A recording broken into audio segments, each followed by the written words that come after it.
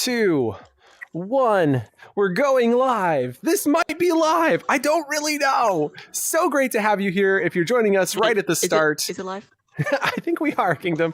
So the counter has started and we are jumping into Horizon Worlds. Yeah, now, it's live. Thanks, Kingdom. So what you might know or might have noticed if you've been trying to start a new world recently is there's no blank world here. This is bonkers, by the way. So to create an empty world, I basically went to one of my old asset builds that we've done in a previous video and just duplicated it, which gave us mostly an empty build, deleted the assets, and now we're here. Also, huge shout out to Francisco for being here first and Justina for coming in second. Great to have you guys here on the stream. Also in our world, we have Mama Bree, PR Billy, and Kingdom. And we're just excited to be building something really cool. And you might be wondering, I love explosions, I love building, and yes, I'm a builder who loves explosions. Then this world is for you. So what I'd like to accomplish today is first by showing you where we started, and I'm not going to show you where we really started, but a year and a half ago we built this one right before the avatars changed. This was literally like the week the avatars changed, we took this photo, which is hysterical.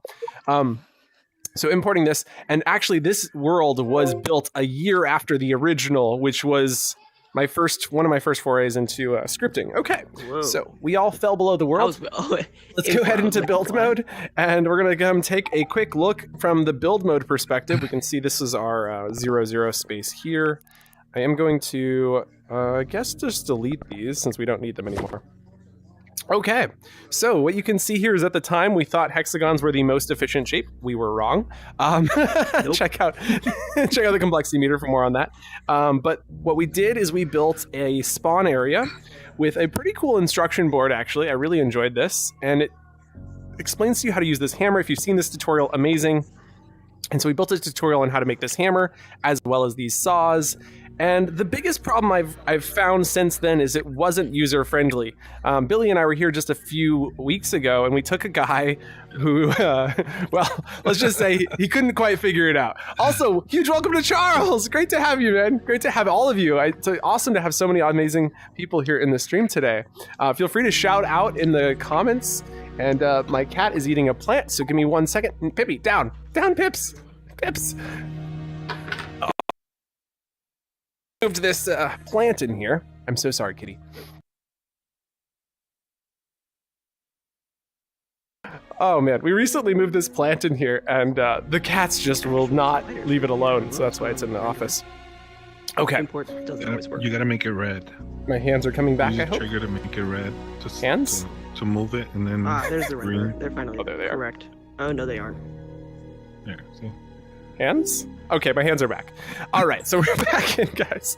And so, yeah, this world was pretty exciting, but it wasn't very user-friendly because you had to learn how to use these buttons. I'm gonna actually stop, reset the world real quick. Stop. And clear. And play. It's weird because they haven't colored for me. Oh, there they go. Okay, so now, the premise, though, is that you grab these blocks and you build your way up to the top. And the idea was that when you got to the top, you had all these blocks that you could use, and you could cut them, and you could shape them, and you could lock them in place, and you could even recycle them back into their original size. And then you'd build up here.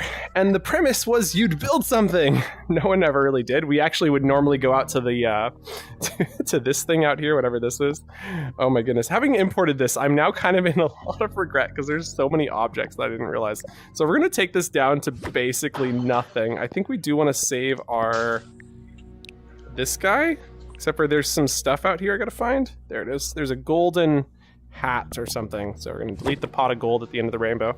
I love the rainbow. This was actually, you'll notice up here, there's a sign that says, selfies, enjoy the rainbow while it lasts. Meta said they were removing all of the text formatting, like all the colors, all the highlight, all the opacity, all the emojis.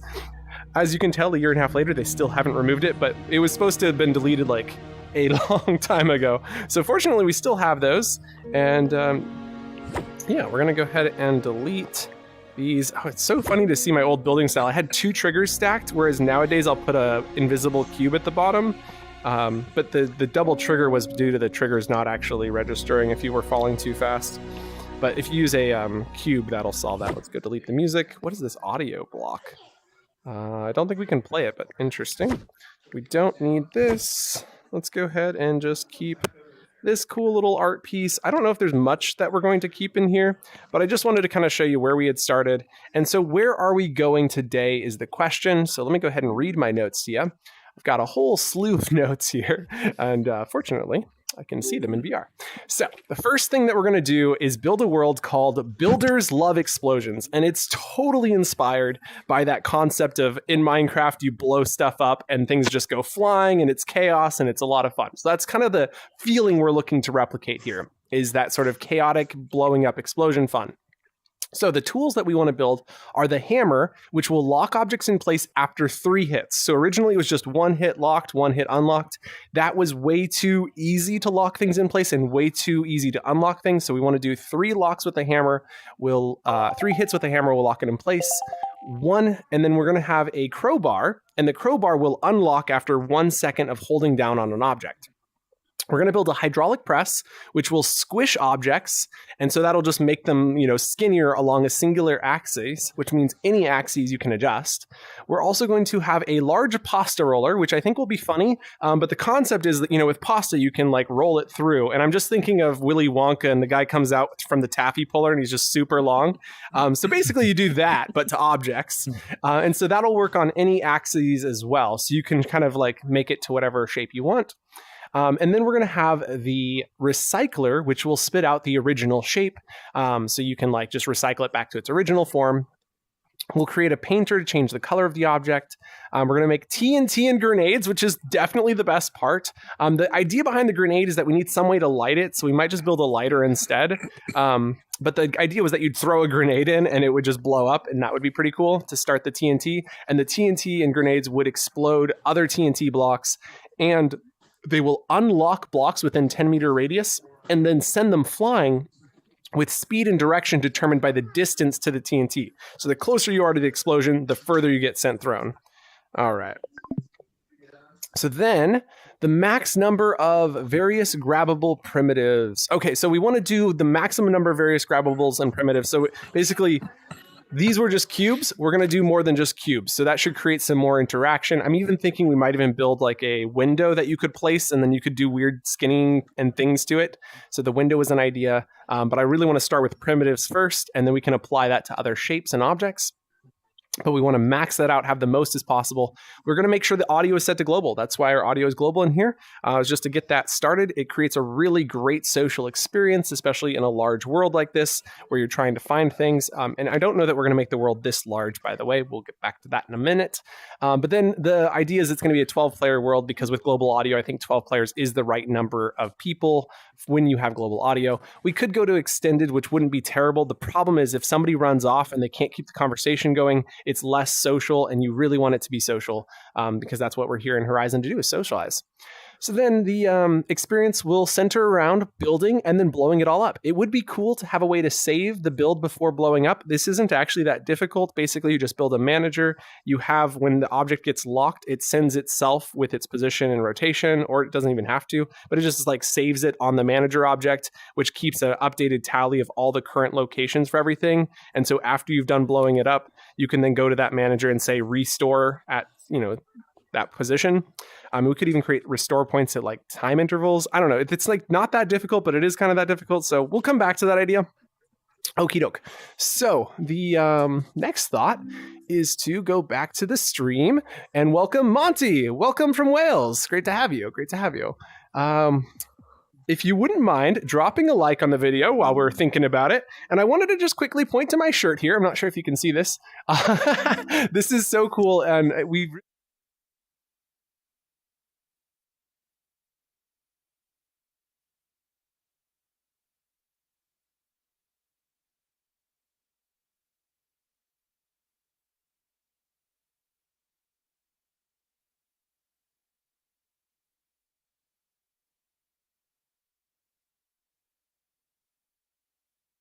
usual. And so we are looking at new alternative revenue streams, as Meta has basically cut all spending and things have just kind of died down, and where we were previously being able to fund our journey as a creative workshop here. So we look forward to making awesome merch, and we appreciate your support. Don't feel like you have to, but if it's something you're interested in, we'd love for you to pick up some really cool Vidyuu merch, Horizon Royale merch, and we will surely have more in the future.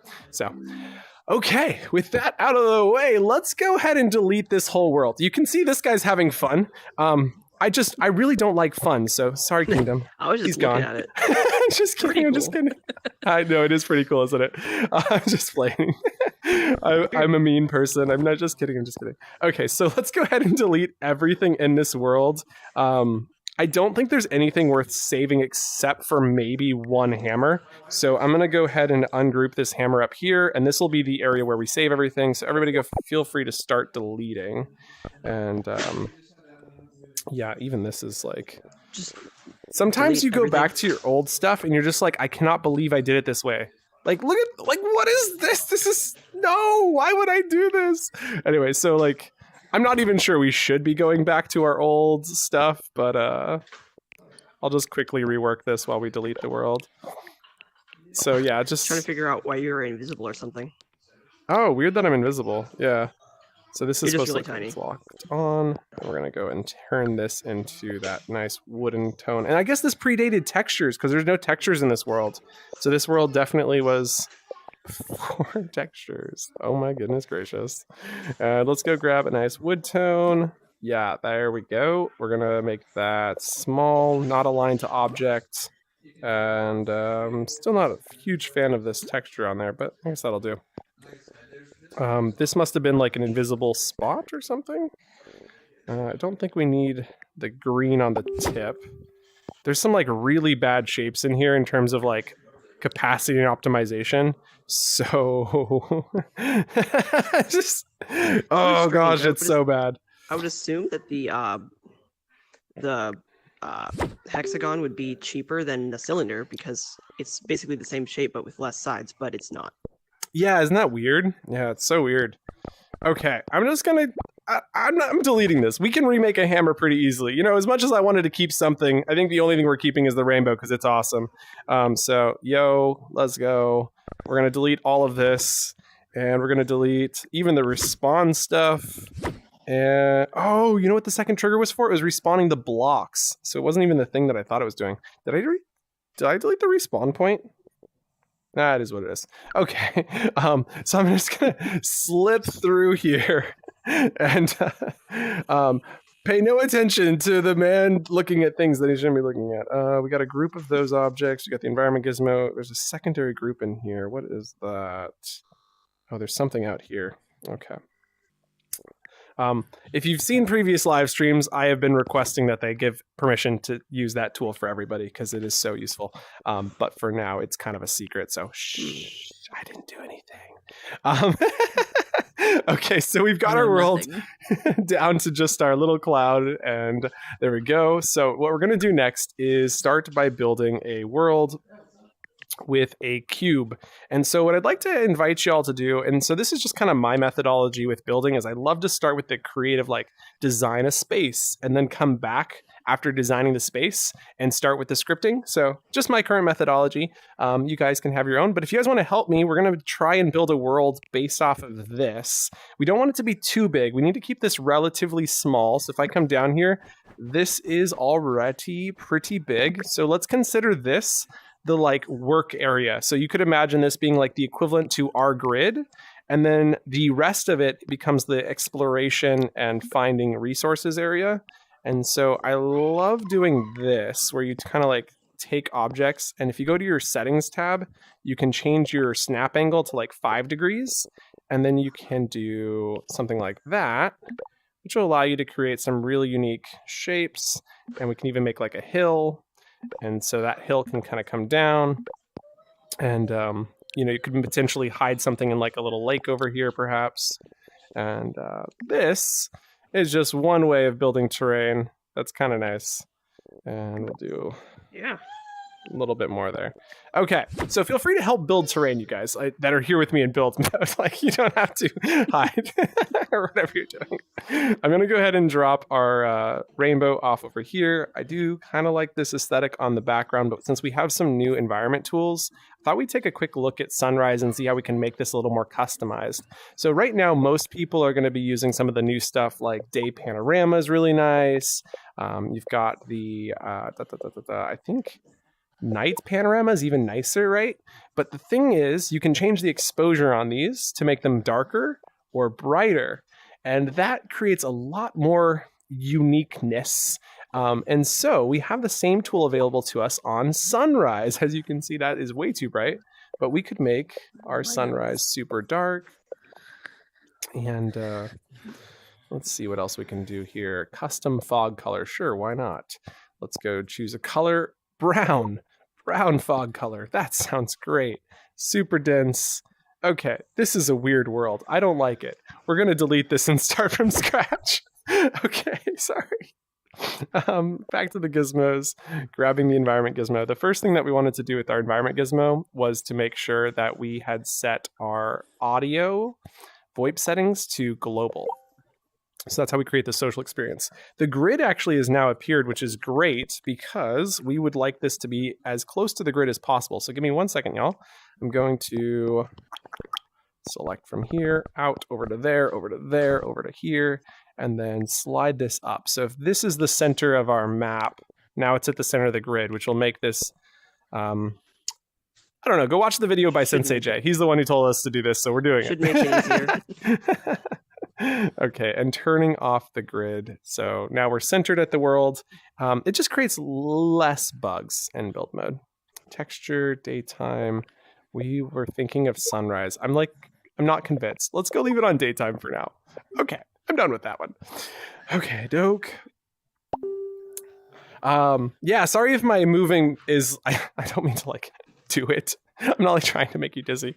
This is just how I get around in build mode. It took me a long time to be able to do this, but the flicking of my hands to get places is so fast. So it does take, I'm about 2.5 years in myself, and so it just takes a lot of practice. I knew I used to get dizzy after about 10 minutes in build mode, and now I can spend 16 hours building. So it's just it takes a lot of time to build that up. What was your question, Kingdom? Oh, nothing. I was just talking to myself. Okay, cool. So I've just changed back to 15-degree angles, and the query that I think should be on all of our minds is how do we link this up here? And so I've got some kind of methodologies that I'll show, which is number one, we just go to this angle and we snap it in like that. If I can get it to, I might need to go back to 15. Oh, there it goes. And down.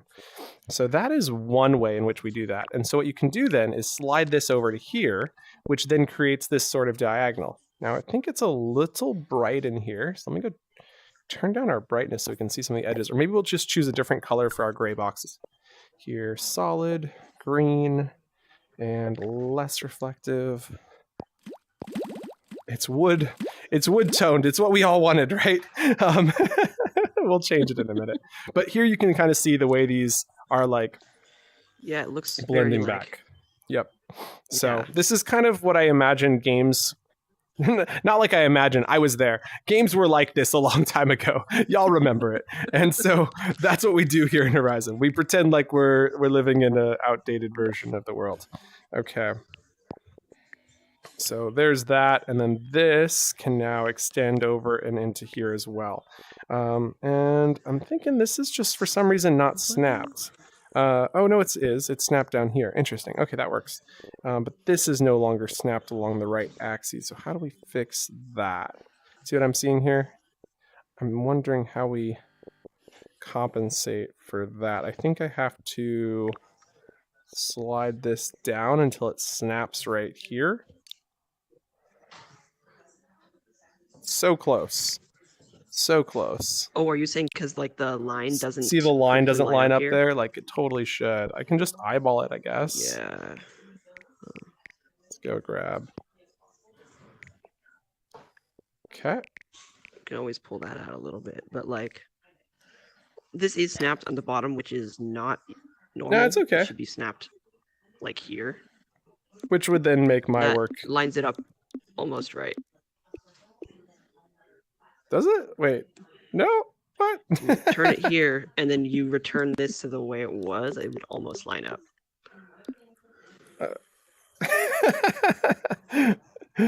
Hey, that's like the closest so far. I'm going to then go ahead and It just does look like we can. point out that this has gotten a little looks too like we big, can hold this- unfortunately. So I'm going to delete a bunch of stuff, which I know isn't ideal, but really we want to stay within this sort of confines of our world, and we don't want to go out too far. So as Yeah. cool as this process is, we're going to just go and start from scratch. So don't mind me deleting absolutely everything for the third time. What I think we need is something maybe a little easier. And so one of the original premises was that you could parkour around from place to place. So I'm kind of wondering, could we do that again? So these hexagons, I love the aesthetic. The problem is you really only need this side of the hexagon. And since we're usually coming up against a geometry limit, what you can do, actually even easier now, is go to your asset library under shapes. We have a couple options. So there's the wedge. The wedge is amazing. And so say you're looking for this sort of look on the edge, you can now create that without using the expensive geometry of this. So if you don't need to see the front and back end, we can now do that. And then we can like kind of array tool this. And then you can always squish these down. You can raise them up. And all of a sudden it's starting to look like we've created a mountain range using the other one, because we have so much more control over these edges, right? So we can shift them out, in. And so this new wedge, huge shout out to, I want to say it was, who was the guy who made that? Well, anyway, the guy who made it works at Meta. Do you remember his name? I do. Ubi? No, was it Ubi? No. Ubi's the one who requested No. it, but the guy who implemented That's it. right. We're really happy. So thank you, dude, who implemented it. You're the best. So if you guys are confused why we're so excited about this really basic shape, it's because previously we had the ramp, which could only be stretched and skewed along this axis. You couldn't do this to it. And so this has just been a game changer. Yeah. Okie doke. Welcome, Charlie and Barry Nice. Great to see you guys here. Okie doke. So, oh my gosh, Barry, don't say that. Oh my gosh. If y'all aren't reading the chat messages, oh my goodness. Oh my goodness. I don't know how to respond to that. I'm just gonna pretend I didn't read it. So then the next thing we should do is consider building sort of a barrier that represents the edge of the world. And since we're gonna have kind of a flat-ish plane, I'm thinking there's probably an option here that we haven't considered. And so we want to use objects that have sharp edges because they're easier to walk on. So one option could be to grab, say, this one, give it this sort of angle down. And then I'm not sure if I actually like this idea. No, I don't. But there was an idea there, you know? So You might be able to do something like this and kind of angle this. The Platonic 01? Yeah. I was just pulling that one Maybe. Platonic something 01 like is that. fantastic, y'all, if you haven't used it before. So this is actually maybe a case where using the ramp would be a better solution. But I did want to point out one thing that shocks us with the ramp is if you go to this top corner and you zoom in. Piece missing. Yeah, it's missing a little piece right here. It's actually the entire reason it's really expensive. It's because it's missing that one. somebody messed us up. So yeah, so this is an interesting idea. I did want to try and keep this amount of space free for the building process. And so maybe we can envision having sort of like a viewing area off on top of one of these things, right? So we build sort of like a platform that comes off. Makes sense. Like that. Slide that down. Slide this in. And so this becomes the watch the world burn. Platonic. Yeah, you can just like teleport Platonic, up there. I don't know how to pronounce it. Please, somebody help me. Platonic 01. I could swear that's what it's called. Can somebody help me pronounce these words? Oh my goodness. Yeah, it's shapes. Platonic. Is No, it it's a Platonic? Platonic one. Or am I saying Yeah, it's Platonic? Or is the words just so similar I can't help? Barry, we have a platonic relationship. It's true. But my favorite is platonic, right there. Plutonic. I think you're thinking plutonic, not platonic. Plutonic is just friends. Platonic is a type of shape. My understanding with the platonic, what it means is it's a shape that has equal number of sides. So like this one has the equal number, or the spacing is the same, right? So it's a triangle that's the exact same side on all sides, something like that. If somebody has a better, oh no, but it's not a triangle, because look at, here's platonic 04, which is a hexagon. It's got to be like the even sides. The sides are all identical. If you guys have a definition, drop it in the comments. Like, so let's go. Yeah, that makes sense. I'm going to shrink this down.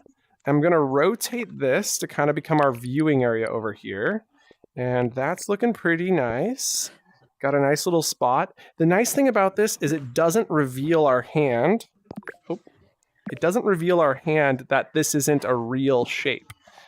So you still get the kind of nice accent walls. No, because it like curves there. Yep. So this is nice. We could even like continue extending this along the edge with some additional, let's see if we can pull that off, some additional like stepping stones here perhaps. And then we could shrink these down in a way that kind of makes it look like it's slightly different. We'll rotate it. Parkouring. And slide this in. Yeah, you know, kind of leaning back into that original storyline of it's a parkour world. But not hardcore parkour, right? Like this is just a little jump. Yeah, just anyone like can do. Oh, you don't even need to jumping jump. You could just a little walk. It totally lets you just walk. Okay. So yeah, that's kind of cool. Nice little thing there. So now what I'd like to do is build this to go around. This is the lowest one we're going to build. So if y'all want to help do a little bit of this sort of work, we're going to take this out and kind of create some new shapes. variation. Yeah, just kind of shrink them in a little bit.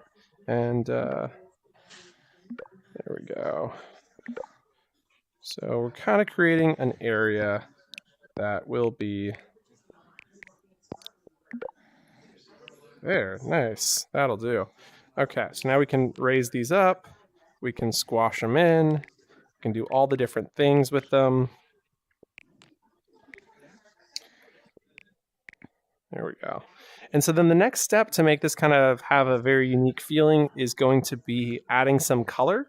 And so our wooden grass is going to change. I'm going to go choose a different texture real quick. It's cursed. So I'm going to go with the much better wooden grass. This one. Is anyone crying inside? Just a little. Crying? Just a little. Crying? That's not right. Crying.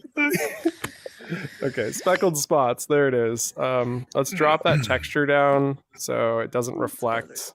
I want to make the grass a slightly more unique color, so I'm going to kind of grab this sort of. It's a little poppier. Maybe we'll darken it a little bit. Pull out some. Ooh, that's a little too real. I'd like it to be more fantasy. There we go. Okay. So now for our rock tones, we're going to use a very similar texture. We're going to go to, this is always a good rock texture, sharp angles, and then we want to grab maybe kind of a bluish gray, which we can then apply to a bunch of them, just kind of randomly placement like that. And then you run back in here, grab a slightly different gray, and then run that through. And then we'll grab a sort of lighter gray, and then just kind of popping in there. And the last step would be growing and grabbing one sort of much darker gray and only doing that in a couple places, like right there, here, and there. And that is not bad, not bad. Okay, so we got some rocks. We do need to remove some of the fog. It's a little foggy. Yeah, I was about to say it's pretty foggy in here. So we're just going to drag our fog down to 0. We do need a spawn point in here, so let's go grab one of those. It's weird, before whenever you would spawn in without a spawn point, it would just make one. I think that's when you join the world. So this is 000, so it's spawning us at 000. So just convenient, actually, that we were that we did that. Yeah, that's really nice. Yeah, this is good. So then the It next just thing we makes want to do. math and like vector math and stuff way easier. That is true too. So we're going to grab some shapes and do the same thing as before to build some sort of deep culverts. Is that what you'd call this? The internet's watching, guys. I can't make mistakes. Oh my Yeah, goodness. Barry dropped the definition of platonic in the All chat. right. In geometry, a platonic solid is a convex regular polyhedron in three-dimensional Euclidean space. Platonic, adjective, platonic of love or friendship, intimate. Wait, what? Wait, okay, now I messed up. The relationship is purely platonic. Okay, now I'm doubly confused because the word is actually the same. Okay, that did not help me learn. Okay, so we're gonna walk. Oh, that is so cool. I love the way that looks. Okay, so then the idea here is that we're gonna take this shape and stretch it till it hits the edge here. Mama, can I ask that you drag all of our tiles down to the new low? And then we're going to do this on all the sides. So theoretically, what we've done is create a space that stretches out to the edge. And then beyond that, we can kind of create our own sort of geometries, right? So like this one here is a problem. So we're going to go fix this problem here first, which is that we need this. Now, there's a couple ways to do it. I've done it in the past using a different shape, but I don't think this is the way to go. And so the way I've done this is I'll select here, and we'll drag to here, then we'll drag to, where is it? Right here, and then drag that down to here. And so with that, you can like double this in size. So if I bring this up, duplicate this over to here, and then we can scale that to there and to there. And then what this will do is a little raunchy. I don't know if that's the right word. I think I'm using the wrong words, guys. But I'm not happy with it. Oh, I've definitely done this better in the past. Not sure why that's not working the way I thought it would. But yeah, I don't know that I recommend this. I wanted to find a better way to do it because that just wasn't the way. Look at, he's got the way. You found the way.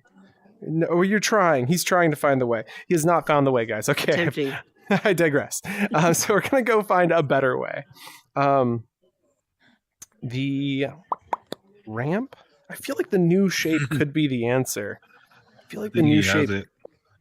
No way.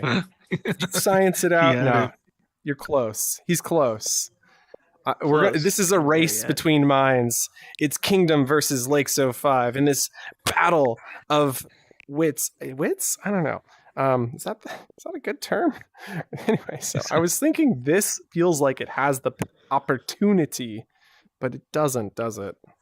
Maybe there's a platonic 01, maybe? Our new favorite? Could it be? Could it be your destiny is this? What are you doing? Oh, he's messing me up? I was trying to create his own sizing here. Oh, the problem is the point doesn't match up.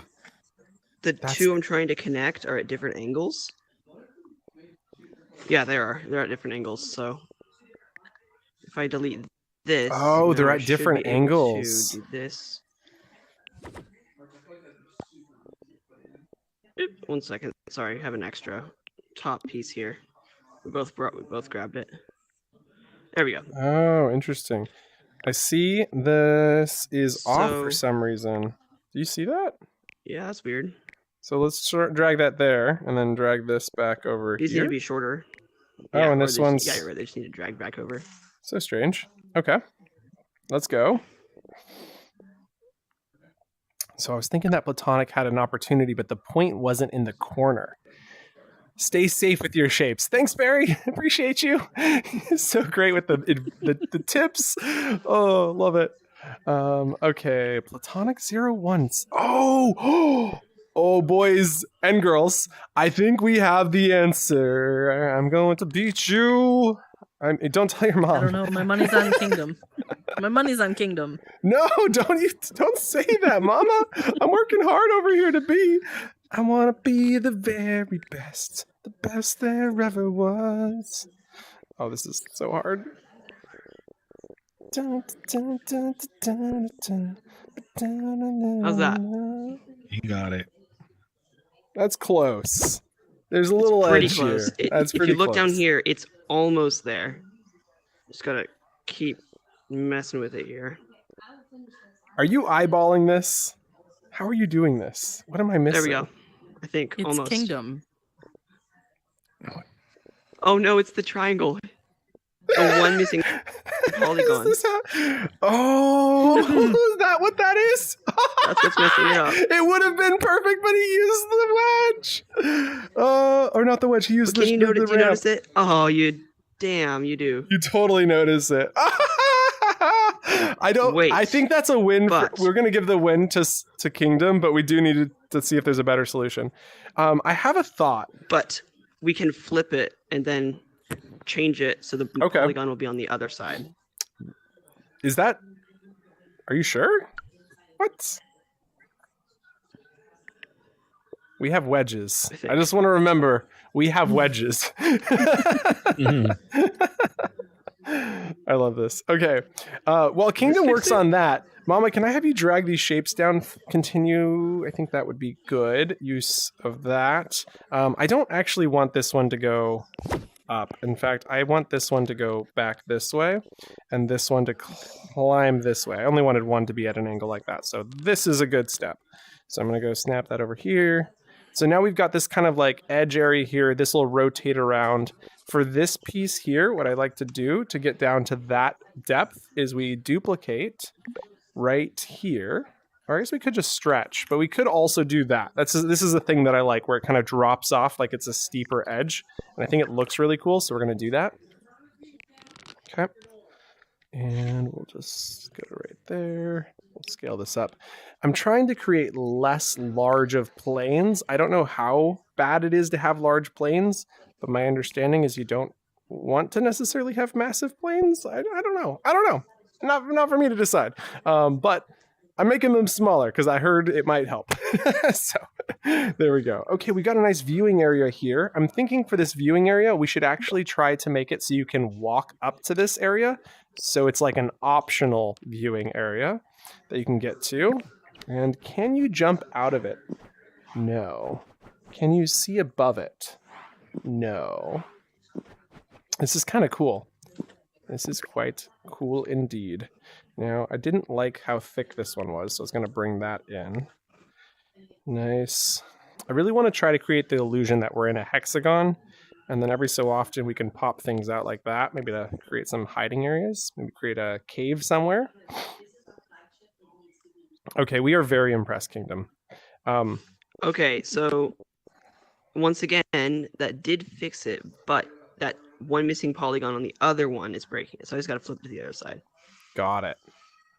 I have no idea what he's doing. Okay, so I'm very impressed, but I have no clue what's happening here. Oh man. Ha. Let's we go. drag this up.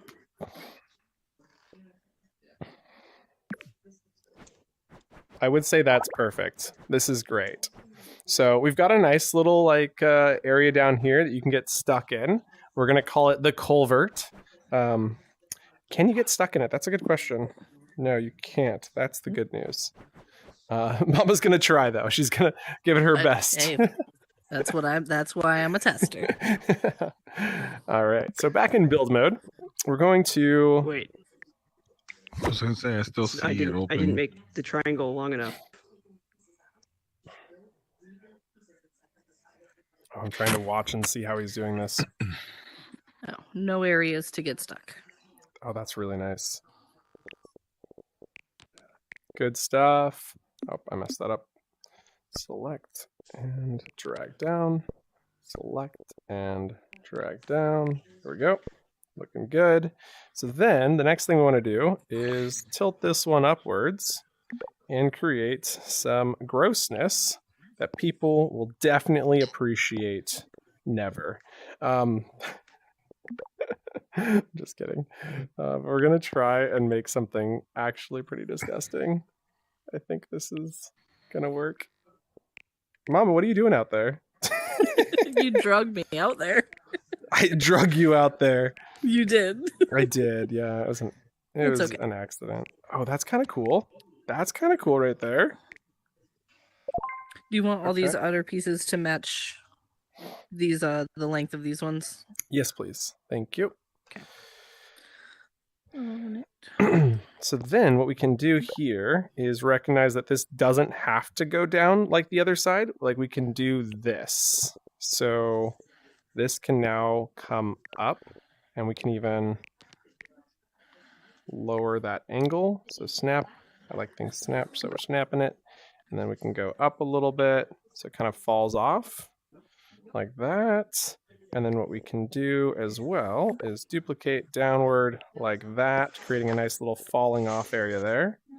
And then we'll do that one more time with this one. Select, duplicate, and snap.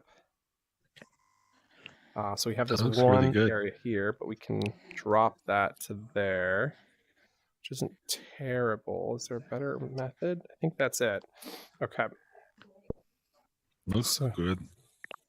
I am going to try to shrink some of these shapes down as much as I can so that they're not massive like this, because they really don't need to be that big. Okay. There we go. And I think we're doing pretty good. We got lots of little like kind of terrain that's- areas here. That's honestly like really close. That's impressive. That is extremely impressive. I love Told it. you my money was on Kingdom. Yeah, well, I stopped fighting after he got close, okay? So the pressure's on. We got a little genius in the room, okay? I like. It's just places that when you blow stuff up, it'll fly into. Oh, the that's a really good point. Yeah, lots of crevasses. stuff is going to get blown up and thrown in there. That's going to be great. Okay, so then this last little area here also, does this need to go to there? I feel like this should go up or something. Still up. Up even higher? I mean, the rest goes down, so wouldn't it make sense for this side to go up, See it? am I I seeing don't things? disagree with you. or it could go back down? So we Yeah, you don't see do it from this side. that, No, you don't see it from this side. and then we turn You these do into from little that side. mountains or something. Some massive little mountains here. I don't know. I think. And then what if we take this guy, stretch it in first and foremost to right there, duplicate, make sure Mama's standing on it before you duplicate. Just kidding. Always. And then we do that. What are you thinking, Kingdom? Nah, I changed my mind. That looks better. This actually looks nice. Good terrain. Yeah, I agree. This is pretty cool. So now you can walk all the way up. I want to see what that looks like at the top. Whew, look at this. This is crazy. Oh, man. Yeah, creating terrain, not the easiest thing in the world, but totally worth it. I mean, to have kind of like what looks like custom geometry in here is pretty sweet. So I am thinking this might not be level, which means that this is the only level space. And if you're walking on this, I don't think you're going to get motion sick, but it's definitely not like recommended. Oh, I intentionally made it not level because I wanted it to look unique, but it's it is what it is, right? So this is the area where you build. I think that's what we're going to want to emphasize here. Is this is the building area. We should move these three into the sky-like area right up in here, something like this. And so we'll just kind of make this the viewing area, I suppose. And then we'll build a sort of parkour map that extends down to there, something like this, and like that. And then do this one. And all of these work as really good viewing areas, right? So it's not like one's the only viewing area. You could view it from any of these spots. Question is, how do we get up to these spots? That's the real query. And I think the answer is quite simply, Like, we build a ramp. bounce on a mushroom or something, I don't know. What was your suggestion? Bounce on a mushroom or something. Bounce on a mushroom. Not a bad idea, actually. Not a bad idea. I mean, if you can get up this, so that's actually pretty good. It's like it's pretty gross, but maybe we'll fix later. But you can't jump. Oh. Yeah, you can't jump from this one though. Okay, let's just I was gonna say the There you exact go. same thing, Yep. just a nice tilt. And I'm gonna shrink this down a little bit, tilt it a little bit more, go. slide it down, tilt. Using the forward button, I can turn fine tune on to get it exact. Right, there we go. Okay, climbing up. This is a nice viewing area. You can walk across this, you can walk across that, you can jump up to here, and that is awesome. Yeah, that's awesome.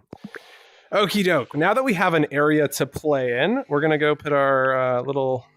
We want people to know that when we blow stuff up, we're really happy about it. So we're just gonna make sure we add rainbows and unicorns at some point, jumping over the rainbow, of course. All the things that you'd expect in a happy playland. I'm gonna drag that over there. And then what I wanted to do next was build some sort of tool center. So this is like our lineup of tools. And so I'm gonna write down all the tools that we're going to need. And if you guys wanted to try designing some of the tools that I'm about to list off, I would love some help in the design department. So the first tool we need is a hammer. So the hammer. We'll also need a crowbar. I'm going to write these down, though, as I go. So hammer, crowbar. And don't forget to check the asset library, that Sensei J reminder, because you never know what they might have already created. Like, here's a whole set of hammers. Oh, my gosh. Yeah, Look they at this have thing. a lot of hammers. Y'all maybe pull out some hammers, and we'll choose whichever one. We'll, like, vote. We'll do a vote with the audience members, so... I've got 2 hammers out over here. I'm maybe I don't know. I don't know. I don't. Oh, that's a gross hammer. These are okay, but they're not great. I think these are the 2 hammers. So you guys got 2 hammers to choose from. Y'all gonna cast your votes. And we're going to do it in the live stream. So let me go head to the live stream, create poll. Let's go. Is this a plus button? What does this plus button do? Nothing. 3 dot icon? I know there's a poll option in here. No. One of these should be a poll your audience. Did they delete the poll function? 3 dots. Huh. Super strange. Come on, slide down. Oh, there it is. Start a poll. There we go. So we're gonna do with hammer 1. Which hammer? And we're gonna just label them 1 and 2. Ask. Boom. Pulls up. Y'all go vote. And we'll see which hammer gets the most votes. Also, which hammer is which? This is hammer 1. It's super long, got a blue stem. This is hammer 2. I'm not going to like persuade you to vote for one or the other, but my vote is kind of on hammer 2. Anybody? Yeah, me too. Oh my gosh, I everybody's voted too. voting for hammer 2. I'm going to go change my vote to hammer 1 because I just don't follow the crowd. It's just... I don't know what happened. My entire menu just broke. Oh, weird. Says it just keeps saying something went wrong attempting to render and won't let me do anything. All right, we've got some votes coming in. It's currently tied. When's TypeScript coming, says Nathan. It's supposed to be out this year. We'll see. We're a quarter of the way through the year and they're still letting people go, which means teams are being disrupted. It's been rough, honestly. There's a lot of features that just were supposed to come out already that haven't been out. So hopefully sooner than later. Hopefully sooner than later. Okay, so we have lots of votes coming in. 75% are voting for hammer number 2. So I think hammer number 2 is the one we're going to go with. Y'all make your votes now. We're going to give you 30 more seconds to vote. And then we're going to delete hammer 1, hammer 2. You look like you're the winner. So what I need to do then is create some really good hammer designs. And the real question is this cylinder more efficient than a regular cylinder, or is it worse than a regular cylinder? Because I don't know. Oh, it's grouped into this. Okay, guess what? We can't get rid of it. All right, so I'm still looking. We got a few more seconds left. Kingdoms is better. Get your votes in. Okay, this is the hammer. If you guys want to try and customize these hammers, I feel like there's something we can do. All right, it's hammer 2. Good game, good game. Thanks y'all for playing. We're going to go ahead and end that poll. And that was fun. Thanks. Sweet. Next up, with this hammer, we will need to create some functionality. It's going to be pretty decent and easy. Billy, can I have you stand right here for a minute? Here comes Billy. Here comes Billy. Do, do, do, do, do, do. We want the hammer to be big, big as Billy. Bam, bam, bam. Just kidding. Just kidding. Okay.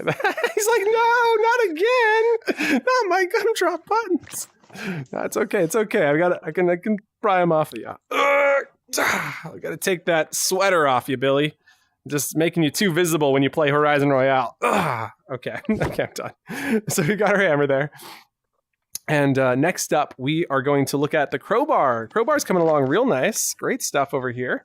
What is Mama working on? She's also got a crowbar. Oh, okay. I'm going to give you 1 more minute, Kingdom, to finish your crowbar, and then we're putting you head-to-head with Mama, because you guys have 2 awesome crowbars that we're going to be voting on as well. Man, that's so good. And I'm going to see if I can throw a ring in without any work whatsoever. Turns out I can't. Tools, maybe? I'm like, is there something I can find before them? That's a medical tool. I don't think so. I looked. Yeah, I'm like, maybe under tools. I don't think so, though. Oh. No, nothing there. Okay. Well, you guys have done great work. I'm going to go put the poll up for you guys to compete. Close. And we're going to do start a poll, which will be which crowbar. Okay. And we've got Mama Bree versus Kingdom.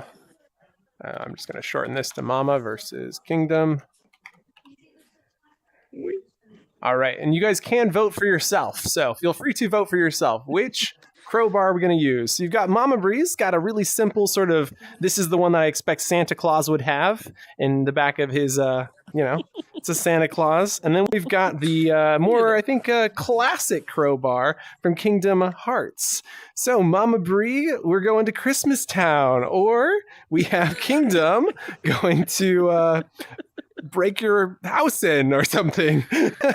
No. Oh, I can't tell what you're saying, Billy. It seems like you're on mute. It's a tool they use to open the car door. Oh, this is the car door. This shiv. They call that a shiv, right? Yeah, I think something like that. Shimmy. They call it a shim. Excuse me. Shimmy. A shiv is what you use in prison. Don't. Oh no. That's a shame. Oh, never That's a mind. shame. Mama knows. Mama's been to prison. You know. Oh my god. That's so funny. All right. The votes are coming in. We've got a that's what's current tie between Mama and Kingdom. I think people want to go to Santaland, not to Cartown. But Kingdom's got more votes now. Let's keep them coming in, you guys. Which one are we going to use? They're seeing the progress, and I thought we'd just give them a little bit of style because we want to give Kingdom the same opportunity. There we go. Looks good. There you go. You can see some kind of designs coming in here. Which one are you going to be using to pry Billy's shirt off with? I said sweater, not shirt. I said sweater, guys. I mean, I guess both are weird, but This is the best. We love you, Billy. Love you, Billy. Oh, All right, Kingdom, I think you actually have won. You got 75% of the votes. Mama, I really appreciate your fair, entry. That's okay. That's okay. To be fair, I voted for Kingdoms too. Hey, Oh my god! I know what a crowbar looks like. Hold up the floors. Why do you know Use a what lot a of crowbar crowbars. looks like? I'm going to call your mom. Sorry. I can only use that joke on you. I can't use that on anyone else here. Oh, also, are you done? I just took it from you. Are you done? Sure. I mean, Okay, cool. Because you've already won. Okay, so I'll tell you what the next one is because I'm really excited for this next one. Did I mess this up? nice hammer. Let's go lock that in place. Yeah, the hammer looks really good, and the crowbar does too. These are some good pieces here. Okay, I think the crowbar could be just a hair skinnier, but that is right on track for helping us in this game. Sweet. So the next one on our list, the next tool is the hydraulic press. Is there one of those in the asset library? Can you? I don't know. I can't check. My I- menu's broke. We'll take a look. I'm going to go in that poll. Great job, y'all. Thanks for the votes. Appreciate y'all. And yeah, hydraulic press. What does a hydraulic press look like? I feel like we can figure this out pretty easily. Actually, pretty weird looking, but should be not that And hard if to it do. doesn't look good, we'll just make it look like what I've seen in YouTube videos, okay? I've seen a couple YouTube videos in my day. Oh, That's still, I mean, it's still a hydraulic press, but there's some more simple ones. You could just build, honestly, out of a couple of cubes. yeah. I think the sound effects is really what's going to make it. Hey, They have a Whoa. garlic press? I was just about to say they've got a garlic press. Jeez, this Yeah. knife is crazy. Look at this crazy a knife. Have you guys garlic seen this? Look at this. what the? What is this? This is like some Throwing dagger or steampunk. something. This is awesome. This is like I Rambo's need that. knife. I know you need that. Take it. Have it. Save it. Delete it. Like a It's in steampunk the throwing thing. dagger. There's another knife in here too that's kind of cool. It's got like a snake head on it. Oh. Like the snake head though. Ah, That's that's so cool. Okay, nothing in here is what we needed though. So the last thought I had was something mechanical. So if I search for mechanical, I want to find something that looks. Oh, what in the world? There's so many crazy assets. Well, Did it that doesn't load? look very safe. I can't see it. Did it. You guys can see it? Looks like a donut Oh with my. Oh, knife. there it in is. That's This like is a called a garbage disposal or door. something. It's called doors. It's not Door. functional or animated. This is one of those things where I'm like, what is happening here? Like, who made this and put it in the asset library and said, yeah, that'll work. This is so cool though. Like, can I actually? I got to try to make it work. Okay, like, give me 2 seconds. Not like I'm not gonna actually animate it or anything. I just wanted to see. Wait, Can they're you? separate? Yeah, you can actually animate it. That's You the can crazy actually part. Make it work. That's the cool shit, dude. craziest part. But the thing is how. Like, they're not snappable. Yeah. Shouldn't they go like this? But they don't seem to link into each other Wow, correctly. okay. I'm very confused here. Do they link in? Oh, they do, I guess, sort of link in? I'm confused. This door confuses me. Like, I think it's supposed to look like it could link together, but it doesn't actually link together. I might be wrong. Somebody try this out, because I'd love to see that actually function. That was a cool looking door. Oh, you're working on the hydraulic press. This guy's already Yeah. on it. I just looked up hydraulic press. There was one, so Awesome. So, Mama, you and I want to work on the next one, large pasta roller. So if he's got, I mean, we already love everything Kingdom's done today. So I think large pasta roller is something you and I can pull off. And Billy, I don't know what you're doing, but you can do whatever you'd like. I just like being red. Leave me alone. Okay, I just okay, you can have your jacket. I'll give it back. So Mama's working on this pasta roller. And so to show you what this looks like, I'm going to do a quick screen share here. Desktop capture, jump over here. Pasta roller. And if you've never seen one of these, I grew up with one and it took me years to figure out what in the world it does. I was like, what in the world is this thing? Come on, give me an image. Okay, there it is. Okay, that's full screen. Is there a full screen option? There isn't, but you can see the pasta goes in the top and it comes out the bottom.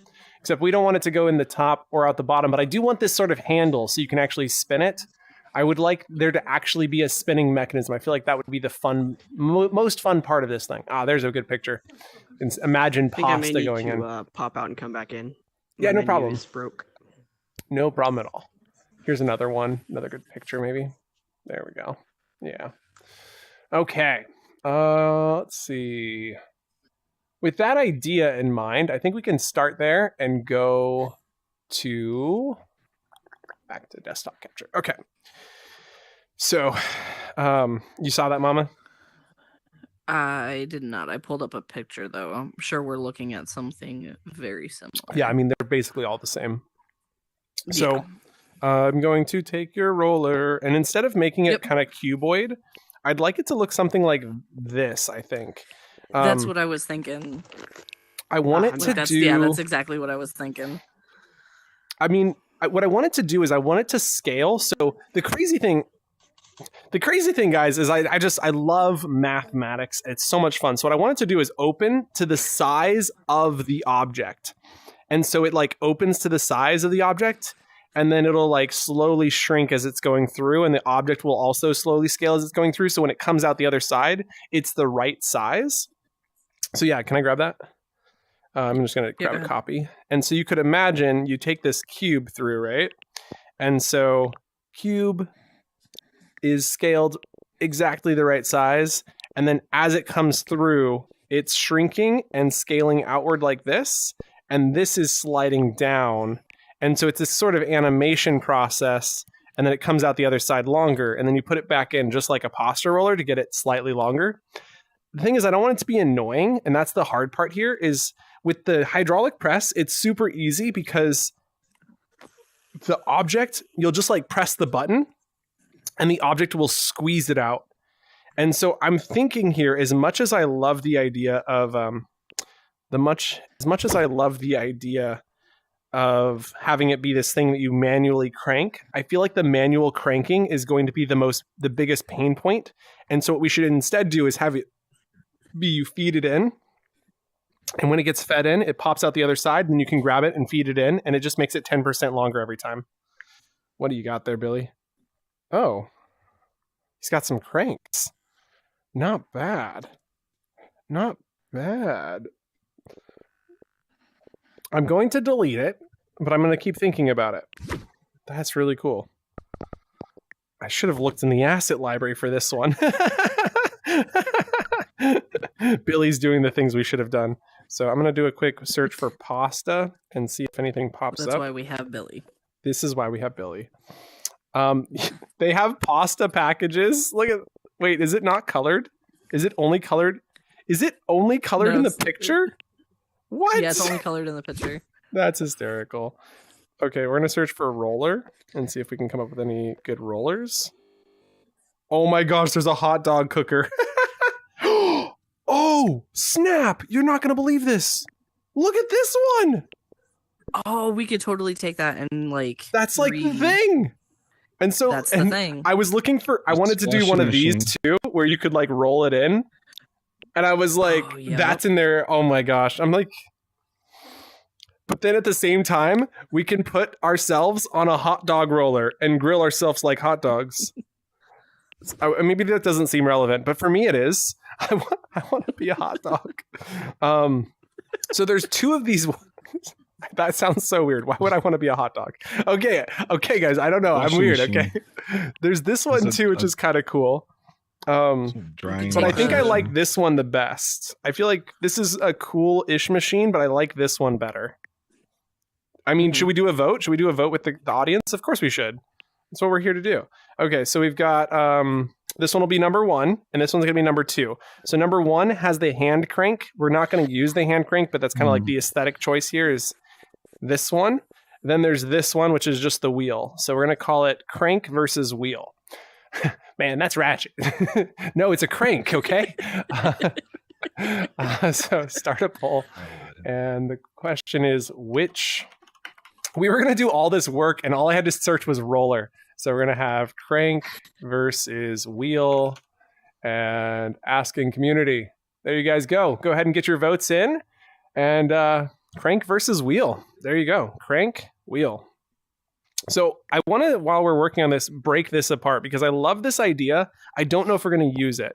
And part of the problem is it's just so many cylinders. What we have found in the past, Oculus and I have found, is that when they do make cylinder groups like this, it's usually more efficient than using cylinders itself, which is exciting. And so what I'd like to do is ask for some assistance from our good friend Kingdom. Hey, Kingdom, can you come over here for a minute? No rush. Take your time. Seriously, though. So what we're going to do, Mama, can I have you delete those Kingdom. 3 cubes for me? Can you hear us? Okay. And so what we're going to do is what we do where we track how much capacity does it take up. So we're going to count upwards until we reach... my mic's muted, sorry. What?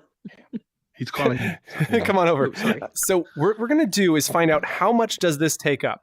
So Kingdom, I'm going to have you count the number of cylinders here. So let me know how many cylinders there are. And in the meantime, chat, what we're going to do is duplicate until we reach the next geometric count. So 46 is where we're at. There it is. And so what I do is I just go back and forward until we reach that, and then I go back until it's at the previous. So that tells us 40. that there's 40 in there? Oh my goodness, that's insane. Yep. So when we duplicate this, we've created 40 cylinders, and now we can duplicate a cube to count how many percentage points it takes to get to the next one. So there's 1, and then 2, 3, 4, 5, 6, 7, 8, 9, 10. It is more efficient than cylinders. This is incredible. 11, 12, Figure out a way to use 40 13, cylinders in a row. 14, 15, 16, 17, 18, 19, 20. 20! You get 10 extra cylinders for this one. This one gives you 10 extra cylinders. That's amazing. Wow. So that's why we do this math. Thank you so much for stopping in for our math lesson there. And I hope you learned how to count to 40. Yeah. I'm actually going to quickly check his work because that doesn't look like 40 to me. 1, 2, 3, 4, I mean, 5, you 6, can check it. 7, I 8, didn't 9, think it looked 10, like 40 11, either, but- 12, 13, 14, 15, 16, 17, 18, 19, 20. And we're at the halfway point, so he's right. Holy snap, that is 40 cylinders. Dude, that's amazing. Man. We get 10 free cylinders with this. Amazing. The only problem is, what are you going to use this row of cylinders for? We're using it like it is intended for a roller. We're literally building a roller belt. And I was just like, should I use regular cylinders? Ah, smart. Yeah. Nope, this is better. This is the one. All right, guys. So I'm going to And you have a saved last 39 call objects. for our voting today. And our last voting is here. We're choosing between the crank or the wheel. And I personally like this wheel. It looks like you guys like this one too. The votes are in at 67%. So get your vote in. We're going to give you 60 more seconds to vote before we close the poll. We've currently got 3 votes in, so your vote does matter. You could tip the tide at this moment. I see Mama and Billy hastily working their way to get their votes in.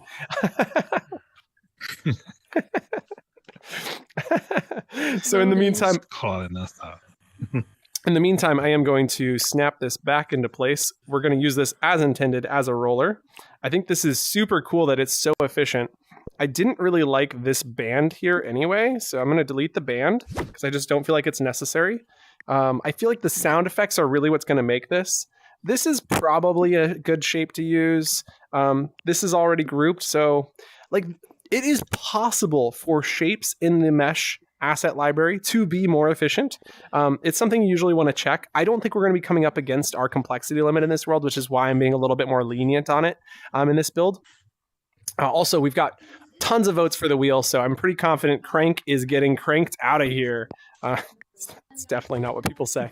So anyway, good job. Thank you all so much for voting. It was awesome ending the poll there.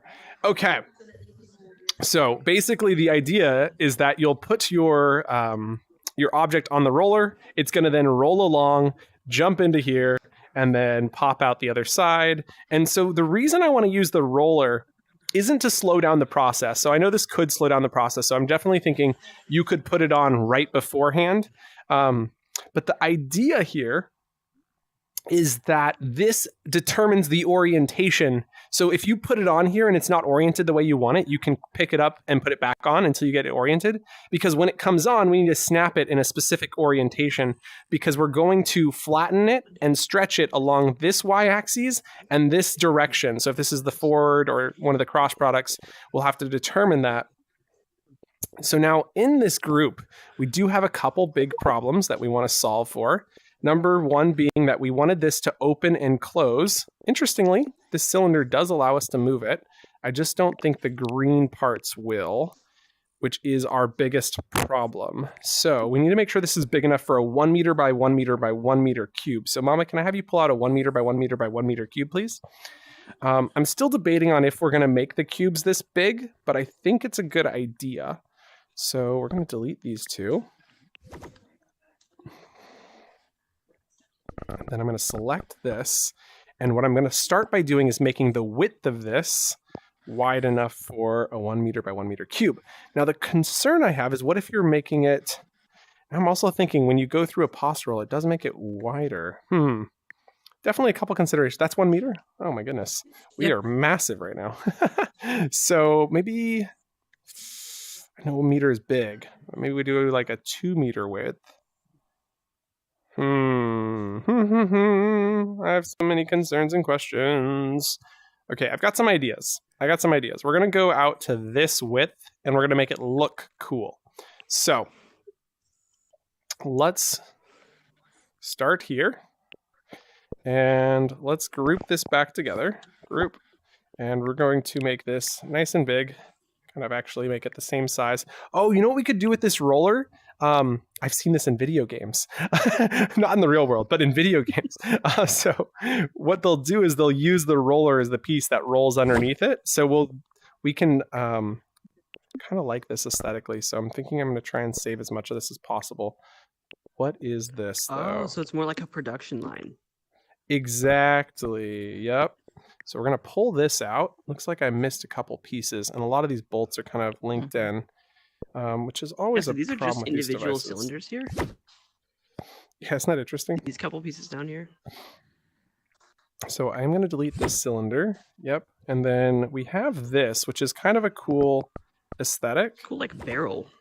Yeah, exactly. So I'm thinking we'll try to save this barrel. So I'm going to group it, set it aside. And the problem with mesh assets is they're really not very good at being broken apart now, are they? And so that's our goal today, is to make this better at being broken apart. And so I see the problem is that this needs to connect with that. This green one, I think we can just slide this up to be the base, which allows us to do the motion on this piece here. So the idea is that this one is going to slide up and down. And now to slide that up and down, we will need to grab this piece here and center that onto there. Okay, so that's a good start. We'll work on that in a minute. This piece, I believe, went up to here roughly. Okay, so that looks good. We've got this and this, which went up to in here, right there, yeah. Okay, so now with that, we can imagine that this is the piece that's now sliding up, and I want to look inside real quick. I think this is actually off on its location. Let's slide that over. Pull it just down a hair. so it'll actually work as a hydraulic press. Okay, so there we go. We'll actually slide this in just a hair further. Okay, looking good. Okay, doke. So now with that, you can now imagine that this rises up and down to squish objects of various heights. And I'm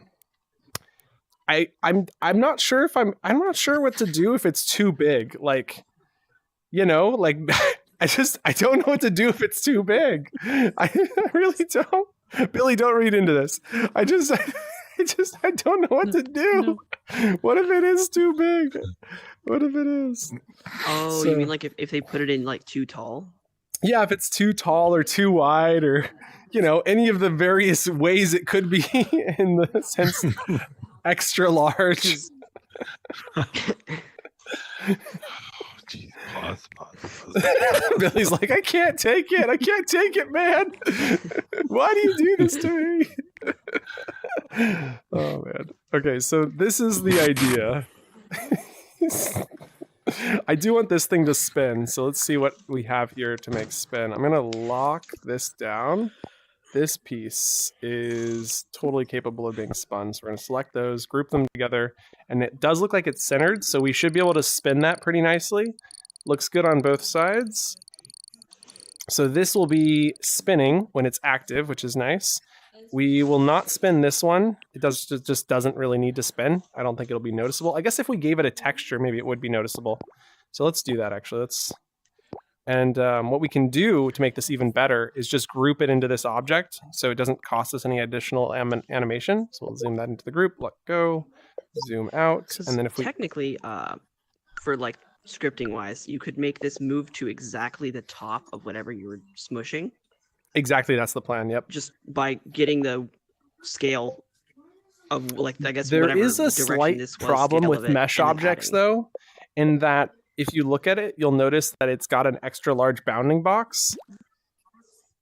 And so Yes. that's not the greatest. But is the center, is it still almost in the center?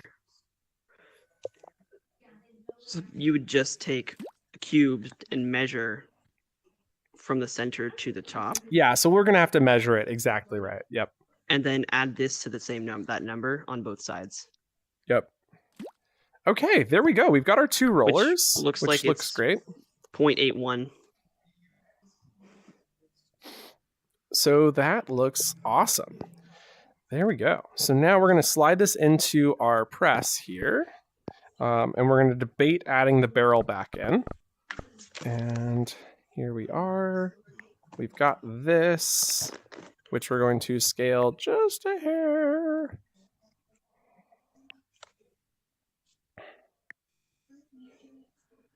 Really debating on how this is going to look. Because you do need the bottom one. You really need the bottom component, but at the same time, there are cylinders there. So, bit problematic. Okay, I've got that centered. I'm going to slide that down till it's at the right, quote, right height. And then slide this over and eyeball it, which is where we have that fine-tune tool you remember from earlier by pressing forward on our thumbstick. And I'm just thinking maybe we stretch this into right about there. Yeah, Like I agree that? with You like Right that, on Billy? the block, yep. Mm-hmm. Perfect. And That looks so fair. That's the question for me is, do we push it down like this so it's just covering up a couple of the cylinders? I think the answer is yeah, we do that. So it looks like Mhm. it's right on the line. What does it look like underneath? That looks pretty good. I hope you guys like that, because I think I like that a lot. No, I think it looks No, that's great. pretty good. I'm going to go ahead and delete our barrel. Although maybe we'll keep the barrel around because it's kind of a nice industrial aesthetic. Yeah. We'll put that around in here. it's like a Set something on it. TNT. All right, here's our hydraulic press. Very nice. Very nice work. Are you still working on that, I assume? I mean, I don't know. I was just pretty simple. I was looking at a picture. It still like does Can that, we but I make was gonna it add a couple super more duper wide? things. You ever see the one where, like, I think Oh, it's yeah. Mr. Beast crushes a car? I want it that big. Like, Oh, dang. Okay. car I crusher guess 'cause it size. has to get to a certain length. Okay. Yeah, because it's going to be, like, these are going to get pretty big at some point. Yeah. All right, so Jay in the chat says, off subject, is player velocity a physical way to move a player working on the drunk script? Player velocity, I believe, only works on local scripts. I've tried to use it in the past, and I was like, oh, well, I don't want to script local scripts because they're finicky. But the idea is that you're getting the velocity of the player, which I suppose you can't get on a default script because the timing would be off. So here we can find under player, there is get velocity, physical velocity of player. And if we go into our, let's say, debug print, and then we go into our when player enters world, you'll see that by debug printing player velocity of player, we'll get an error message that will say can only be used, and not in here, but when we try to debug print it. And then we need to run this on an object, so it doesn't really matter what type of object, except for it can't be a script. But we can run it on, say, like this text object, attach, generic script. Why is there a saw blade script in here? Is there a script hiding in here somewhere? No one's been scripting, so weird. Okay, jumping into the world, jumping into build mode, taking a look, you'll see 000 is returned, invalid get player velocity on non-local player, must be run on a locally owned script. So what you could do instead is then say on update, and then you would say, make this settings default local, save. You can now debug print on update, and then when world entered by player, we can then transfer ownership to that player. So boom, transfer ownership of self to the player, and then we would grab owner of self to be the player that we're referencing. So now on update, we will print that off. And if I ask someone to go into play mode, it looks like someone already has. You can see that we're debug printing their current velocity, which isn't very high. Looks like Billy's running around. And Billy, can I have you stand still for a second? And we are pretty much at 0. So now I'm going to have you, Billy, just run straight forward for me. And now we are still pretty much at 0. And this is because he has not been launched. So my understanding is that when you're using player motion, that's what's going to cause this value to not be 0. Billy, can I have you go into build mode and then play mode again? I think someone might have Billy into play mode. Could be wrong. Go ahead and have you run forward, Billy. Yeah. I'm not sure why it was actually printing numbers before. I'm thinking it might have actually been tracking somebody else. That's okay. Point is, doesn't really work unless you launch the player, which we can now quickly do. So Billy, prepare yourself to get launched. So we're just going to say when world is entered by player, move player, and add player physical velocity to this player. And then we're going to set this to be 0, and then we're going to send him flying upwards with a 25 in velocity. So Billy, if I can have you go into build mode and then into play mode for me. Clear. And did you come into play mode and get launched? There, he's going up. Yes, sir. And now we're getting actual values where you can see his upward velocity, and then it drops down as he's coming downward. So anyway, I highly recommend using debug prints to kind of like understand code blocks that you're not familiar with. And hopefully that has helped show you how to use that code block. Okay, doke. Okay. This is coming along nicely. I do think it needs to be super wide though. Like, yeah. Okay. Like I'm imagining at a bare minimum, it looks like that. You're right? saying like, oh, I see. Yeah. So like the entire. Okay, I see. Like it's a big boy press. A massive. Let me go see if I have something I can have you crush for me. This is going to be so much fun. Yeah, I need you. Try. What in the world? They have buckets of candy in the asset library? How is this a thing? I was trying to type in car and I found candy. Sadly, they don't have textures on them. Okay. This is us pretending to be Mr. Beast. We should do a whole series of videos on our Vidyuu Nights channel where we do everything Mr. Beast does, but in VR. And it's literally like, let's go crush a car with a hydraulic press. And it's like, we just pull out this sports car. I have the perfect mascot for that. Pull it out of here. Okay, so is this a real size car? Is this like... Yeah, pretty good actually. Yeah, it's a real system. Okay. So yeah, let's make sure it can crush this, okay? Well, this is the start here. So This looks so ridiculous. Oh, I love this so much. Can't really smush it at the same time, but I could do this and then scale this to the spot there. Oh, look at he did it. Oh, that poor car. This is exactly what our thing's going to do. I love this so much. Can we got to make sure this is an asset in the world. So this is just going to sit off over to the side because we want to be able to crush a car. It's not so we can build with the car. It's just so we can crush it. Anyway, that will be functional before too long. I love this so much. Oh my goodness. I'm going to ask Adding though an that we use a extra little- square shape rather than a rectangle. You're saying for the press Yeah. press itself, Exactly. So it Got doesn't it. matter what angle they put it in at. It'll always be the same size. it'll always look right. Exactly. Thank you. So Okay. and it should be big enough that at the longest on every axis it can still fit. So the question is, can we also put the car into this? I guess this is our scaling reference. It's like, if it fits a car, it's good. So there we go. This is, well, there's that for you guys. I really just want to jump in myself. I know this is naughty, but I just want to go through it. Oh my gosh, the bumps. The bumps are so bumpy. Okay, so this is The bumps are not this is pleasant. 6x6 or 5x5. They're so unpleasant. It looks funny from when someone else does it too, though. I wish you could watching scale down somebody go players. across. You could make I it so you know. could flatten yourself. That would be so amazing. This is so funny. Okay, and rotate and stretch. I should just be able to. I think that's slightly larger, right? That looks good. It's pretty massive. I guess. Change Yeah, no, this I to- actually prefer that idea of what you're doing, where it's like you take this down, right? So it's like this is another layer in it. Does that make sense? Well, Something like that.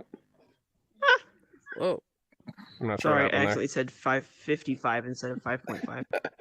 there.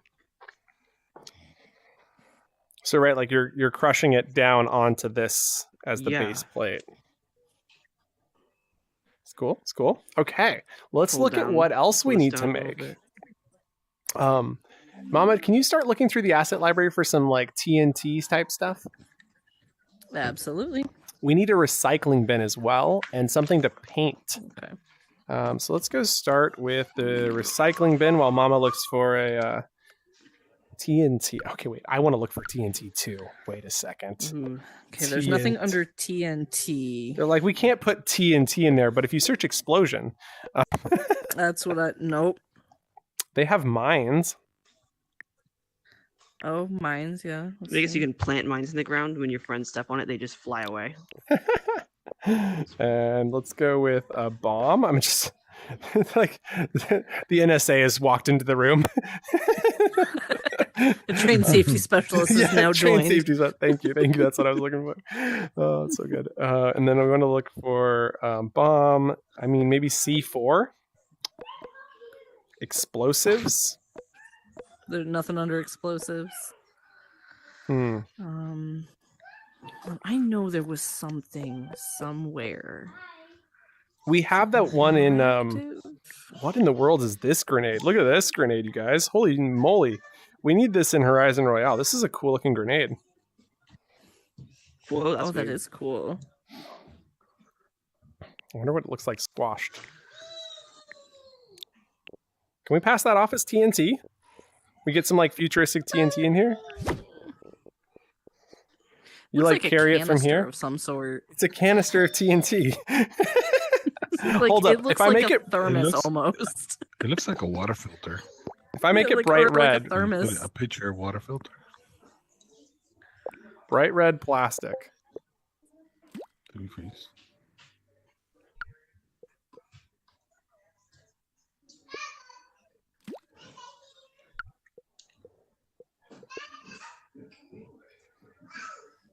Something about that just screams, I'm gonna explode.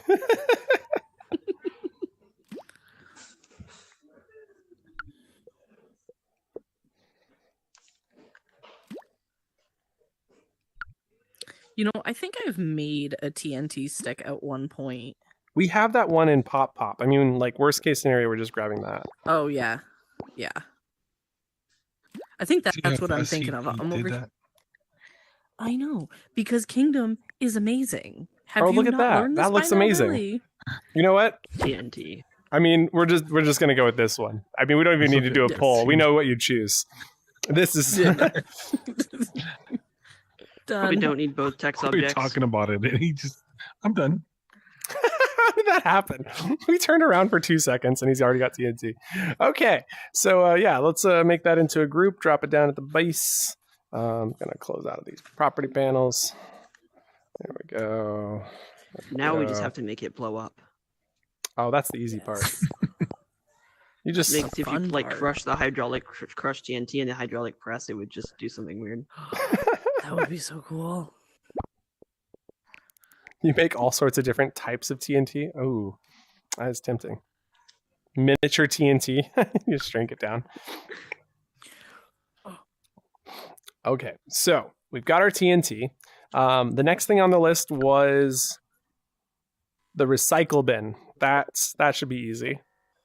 Recycle. I mean, everybody likes to recycle.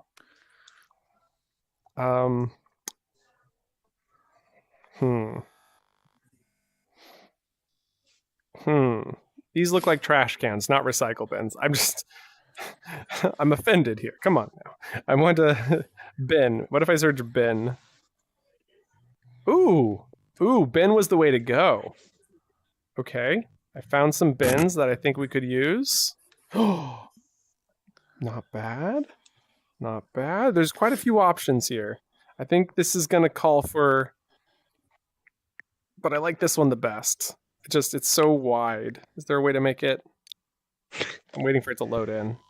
You guys can probably see it, but I can't. Oh, there it is. I'm wondering if there's a way that we can break it in half. So if I ungroup it, can I get rid of half of it? No. The whole thing's a giant group. Don't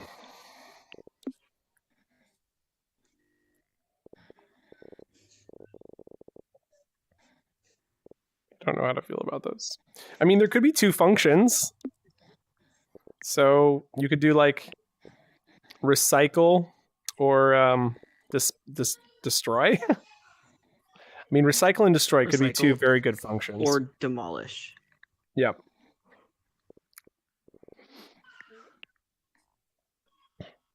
Or we could do the other thing where it's in the wall, so it looks like that, so you don't see the other half of it. Nobody has to know what's on the other side of the wall. Oh. No. Billy's like, I made you one. Did you make this, Billy? Yeah. That's awesome. That is amazing. I'm impressed. I still like this one better, but I am impressed. I'm gonna leave this over here. Okay, I think it's enough. Oh, wait a second. We can put this recycle symbol. Where did you find that? Not very cheap. That's Do you mean the perfect. can?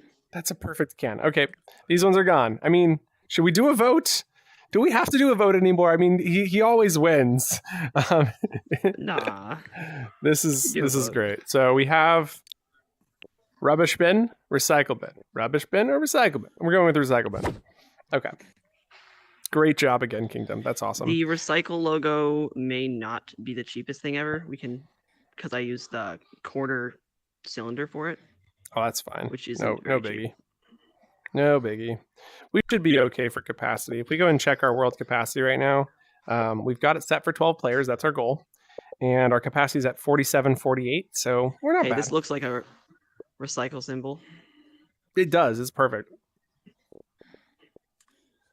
It is Line perfect. it up a little bit better. Okay. So the trick is, some of these things are massive. I mean, these tools are massive. They're so massive. What have we got Mama working on over here? C4. Oh, I don't know what C4 looks like, but all of a sudden I think I've got an idea. The real question I want to know is, what's Mama cooking, okay?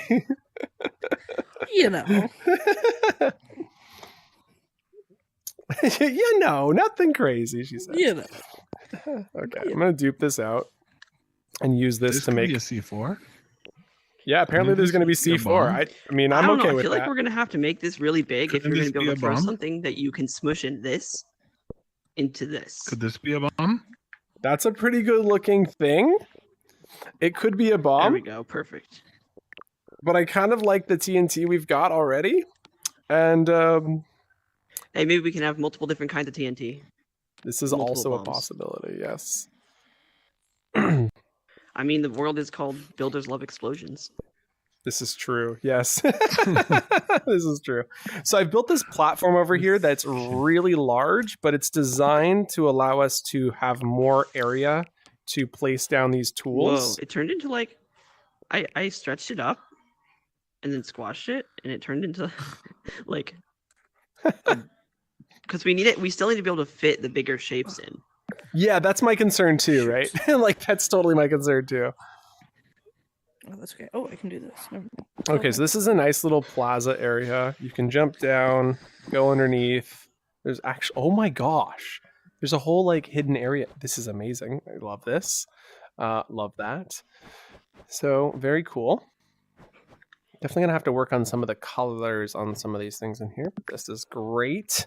Next up, I'm thinking we need to make this look less intense.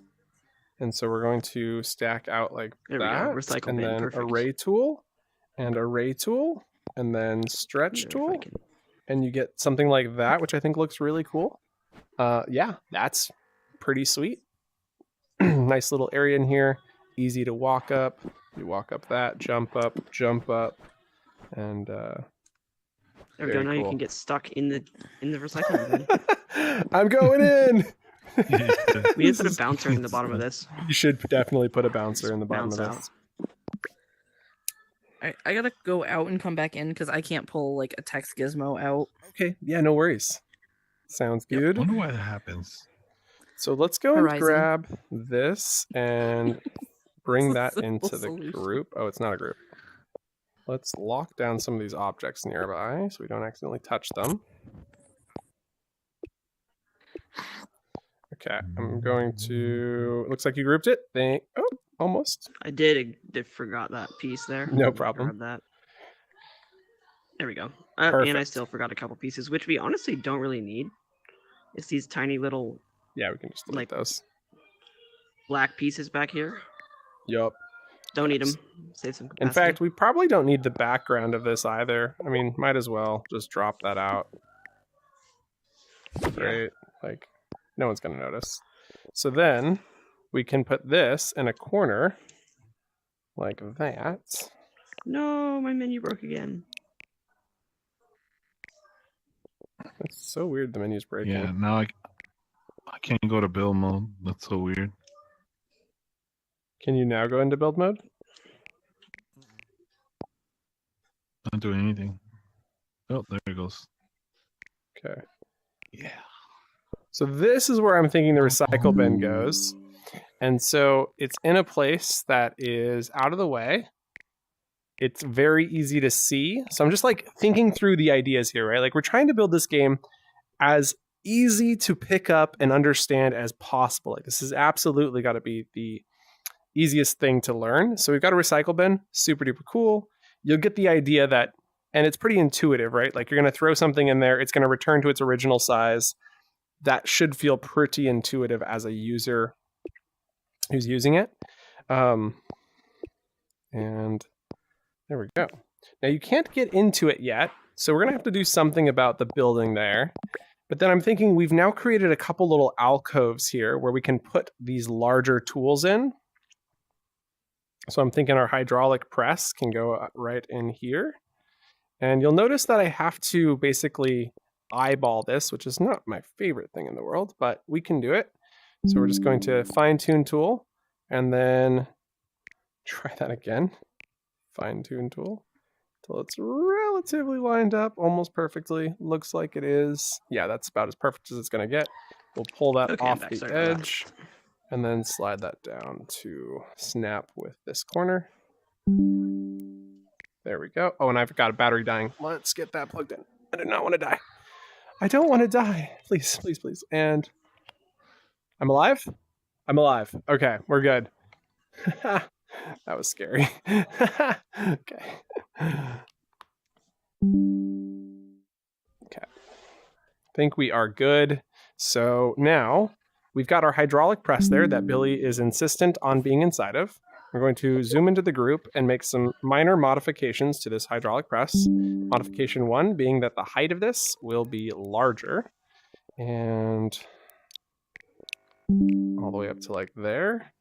Because again, we're just thinking of really large objects in this space. So we're just trying to accommodate that. There we go. Slide this up to here. Slide this up to there and to there. I feel like this actually needs to go higher, and then this goes up to there. Okay, and zoom out. So, while that's massive, should do the trick. Yeah, that should do the trick. All right, Billy. Let's time to crush you. So now, this barrel just looks cool. I don't know if it actually serves a purpose. I'm gonna go leave it over there for now. This is the hard one for me because it's so massive. But it has to be able to fit the things in it. Yeah, that's part of the thought too. But So I feel like it needs to be in the ground like that. like that. Maybe it 'Cause then you goes can off over still put here. stuff on it.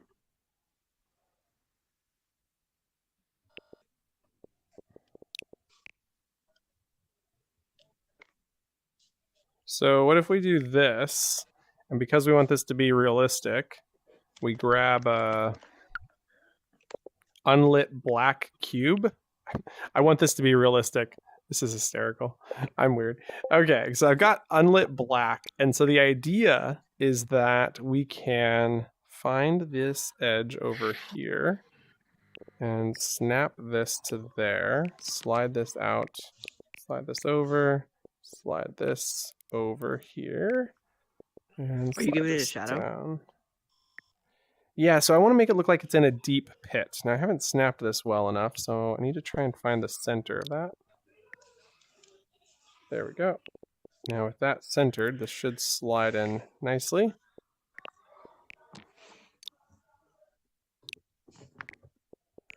Then slide that over to here.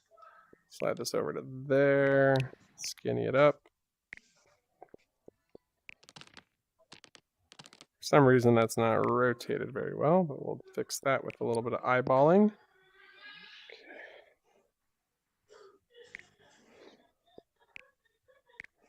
Okay.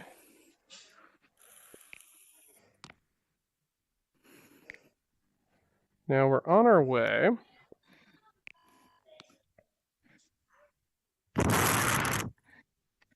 Because it just kind of looks like it exists in an endless pit that you can't really see into, which is an interesting concept.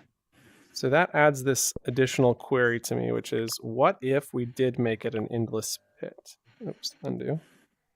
So with this selected, what if I duplicate, drag this to here, snap to there, select this one, snap to here, and then duplicate, slide to there, slide to here, and then duplicate, slide to here, stretch to there, stretch to Fell in here. a landslide. There he goes. Definitely some work to get this to fit, but you can kind of imagine now that there will be a thing here. Okay. So this lines up with that. This one is almost perfect. Needs to stretch to here. Okay. So now let's check our texture and make sure that it's aligning to world. It is. So that should be more or less perfect. There's a little bit of shadows coming off of here, which is making it have this kind of darker edge there. We could fix that by turning light and shadow off on these edges by doing this here and here. Would make these blend together better. Debating whether I want to do that or not. So you can see that now, just you can't even see these edges anymore. Or I guess there's still light and shadow off of that. But anyway, I'm going to turn it off actually. I still like light and shadow. Sorry, your question, Billy? This hole's okay? No, that is that is the starting point for what I'm working on. So the idea is that we will select this blackness, stretch it to fit perfectly, and then once we have that, we can then drop this down to the floor level right there. And then this will look like it's going off into infinity. The question is, how do we get it to fit in there nicely?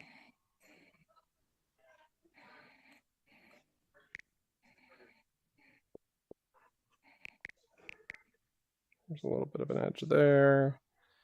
Okay. I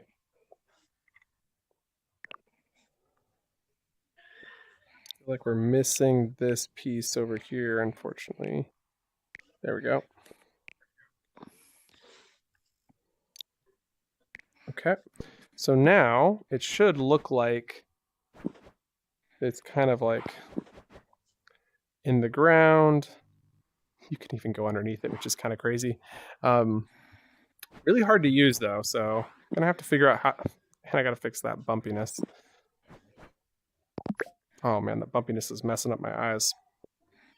Okay, we'll work on that. But first, there was an issue with the black here not being perfectly up. There we go. And so the idea that I have is raise this up just a hair, build a thing that allows you to walk up to the edge, and then turn off collidability on those.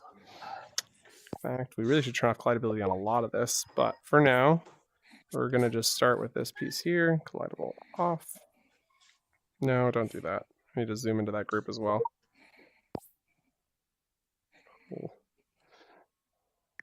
Collidable off. There we go. Let go, zoom out, zoom out. There we go. And then we can bring in a cube collider, which will make this nice to walk on.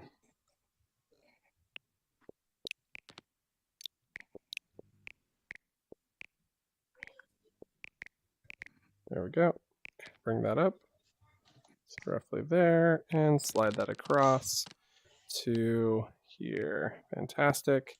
And we're going to turn off visibility. So now that is perfect. Looks like we enjoy that now. Nice. Not bad. The harsh shadowing and edges here is definitely nauseating. And so this is something I think is hard to... Welcome, Dimp. I'll tell you all about it in just a moment. So this patterning here is... it's bad. It's really bad, especially in VR. Like even in real life, it's bad. So what we're going to do about it is either turn off light and shadow, or, I mean, could do the really hard thing. Let's first ungroup this. Don't need to be grouped anymore. I think we can ungroup this too, and then we'll lock down the pieces that we're not going to touch, like those. And then this cube can stay, so we'll lock that cube down.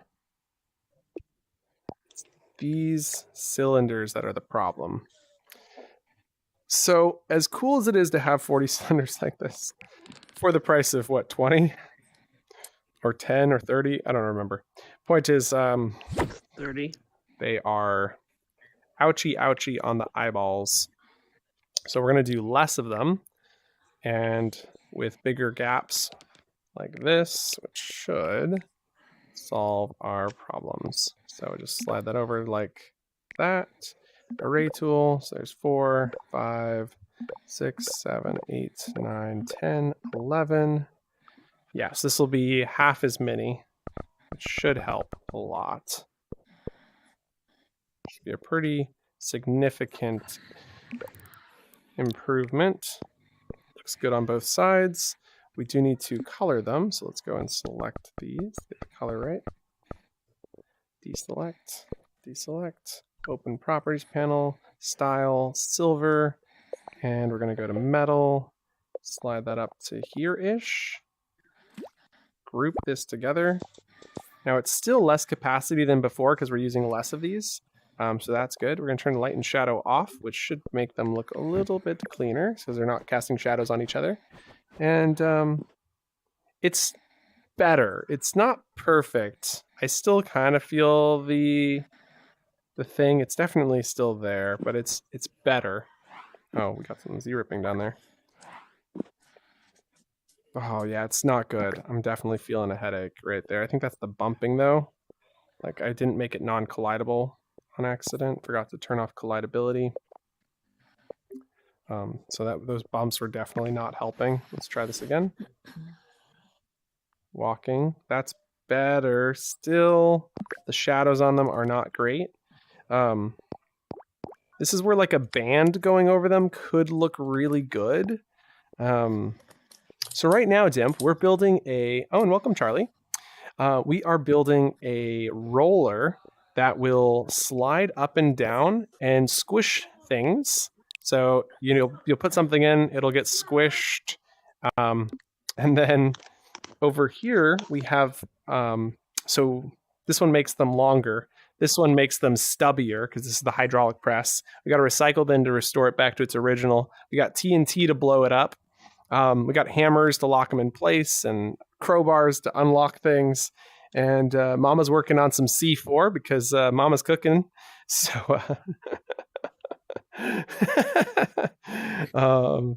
she's muted. So, but great to have you here, you guys.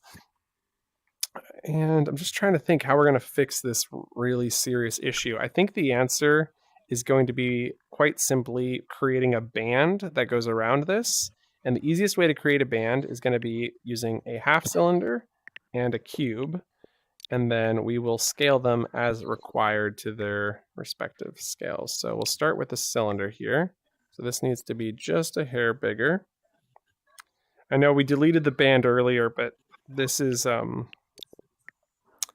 important for safety. So we're going to slide that in. And you could even like use a band, but I wanted to have the rollers on the edge. The big benefit of our band here is that it's going to make it, and yeah, I'm just eyeballing. It's totally okay. I forgot what I was saying. But anyway, so we got the band and that looks good. And then we're going to grab this one and then snap right here, select, and snap, and snap. And so what this is, it allows us to see the rollers. And what I want to do is actually make sure that you can see them better from the edges. So we'll do it down to like right to the tops of these cylinders. Let's find this top. There we go. And then we'll slide this over to here. And this is going to then loop over here. So maybe making this a little more realistic than it needs to be, but it should be cool.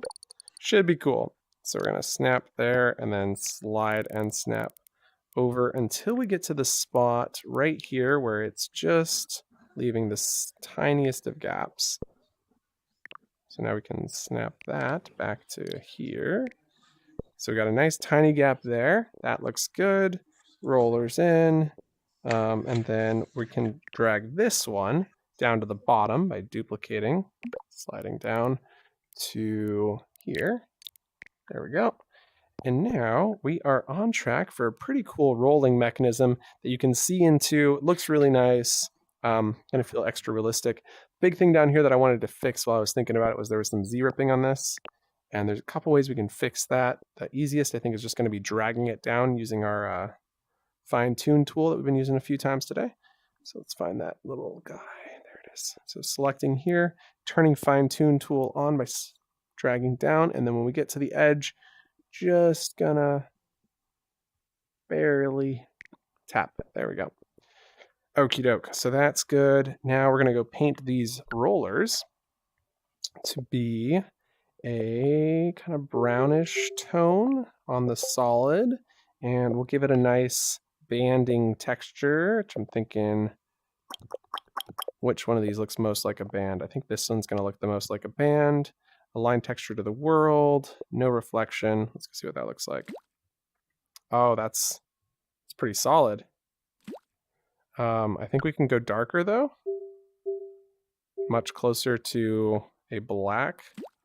Right there is nice. Yeah, that's looking good. Okay, we'll go do that on the last 2 pieces, and then we have to slide it over to the other side.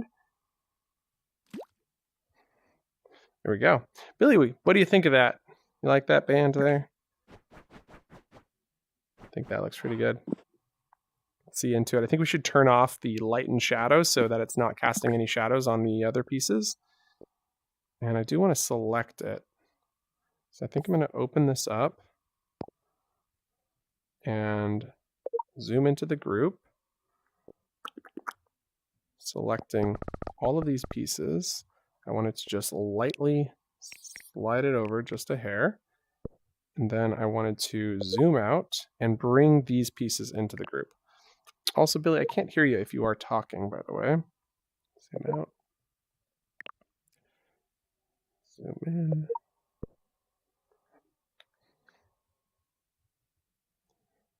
Zoom out. Double tapping your finger allows you to zoom out really quickly, by the way. Your index trigger. Zoom in like that. And then we got one last bottom one here. And zoom in and let go and double tap to zoom out. Okay. There we have our rollers and band, which means we can delete this one. Oh, snap. For some reason, zoom in. I thought these were not included in that. Selecting these, delete, zoom out. Okay. So now when I select this and duplicate it, there we go. Perfect.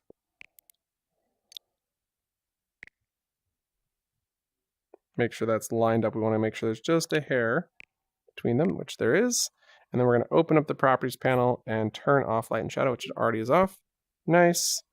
And did that work to make sure light and shadow is removed on the inside of this? It doesn't appear to. So I'm kind of curious if the light and shadow needs to be turned off inside of the grouping. So we're going to try that real quick. So we're going to zoom into this group. We're then going to turn off light and shadow on all of the objects in the grouping. And so light and shadow is now off. We didn't need any of this to be collidable, so we're going to turn collidable off. Let go. Zoom out. Although it has dawned on me that we could make the top piece collidable. Okay, now that we've done that, did that improve the lighting in there? Think so, maybe? It's hard to say. Basically, I want to be able to look through the edges of this, right? So you could like see in if you were peering in to be like, oh, wow, this is really detailed. Way more detailed than it needs to be. Yeah, so that's definitely lighter than the other one. So we're going to delete this one, duplicate this over. Then select, make sure there's a gap. There is, good. That's not actually there. Whew, fantastic. I guess we've lost Billy. So, Mama, you want to take a look at what I'm working on and give me praise or something? Yeah. I'm a child inside. So what do you think of this band here? Come and hold on. Kingdom, I'll take your feedback too. Awesome. Oh, you're still muted, Kingdom. Does it want some TNT?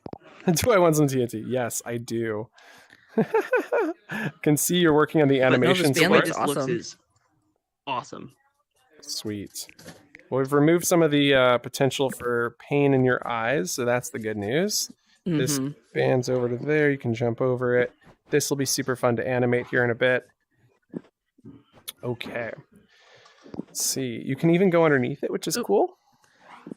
Billy's back, I think. Yep. Welcome back, Billy. There he is. There he is. So, are you gonna make? Wait, you wouldn't be able to do that. So this may be weird, but you could actually save one object. Yes, I could. There's a lot of ways I can save one object. I'm not super worried about it right now. I mean, really, it doesn't matter. Yeah, I think you can get stuck under here. Oh, it's too fun. But anyway. Ooh, I heard the bomb. I didn't see it, but I heard it. See, you just take it if you hold it and press the trigger. Oh, look at that! Okay, it needs a bigger explosion, but that's awesome. Yep, That I is was awesome. thinking the same thing. Explosion's too small. I think it goes a little bit too fast. Okay, so we've got this, but we need a way to get up to it. We also have way too much light and shadow being cast on this. Could also be coming from up in here too. Like there's just a lot of parts that are casting shadows in this area. So yeah, turning off light and shadow, very That should useful. work. Oops.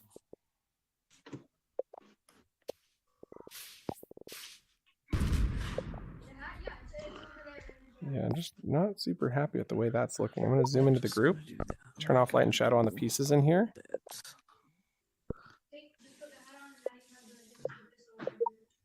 Like, not sure if that's actually doing anything. Worst case scenario, pulling out a cube, going to our style tab, selecting glow, and setting it to be white. And there we go. Jinx, you owe me a soda. Just kidding, I don't drink soda. Don't look in the background of the video.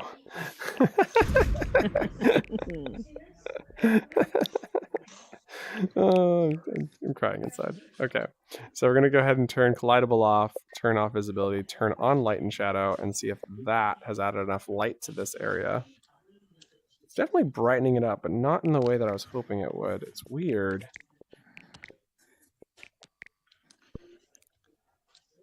What is this using metal texture perhaps? Maybe that's why it's having such trouble. Metal Looks doesn't like it. accept light very well.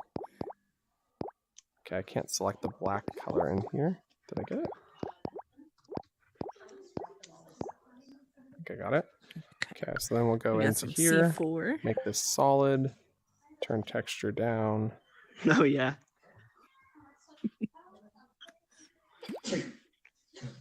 There we go. Okay, it was just using a texture that wasn't super great for light. Don't That set off the looks C4. better. Don't set off the C4.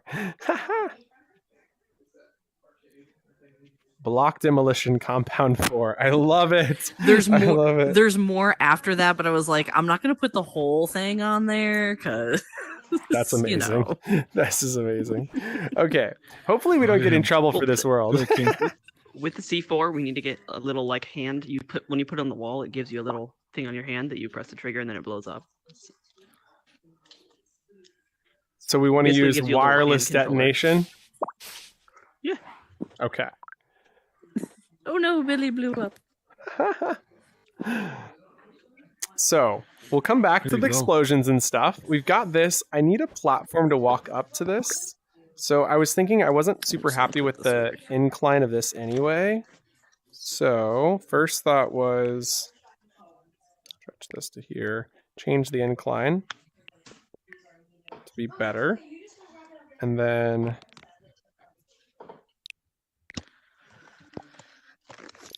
second thought was we do platform.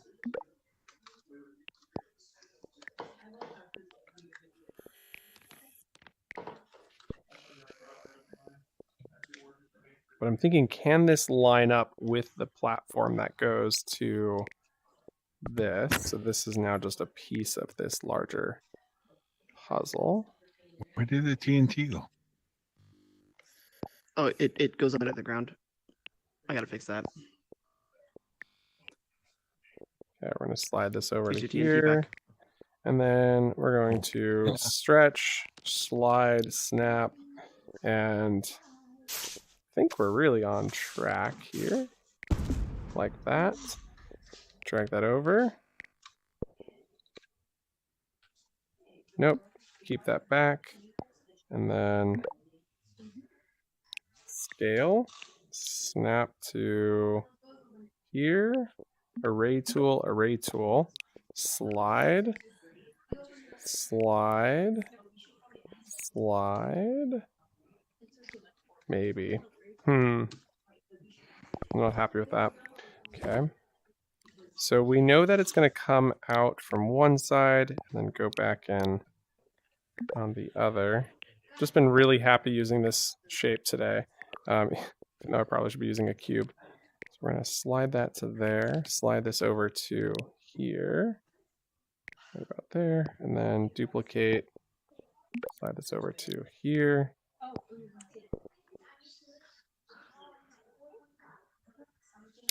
And that has created a nice There little you go. Now you have walking infinite area. TNT. Can now walk across. So now we just need to be able to get up here. Oh no. That'll look really cool when it animates. So then query, how do we do this so that it lines up with this? I'm thinking. There we go. Now you this actually have infinite goes TNT. there. Just reset this TNT here. There we go. Oh no, TNT. Diggity dog. That's looking pretty solid. Okay. So then take this out, drag this down. Now we're talking. Okay. Last thought Catch. is we do this also downwards right I don't here. want to play catch with that. Why not? Okay, how does that work for getting up? It's a little steep, but it is functional. It's not bad. It's not too bad. Makes it's the not rest bad. of these look unnerving. Makes the rest of these look unnerving. We'll come back to that. I think this down here is good enough for now. So you can get up, you can use the tool.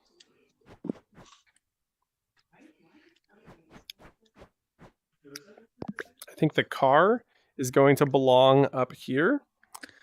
It's Well, like the We showpiece. should make it an RC car so you can smash each other's RC cars. That would be good. Oh my gosh. That would be really bad, actually. The battle of the sea cars. You're just going to be able to smashing. grab the RC car and throw it. Grab the car and throw it into the machine to smash it. Just don't ask how we got it up here, okay? Nah, it's like a crane or I something. drove it I- up there. Mama drove. Sorry. Of I've- course. I have bad parking skills. You're like, this is fine. This is fine. Everything's Mama, fine. This works. Mama, that's not how Living you in follow Ohio. the rainbow. It's not how you follow the Sorry. rainbow. We can blame it on Mama. It's okay.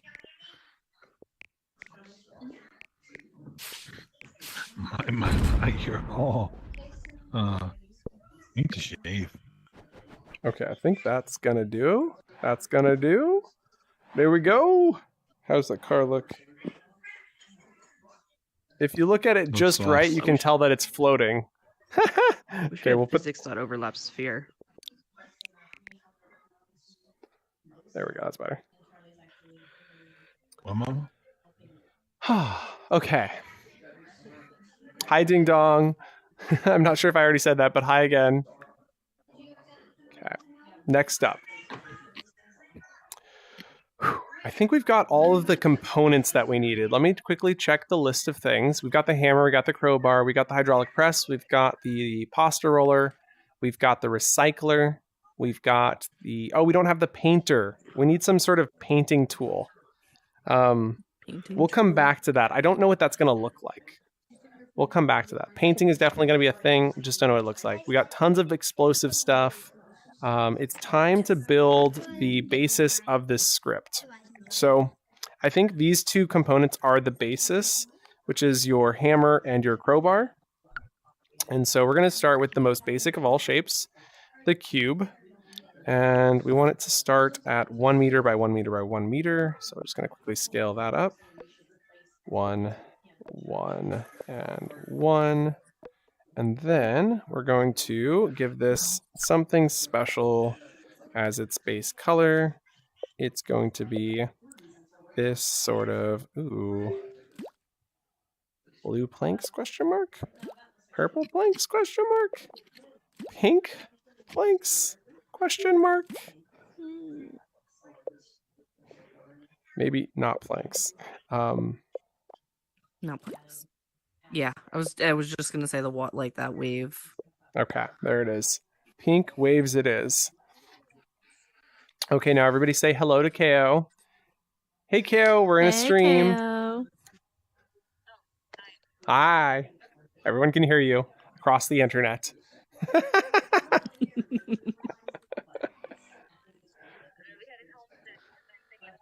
Nah, I'm good. Thank you. Bye. Okay. Back to work. So the first component we've got is this cube, and we need to make sure that this cube has some ways to be interacted with. The query is, of course, do we do anything to the cube itself at all? Like, is there any need to do anything to the cube itself, right? So the hammer, when it hits this 3 times, knows that this is the cube to lock. The crowbar knows if it holds on to this cube for more than 1 second to unlock it. And the unlocking mechanism, if you've seen this video, is pretty straightforward. So let's go quickly build that.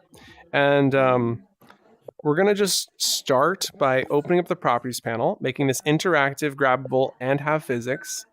Now with those turned on, we can now go into our scripting gizmo, and we're going to start by creating the hammer. I think the hammer is the easiest, and you'll see why. And so we just go hammer. There we go. And then what we want to know is the last 3 items that have been hit. So we're going to create a list of objects called recent hits. And so this will track which objects were recently hit. And so then under our events tab, we can track collision events with objects. So in colliding with object with info, sure, it'd be nice to have all this information in case we want to use it later. And then what we're going to do is set value at index, add value at index. We're going to add a value at the index 0 to the recent hits list. And let me explain what that does. So we're going to add the object value to the index of 0. And so if there's no items in the list and this is the first item to be hit, it just puts it in the list. If another item comes in, then the most recent object is set to be item 0. So this will constantly do that. The thing that we want to do is add an if statement that says if length of list is greater than, let's go find this. If the length of the recent hits list is greater than 3, meaning it's now reached 4 items in length, we want to remove the item at the end of the list. So we're going to remove item from the recent hits list at index 3, because index 0 is the first item, index 1 is the second item, index 2 is the third item, index 3 is the fourth. So we're removing item 3 from the recent hits list, and this will make sure our list is always 3 items in length. Now with that done, we want to know if all of those items are the same item, we can then engage an action with that object. So we're going to go to a object number variable, and we're going to call this one I, and then we're going to, just thinking, what is the best way to do this? There's so many ways to do this. Cancel. We're going to call this count list. This is an interesting option. I like this idea. So the count list is a list of object variables. And so what we're going to say is we need a while loop to happen. And we need a number value, which will be I, confirm. And so then we set the count list to be a copy of the recent hits. And so this list will count how many recent hits there were. And so then we say, while the length of the count list is greater than 0, we know there are items in it. We can then remove item at index 0 from the count list every single time. So this loops 3 times if there's 3 items in the list. And so then it's going to remove items. And then what it's going to do is also set the iterator value that we created to 0. And then, so we set I to 0. And then inside of here, if this item equals our current object, we will then set it to be +1. So we say if object at index 0. So let's go grab get object from list, get item from list at index 0 in the count list. And if that equals this object value, we know that we have a matching object. We will then set I to be +1, scrolling to the top to grab our plus symbol, and then I +1. Okie doke. There we go. So with that set up, we will now know how many items have come through. And what we want to do is if this number equals 3, meaning it's been recently hit 3 times, we will then set so if I equals 3, then we set the object's interaction to be grabbable physics both. But this isn't the way that we actually use it. We actually use it with set simulation. So this is actually how we engage with this. So we set simulation to true, which will turn on both of those things because we're just turning this switch off and on. You'll see that when we use the crowbar to turn it off. Excuse me, the hammer locks it in place. This turns it off. There we go. So we set simulation to false, locking it in place. And the thing that we want to do is make sure that this can only happen once per, 3 times per second. So pew, pew, pew. So we're going to go create a new Boolean called can hit confirm. Is anyone in here or even in the chat know if the sound effects for collision with objects is working? I do not. Okay. Set can hit to... I love that they have those default sounds so I don't have to go create sounds. But if it's not working, it's a bit of a problem.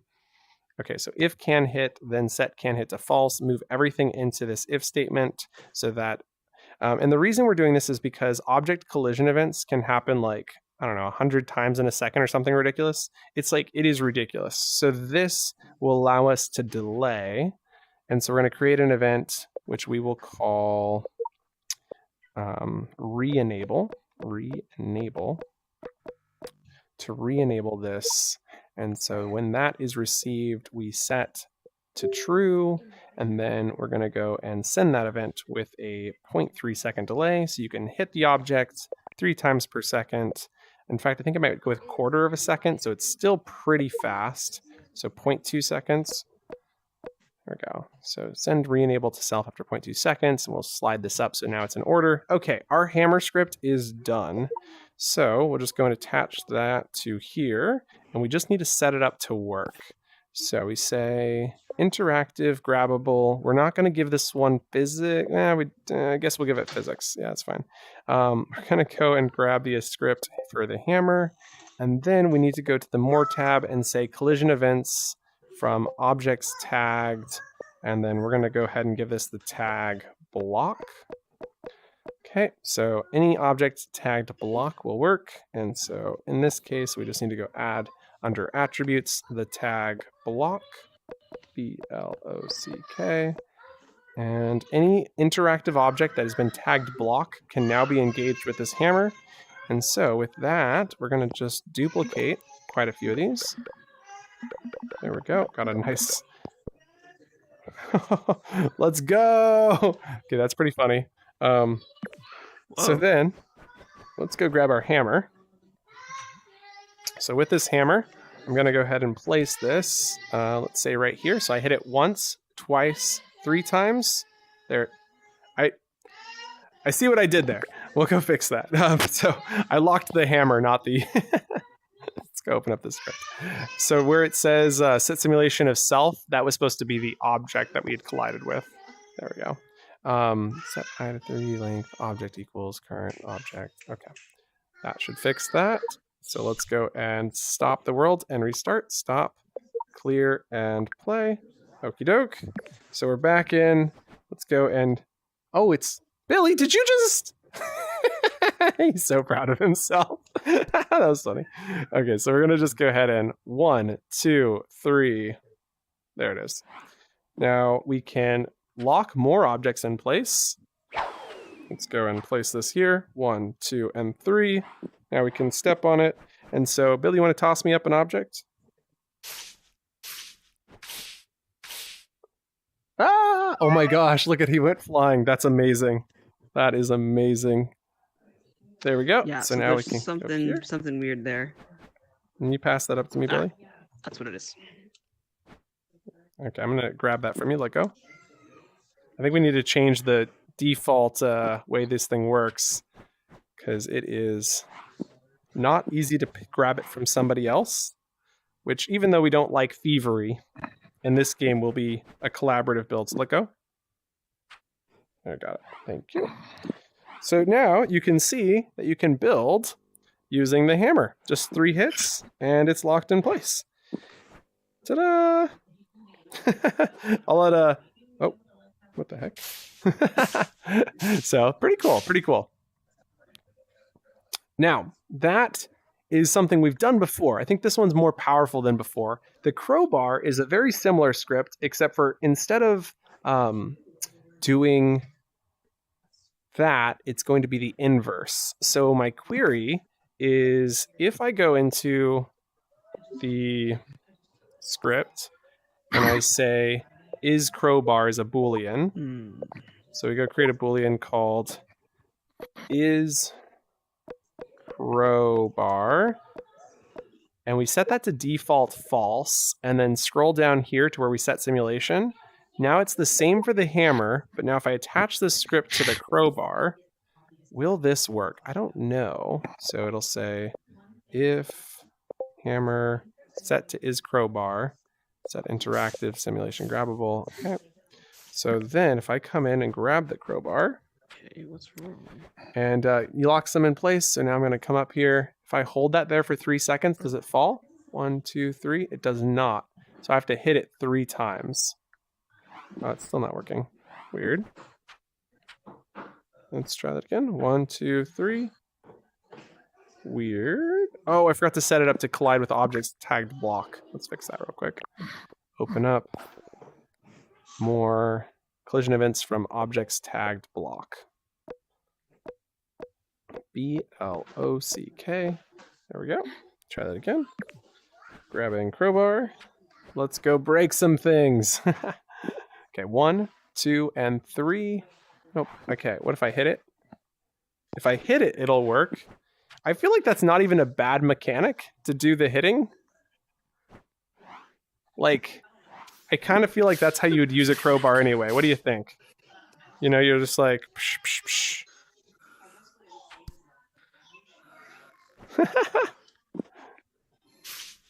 Can I knock these over? Oh, that was...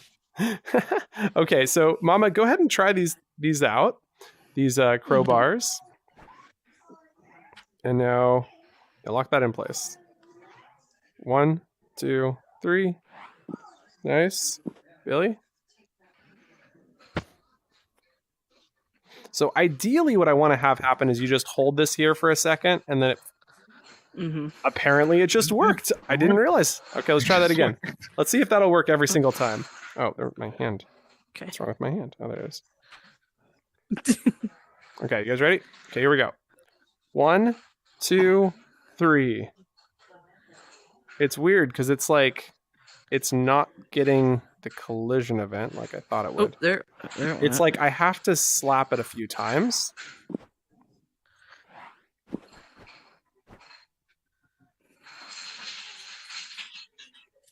I think it's like sometimes the collision events are just so funky, but yeah, just the 1, 2, 3 works. Oop.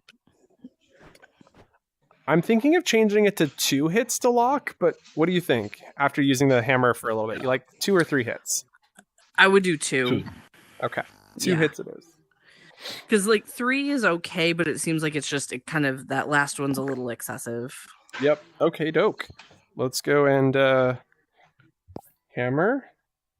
Change the count, and we're going to go create a new number variable called number of hits.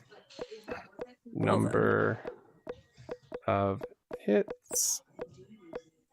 Confirm. And we're going to change this down to 2, and then we just drag this into where we had the number 3 before, right here. And then we can also put that into the I spot here. Or is there any place else we were using the number 3 that was related to this? Remove item at index 2 goes there. Okay, perfect.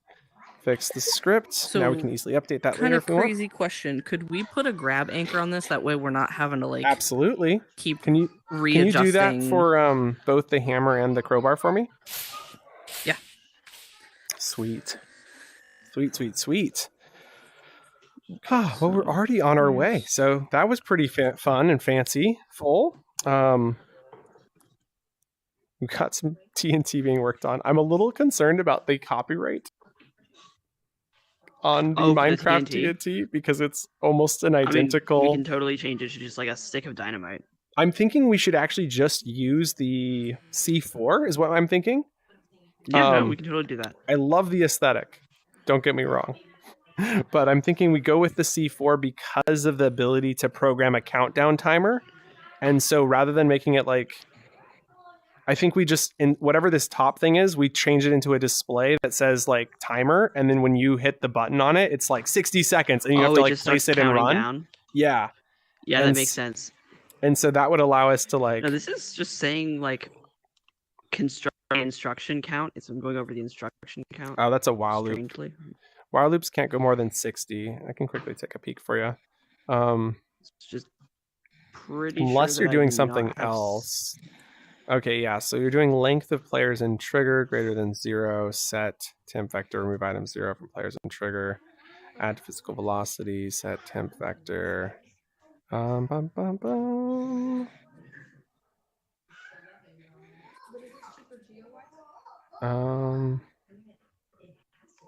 Remove item 0 from players in trigger. Add to physical velocity a player total from players in trigger.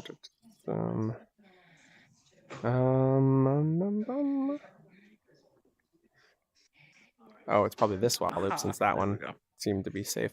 While length of objects in trigger is greater than 0, set temp vector to normalize position of self minus position of get item 0 from objects in trigger plus this push get item 0 from objects in trigger, remove item 0 from objects in trigger list. Okay, this also seems pretty safe. Any other while loops in here?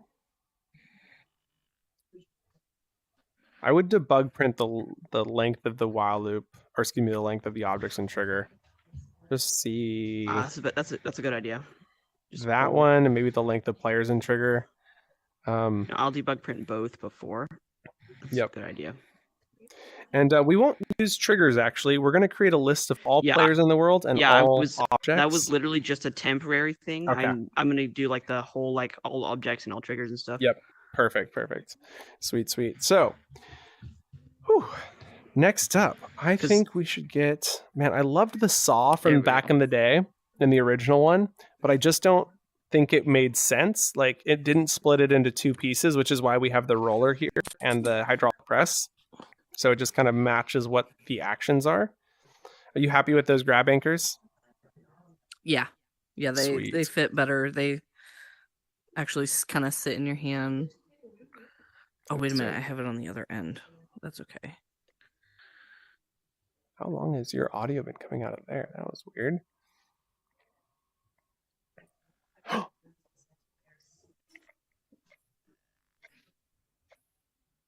Okay.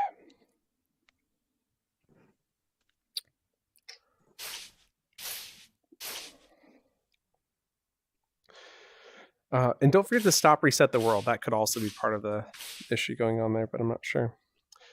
I'm going to run to the restroom and then we'll do... What? Does it matter which end of the crowbar it goes into, or...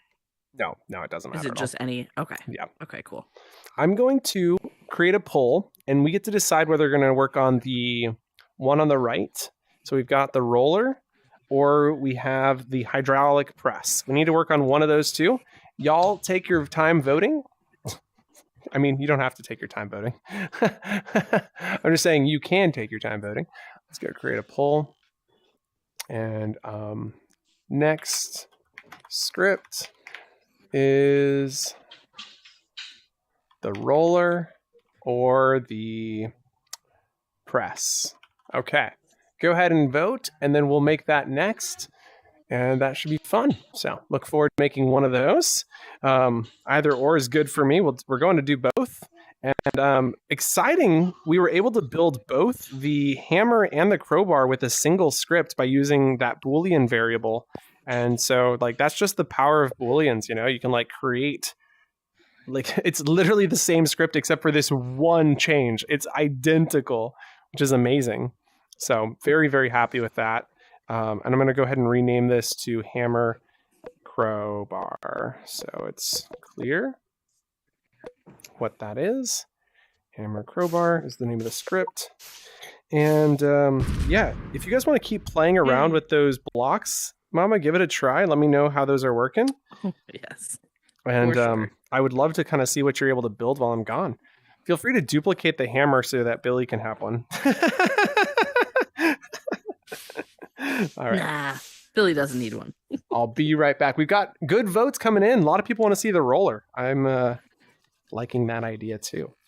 But only because you guys said it. Honestly, I'd go for either or. So feel free to choose the press. It's up to you. I'll be back.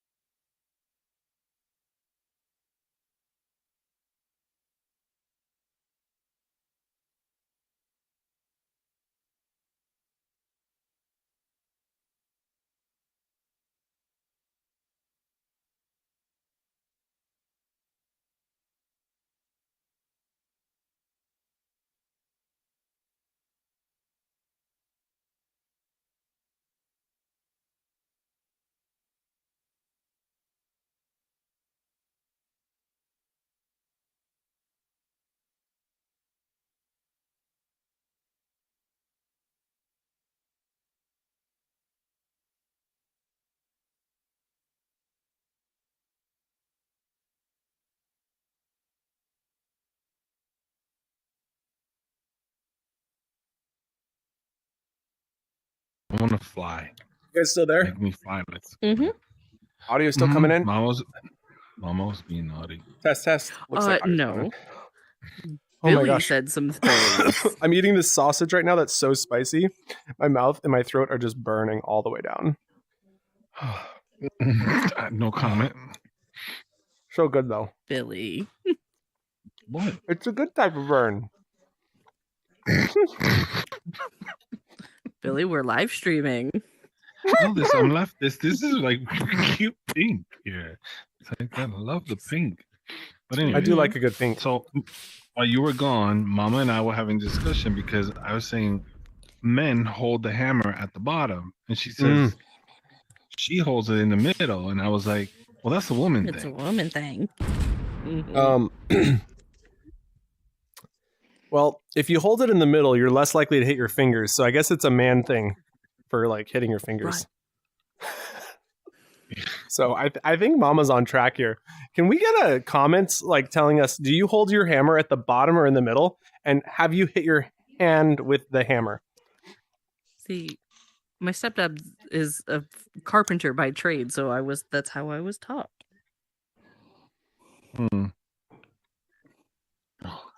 Billy's over here. He's like, my hands are so sore. I miss the nail. It's a man thing. You wouldn't understand. No. We just miss everything. I'm just kidding. I mean, I have big hands and long fingers, so they don't need to be any more swollen than they are. Okay. And I'm moving like being along. careful because if you touch your controllers with like greasy hands, it'll be very bad for your.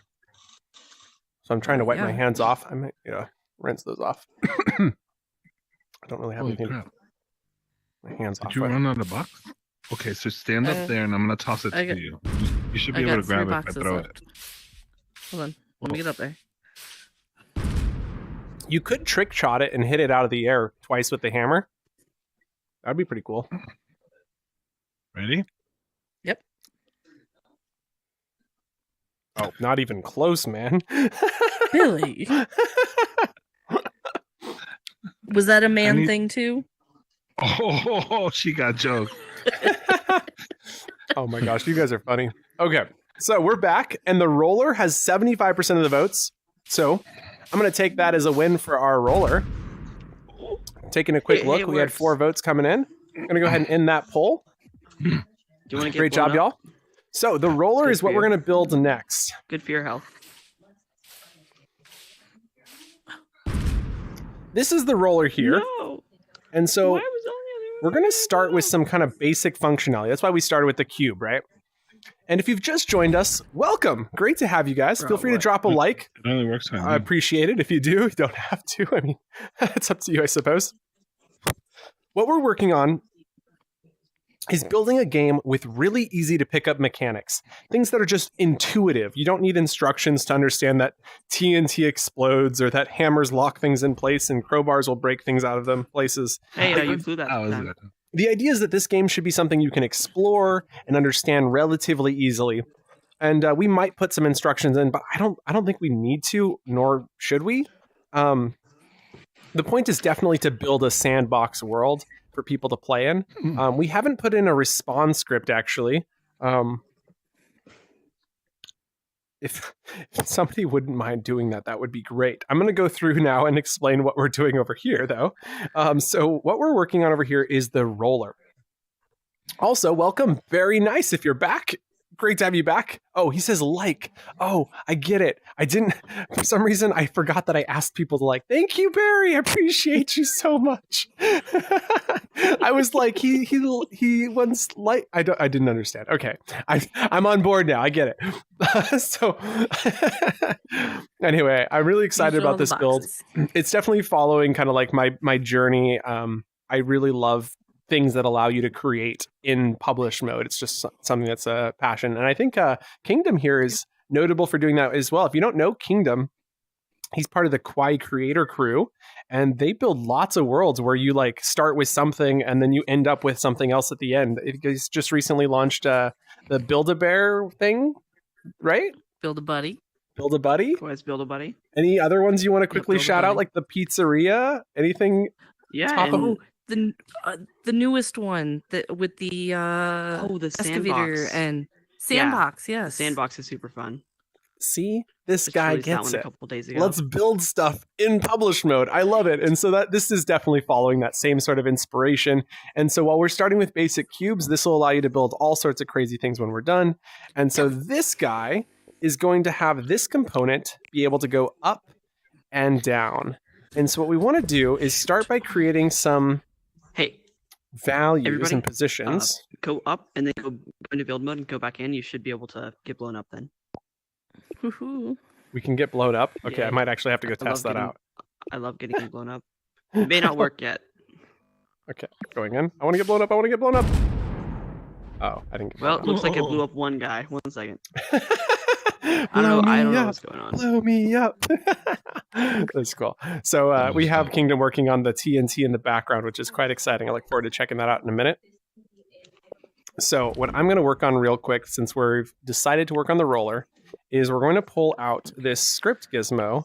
And what I wanted to do first was run a script on this roller that determines the topmost position and the bottommost position.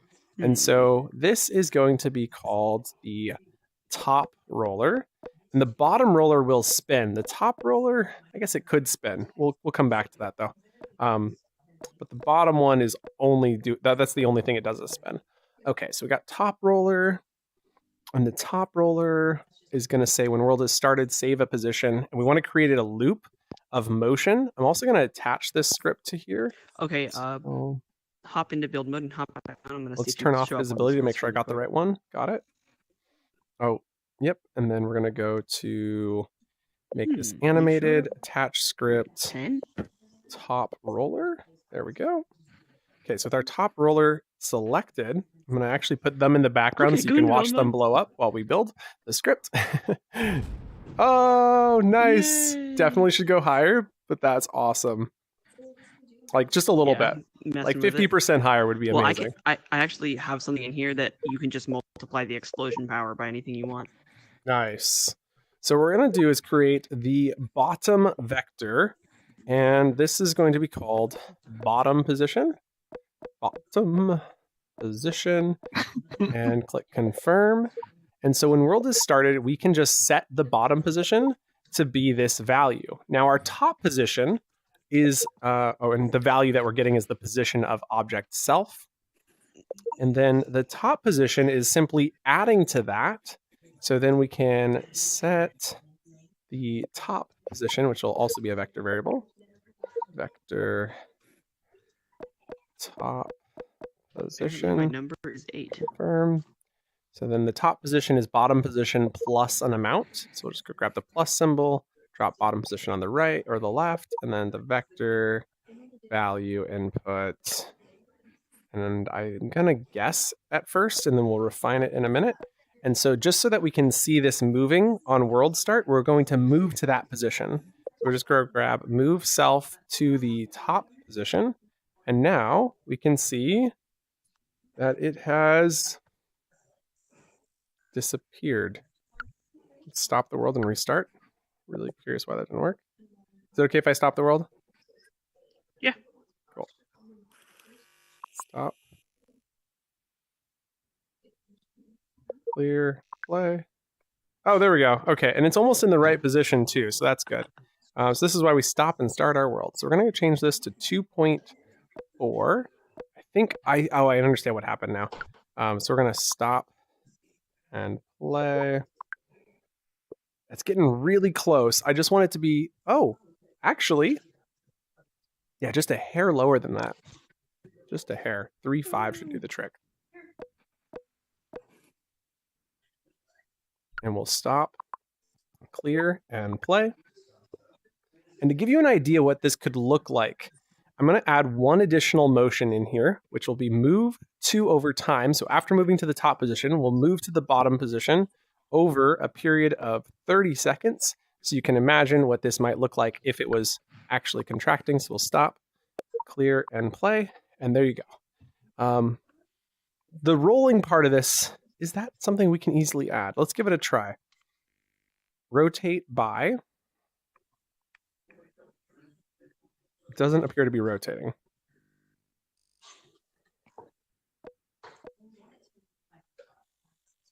Oh, because it's supposed to be over time. I used the wrong code block. Rotate by over time. There. I think it happened. We'll have to change the speed to 30 seconds. And then we'll change the time to, or the amount to 180. And there it goes. Okay, cool. So now you can see it's rotating, which is what we wanted to check. So now we're going to stop the world, clear, and play. And now what we can see is if you imagine there was a cube being pushed through this, and this is slowly squishing it down as it goes through, and then you go through again, and it gets squished again, the rotation will definitely be a lot more fast, and the speed down will be a lot slower. Whew, that's a pretty good starting point. That's a pretty good starting point.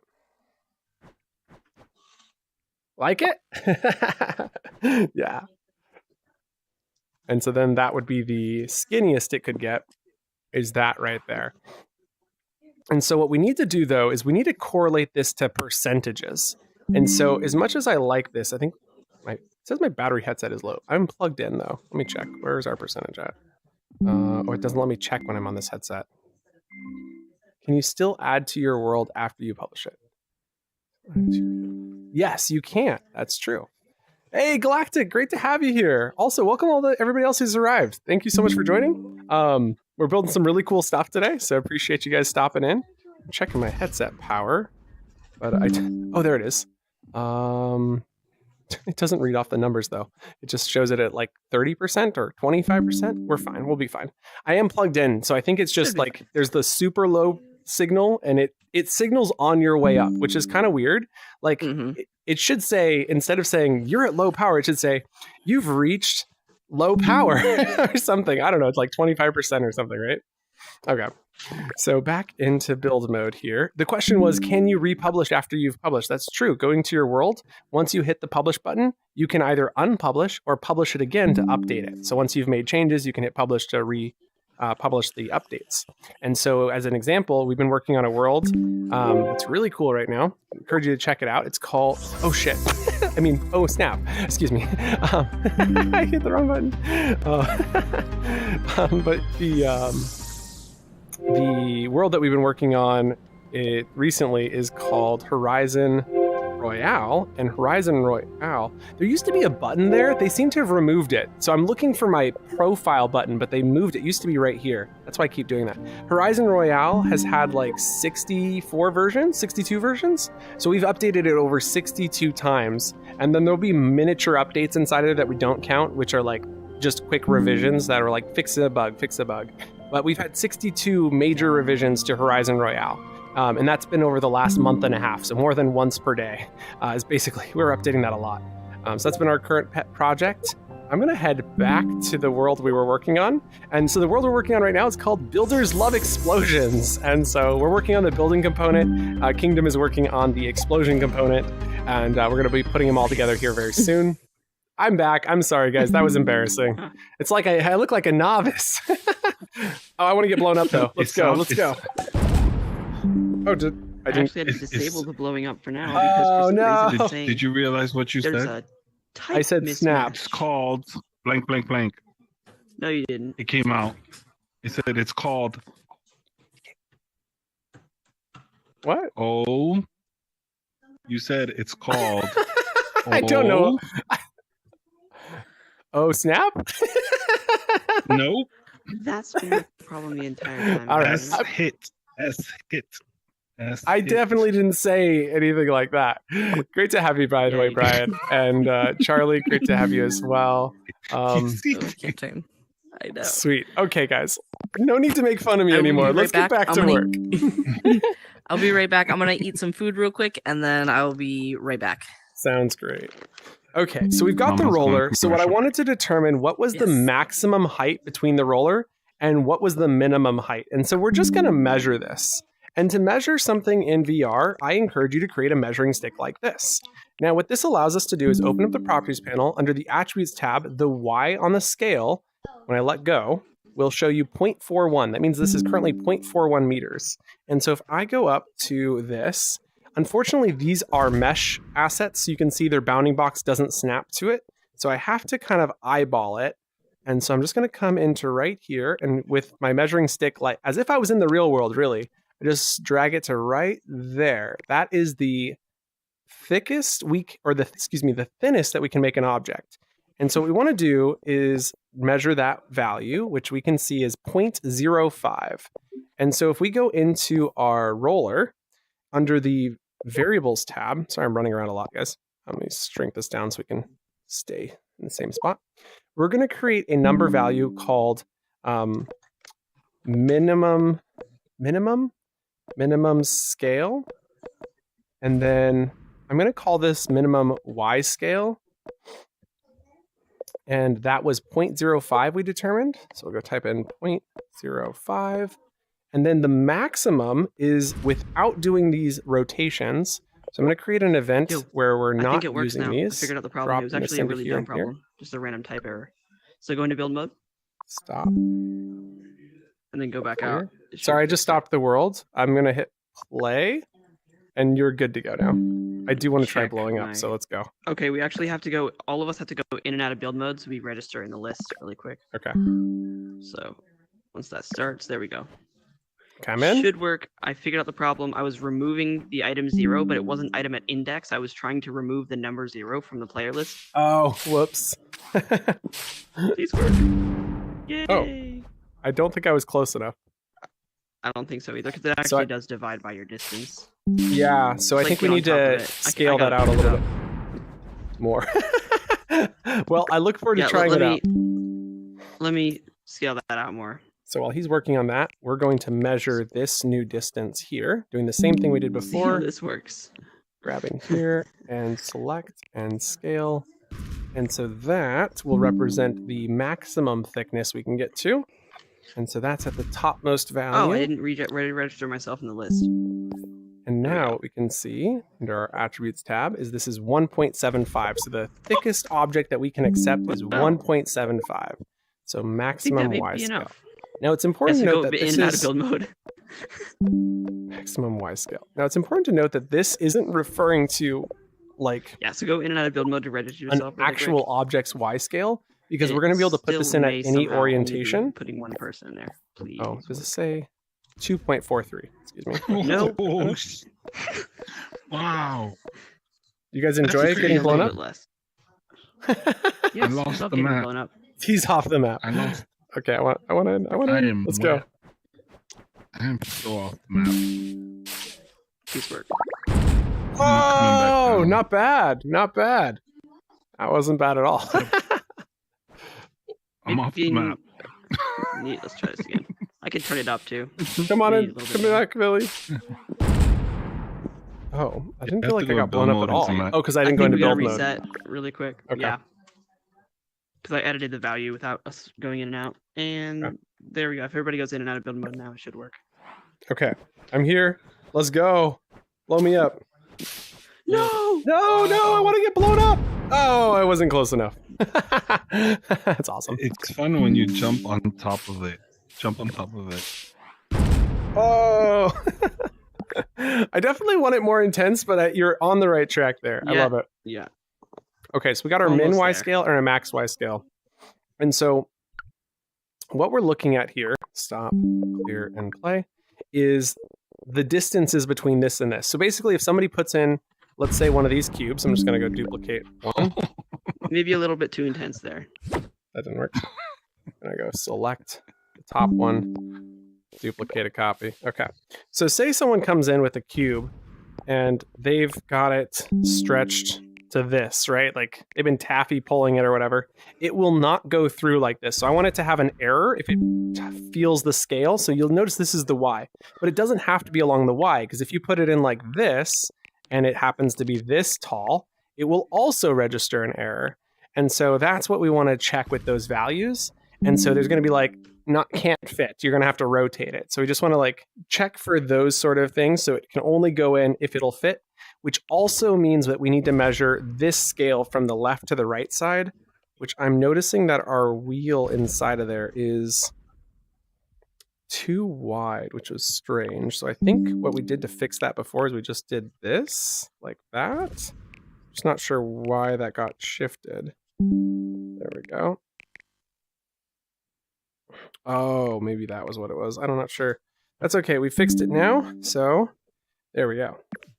So now our wheel looks good on both sides. So we just need to measure that wheel. I'm noticing the green is in the right side here. So I'm thinking we should unlock this, In and out. I think select it should it, work now. and just very slightly move this in. Please Oh, work. it's like the whole thing has been...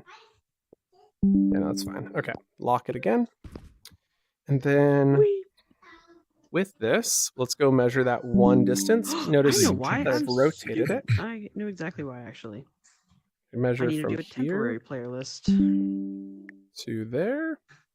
Not exactly the most accurate measuring we've ever done, but definitely the easiest measuring. So that's pretty close to the... Oh, I guess the maximum is actually from the roller here.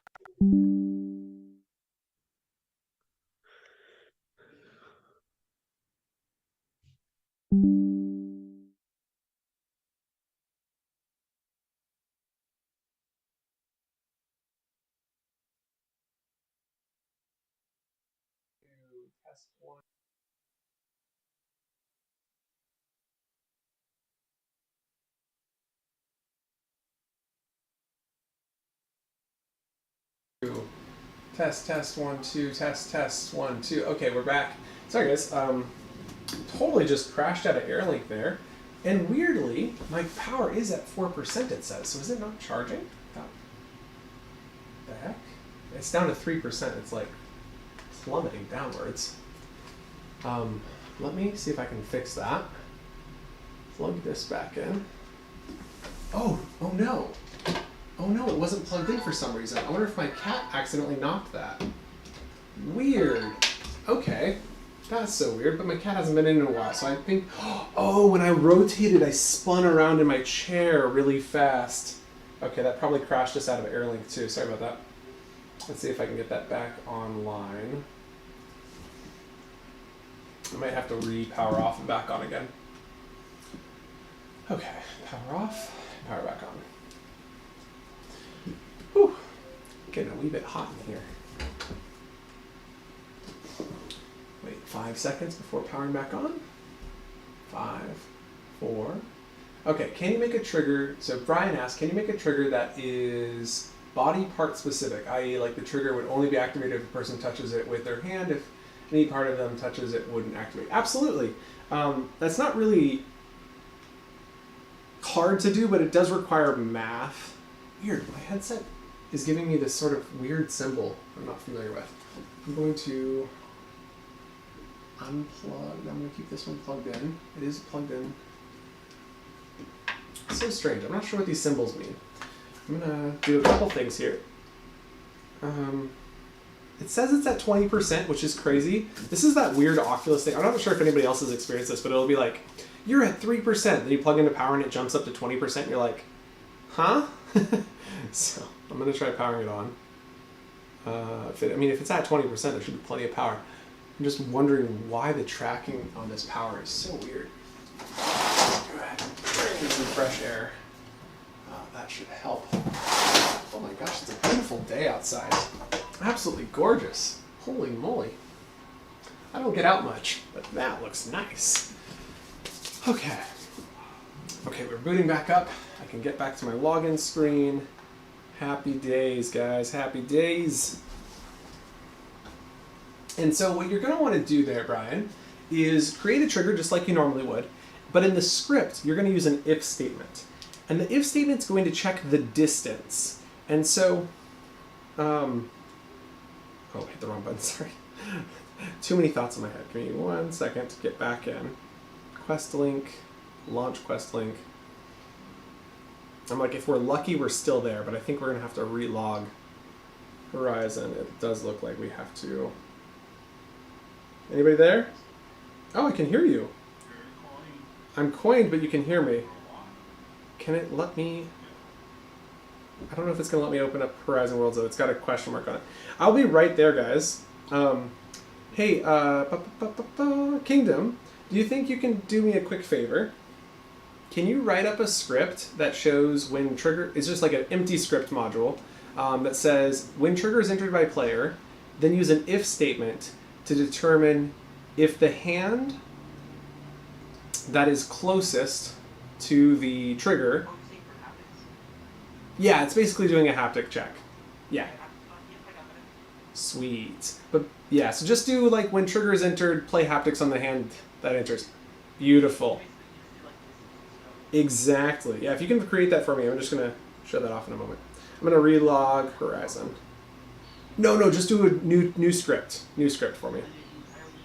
Yep, brand new. Thank you so much. Okay, guys, so we'll show you that in just a moment. I'm going to have to close out of Horizon on my desktop and reopen it.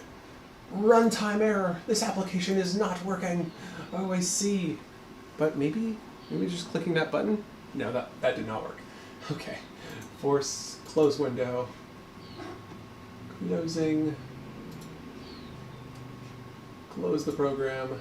No need to report. Oh, look at that cute cat in the background. Look at that cute cat.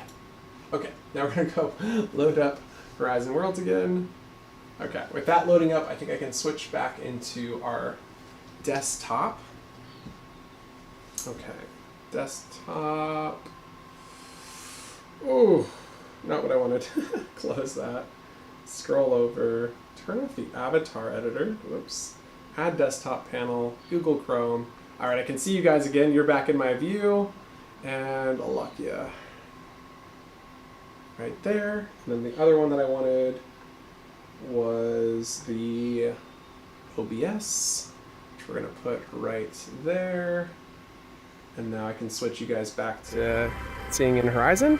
Audio is coming through. Okay, it looks like we're good. Switching back into Horizon Worlds and heading back to build mode. Okay, so in just a moment, we should be able to see that haptic button.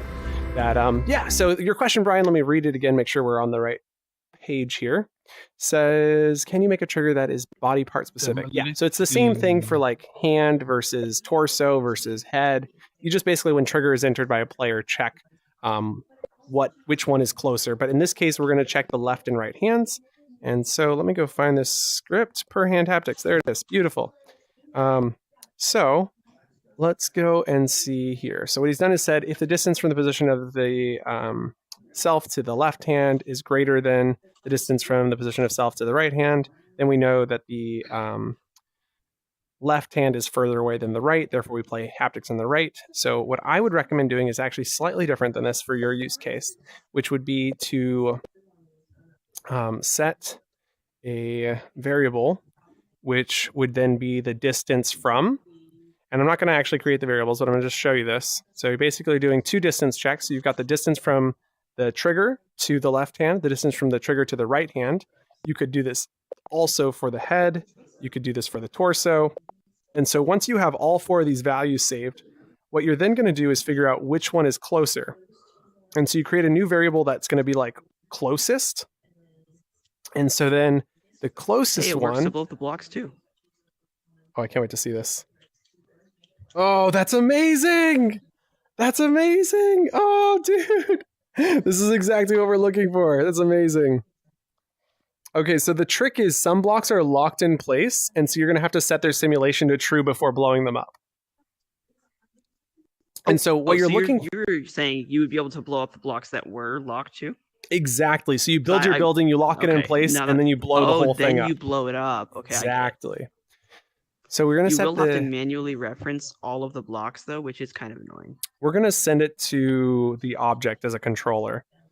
So we can create a control object and then send the explosion event to the control object, right? With like the explosion that makes a lot point. of sense, actually. So the explosion controller would know all of the players, all of the objects, and then when it receives the point, it runs through the list and says, is the distance close enough to explode? Yeah.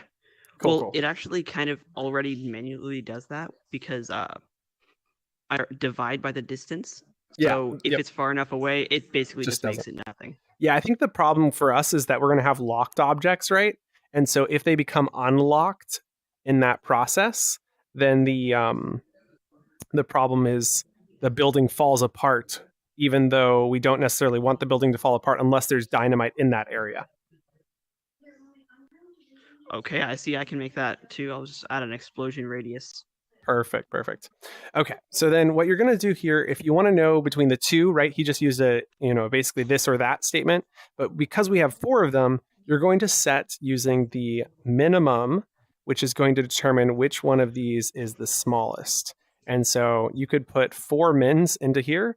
And so this would then plug these 4 variables into these 4 slots. It'll determine which one is the smallest distance. That smallest distance, you then need to then say, if it equals this, do the thing for that. So, right, so if this is, say, the head variable, and that's if you needed to compare all 4 of them. I guess if you didn't really need to compare and it just needed to be one variable, you could just do this or that. But anyway, there you go. That's a start in the direction you're looking at. I'm going to go ahead and delete our... Did you write this by hand or did you pull this out of your asset library?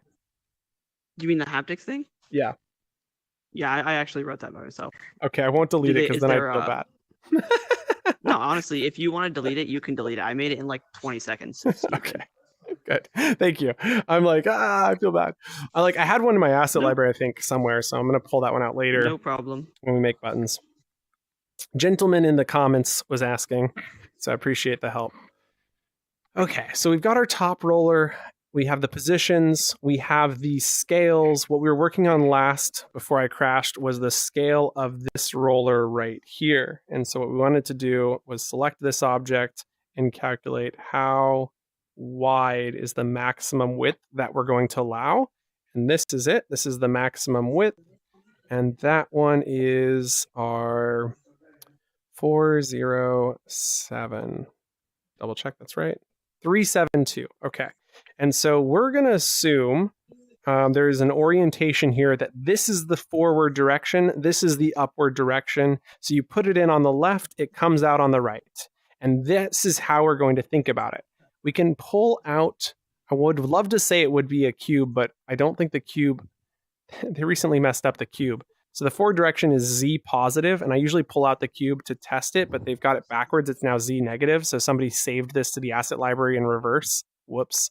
So anyway, so that one actually comes out reversed. But this one has our forward direction on it. And so when we think about this object, this isn't like we're going to use this trigger. I just want to save it right here at the top. So we can use this as our reference for values, right? So you think upward direction is this way, forward direction is this way, leftward direction is this way, rightward direction is this way, backwards is this way, down is this way. And so this kind of just gives us an orientation for our entire machine to think about it. And so what we're going to do is then think about this being the X scale. So in our script, where we were previously putting in Y scale, we're going to go create a new number value called max X scale. Max X scale. And that's that value we just measured. And that is 3.72. So we'll go type that in. So you try to put in something larger than that, it's going to give us an error and not function. And then we have one additional scale that we should be checking, and that is the length scale. Theoretically, this could be like infinitely long, but unfortunately, because we know that it needs to start here and then roll through the whole thing, the maximum scale is actually going to be right about there. So anything longer than that is going to cause an error. So that will be our maximum on the Z scale. So let's go quickly see what that distance is. And our attributes is 12.21 meters. I'm okay with that. So we're going to go down to here and create a new max Z scale of 12.21. Max Z scale. Try that again. Capital S, lowercase c, 12.21. There we go. Now with that plugged in, we now have the values for this space. I've realized I've put this all into the roller script, which was a mistake. I'm going to duplicate this out to here for a second. And we're going to think about this roller as a singular component. And so I'm going to put the roller is the smaller component, and this script is the bigger, or like control object. So I duplicated it to save all my work. And so this is all in here, and this will be called the roller trigger. And so this will represent the trigger that the object enters to get rolled. So this is the roller trigger. And so then we can delete the bottom and top position because that's not necessary. And then what we need to know is not any of this. delete and delete. What we need to know is the variable. Just heard. That was weird. Okay, so what we need to know is the variable that references the top roller so that we can tell the top roller what to do. So top roller, and the top roller is going to receive some values, right? So it's going to receive the Y scale because that's the only thing it needs. And so what we're going to do is just for now, when trigger is entered by object, we are going to send an event to the top roller. And this event is just going to give it the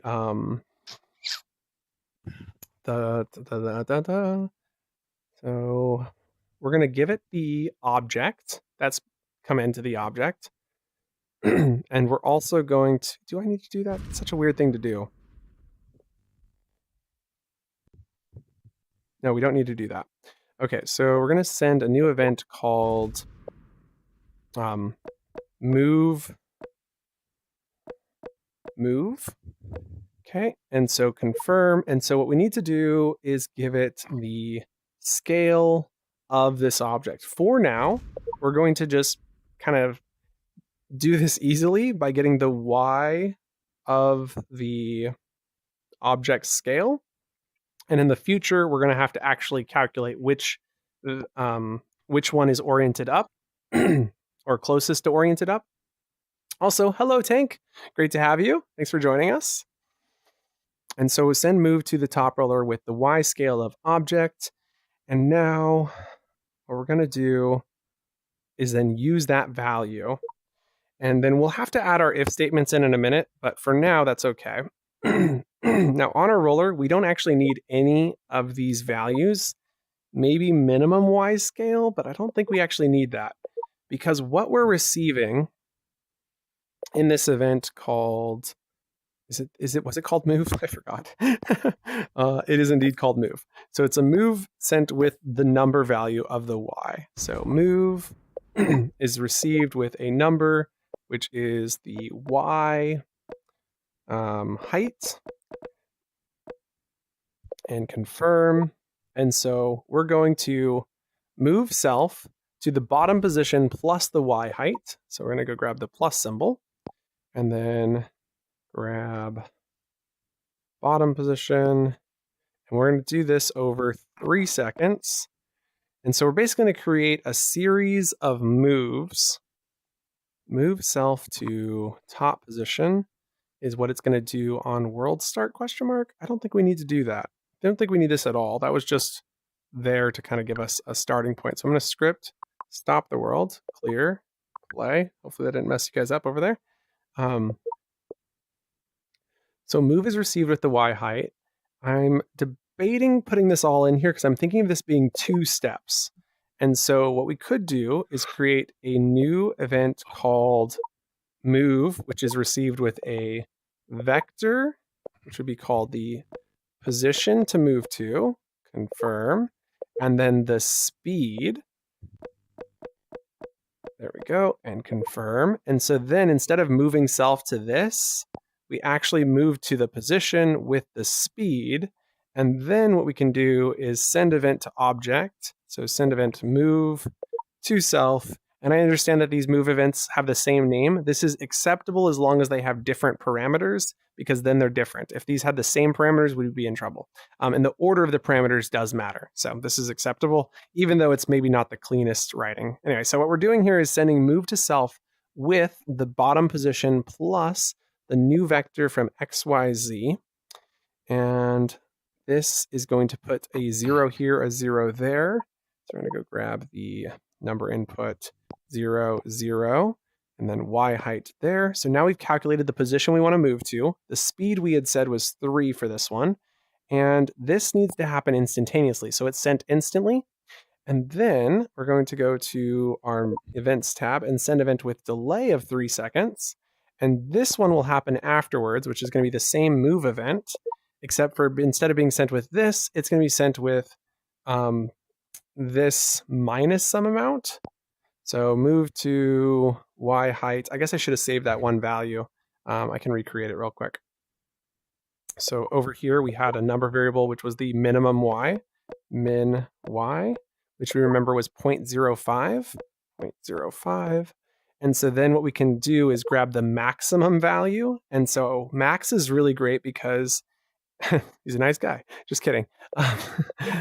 If your name is Max, shout out to you. So anyway, we're going to grab the max between the y height minus a value. So it's like it's subtracting a. I was thinking of doing 10%. But I'm just thinking, let's go and grab, yeah, let's just do that. Let's do 10%. So you multiply it by 0.9, just kind of easy. So grab y height times 0.9. And if this value would be less than, if this y height times 0.9 would be less than the min y, it chooses the max between the two, which means min y is higher. So it goes with the min y. So it doesn't go below that value. Okay. So we send move to self with the new position to go to. The speed on that is going to be longer because we want it to take a little bit longer when it's actually in. So we're going to go set this to be 6 seconds, and we're going to set this to be 2 seconds, and that will be the animation. So it moves up, and then it slowly moves down. Now, during this period of time, we want to start the rolling during the second animation. And so I'm thinking we send it with a third vector, or excuse me, a third value, which is the maximum you can send as parameters, with 0 in the first one, so it does no rotation, and then 180 in the third one, so it does rotate by that value. So we grab a rotation input called rot, and then confirm, and then just drag that into here, and that will also happen over the speed. And now we don't need this one either. So, oh, wait, we did need that one. Sorry. Okay, there we go. So those are our move animations. So this causes 2 animations to go off with sending 1 value, which is the current y height. And that should work pretty well. Now, what we need to do is then create this trigger. I was not planning to use it, but we're going to use it now. This is going to work on objects tagged block. So you remember all of our things work on objects tagged block. And so you might remember the race car from earlier. We're going to make that a block at some point, which will be a lot of fun. So for now, it's not, but it will be in the end, which is exciting because we got a hydraulic press coming up. So I'm really excited to put that in there and pretend we're Mr. Beast for a little bit. I think that'll be fun. So there we go. I'm going to drag this on over to here and lift this up a little bit. So when you put the object into this trigger, it's going to cause the trigger to do its thing. And really want this to be centered on that roller. And we'll come back to why that's important in a minute. But basically, it'll allow us to set the position of the object that we're rolling to be at the right position on this conveyor belt. Okay, so we've got that. The trigger is set to work on blocks. We need to attach the script, which is called roller trigger. Go find roller trigger. We need to reference the top roller, which is this guy here. Roller needs to go into that top roller slot.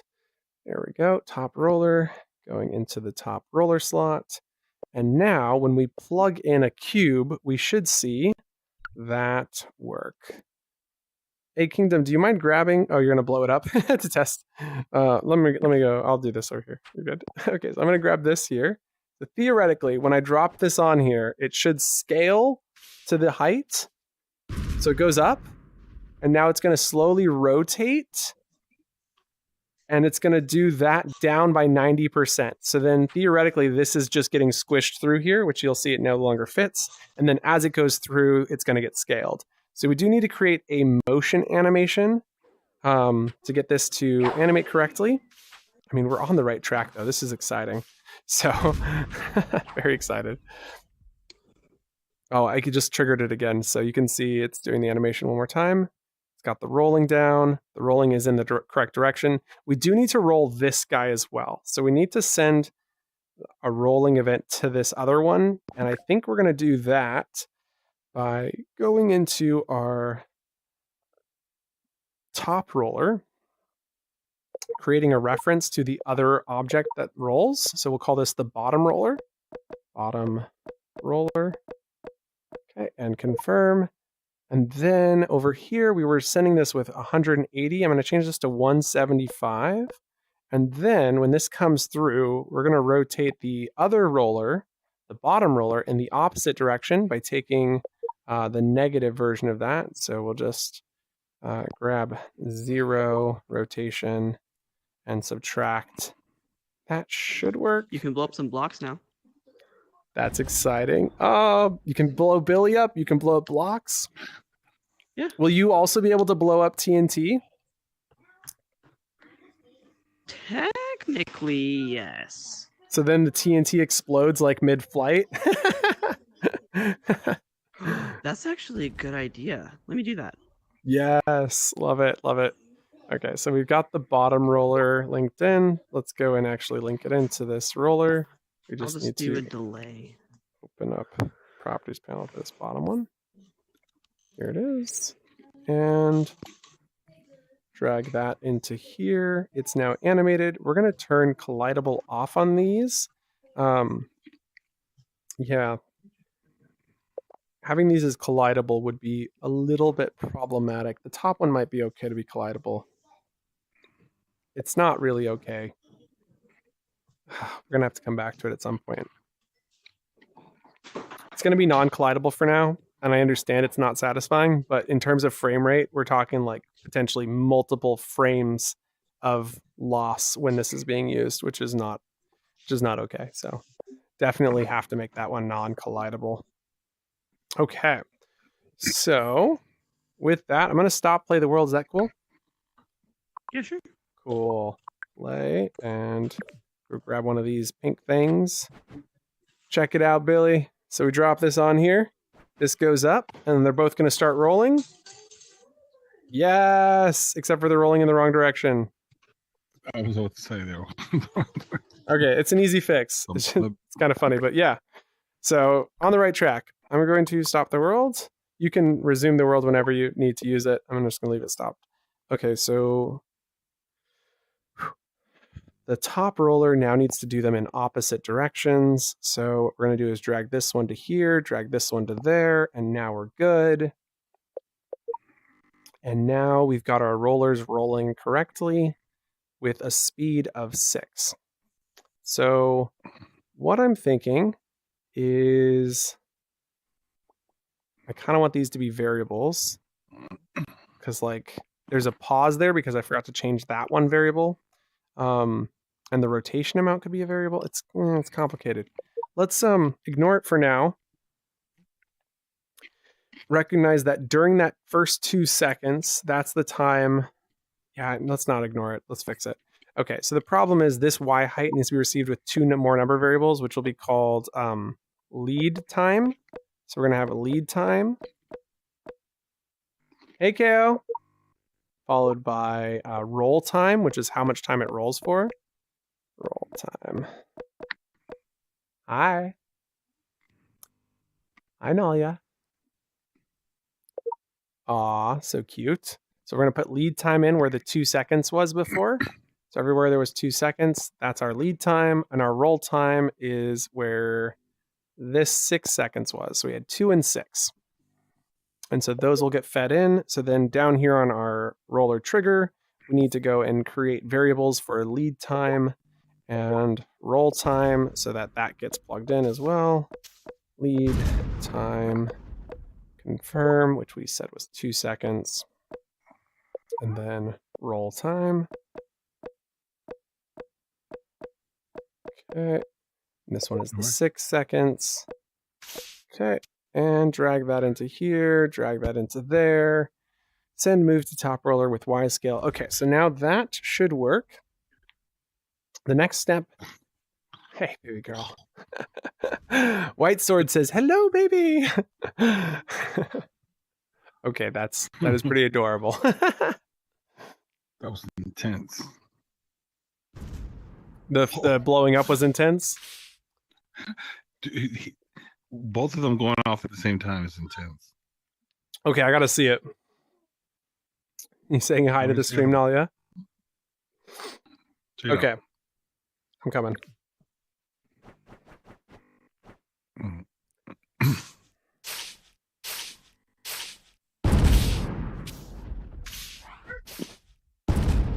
Nice. Nice. It's not blowing you up What's like up? it does to me. Oh.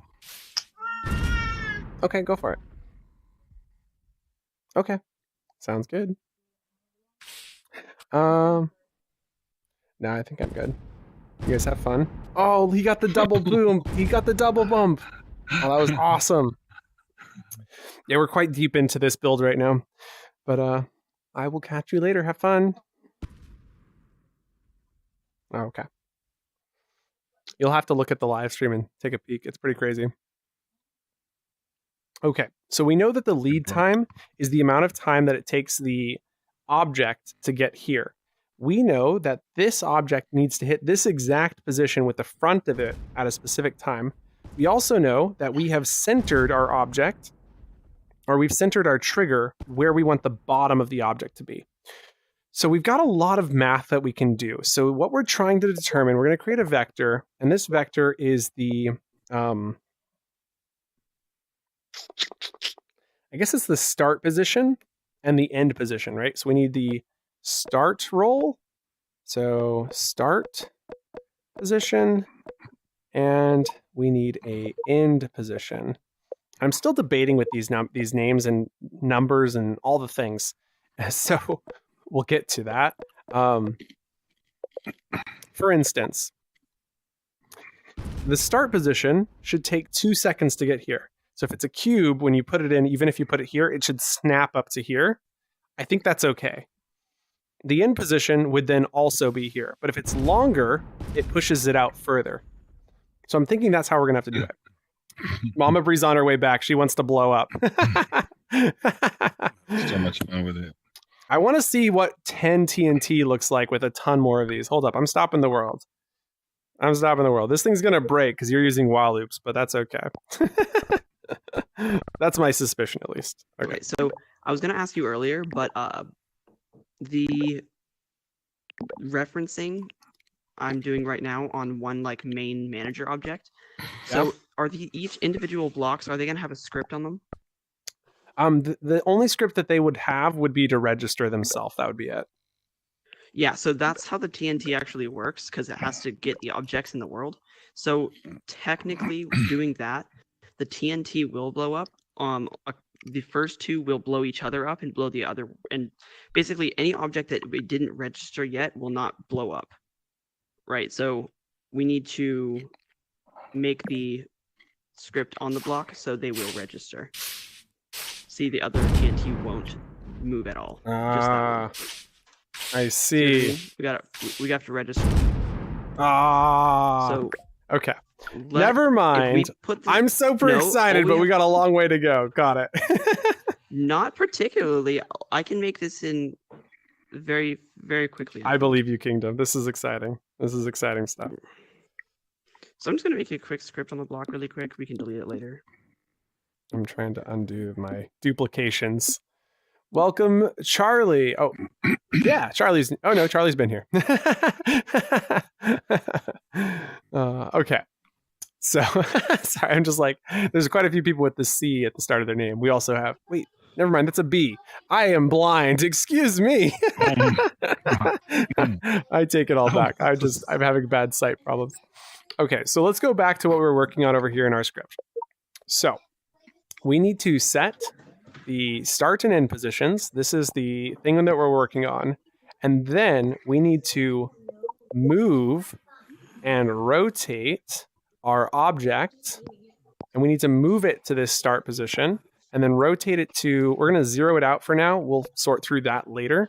Then we're going to move it over time. So move to over time to the end position over the time, which is the addition of these two values. Lead time times 2 plus roll time, because we need it to go out past that. So multiplied by 2. Billy's just laughing at me. Thanks, Billy. Love you.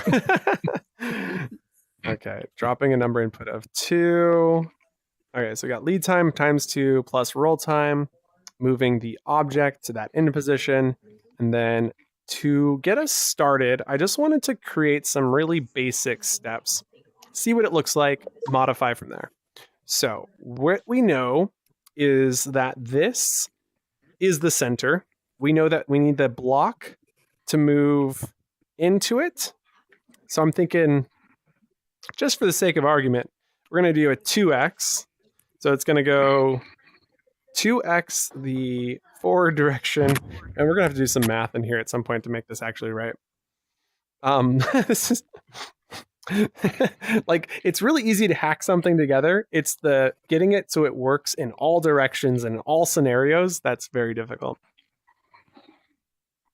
So start position is the position of self, because we know that the self trigger has the center position correct.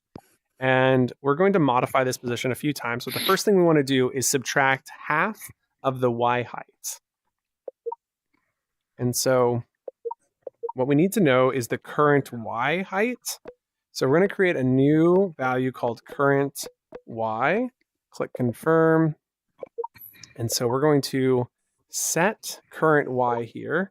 That way, this is a reminder that we need to actually do this correctly. Then we're using it here, and we're going to use it here because the y is the height of that object. You'll remember that we're using this to determine, and we're thinking about everything along the axes of our trigger, not necessarily the axes of the object. So when we say current y, we mean current y of the trigger. And so then we need to cut that in half and use that to move ourselves down by. So I was doing plus, but let's actually do a minus symbol here.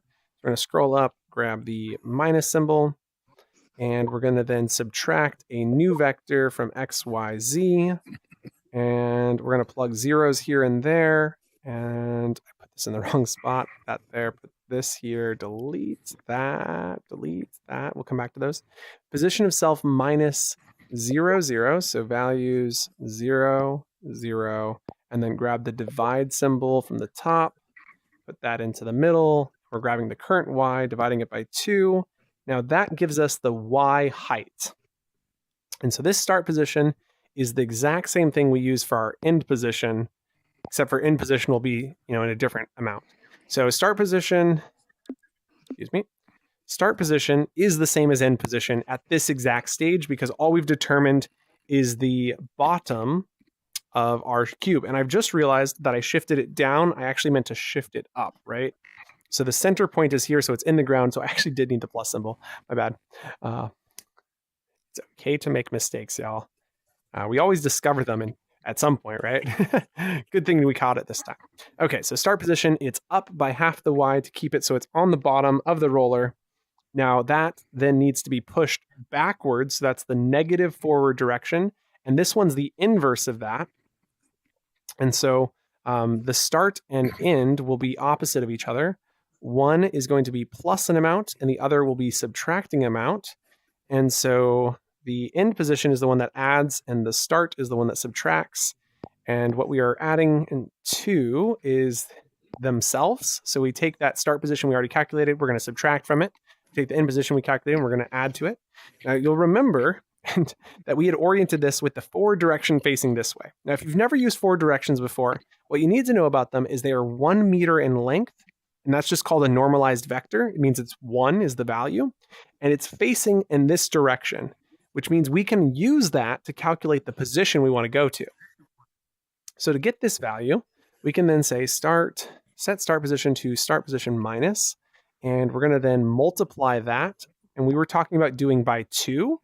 We're going to use that in both of these positions. We don't know if this is exactly what we want, but we're going to try it out anyway, and then adjust from there.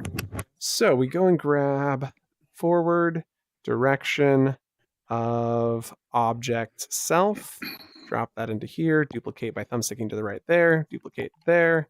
And now we've created the start and end positions. We can now move the object to the start position, rotate to 0, 0, 0, and then move object to end position. I've realized now that 0, 0, 0 is inaccurate. We actually want to use the rotation of self. So we start with kind of a base value, which is the rotation of the trigger, and then we're going to add to that later. So we'll get to that when we start giving this actual orientation. But for our test, this is okay. I'm going to go ahead and hit play world. And then coming in, looks like we just have one pink cube. That's okay. I know he's going to be blowing this up soon. I see a mama at the top of the hill. How you doing up there, mama? Hanging. Here we go.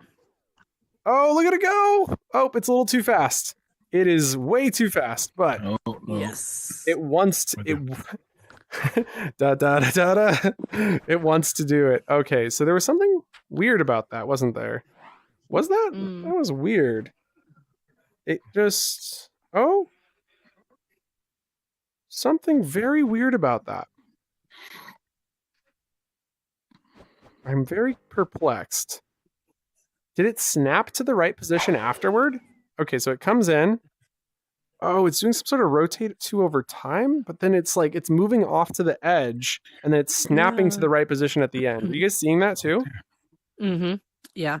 I wonder if that's because it's an interactively grabbable object, if it's causing some weird sort of animation glitches. Look right here.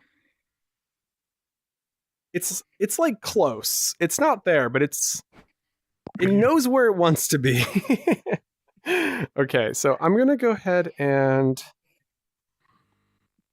I don't know whether to try and fix that or not. Let me read the script real quick and just see if there's anything in here weird. Rotate bottom roller.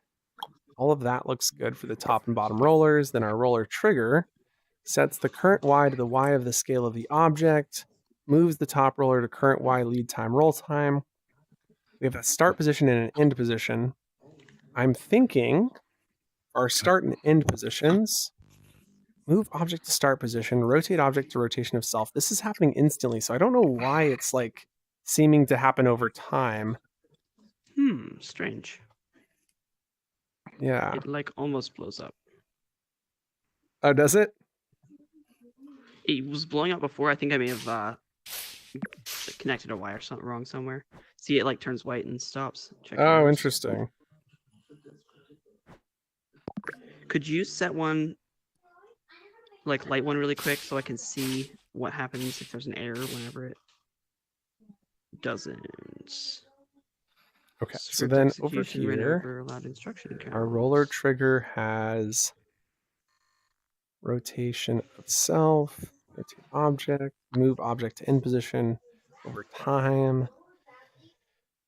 So what I was thinking about doing was changing the timing of this. Like, we should do the same thing we did before. Actually, that would be super hacky. We're not going to do that, but I was thinking about it. Okay, we're going to create a local event. When event is received, this is that local event called move. So this is the same thing we did before. It's going to be received with the vector position, which is where we're moving to. So this is the position. Confirm. This is the next value is our speed. We could put a rotation in here, but we shouldn't need to put a rotation in. It should rotate instantly here, and then we're going to send the event to self.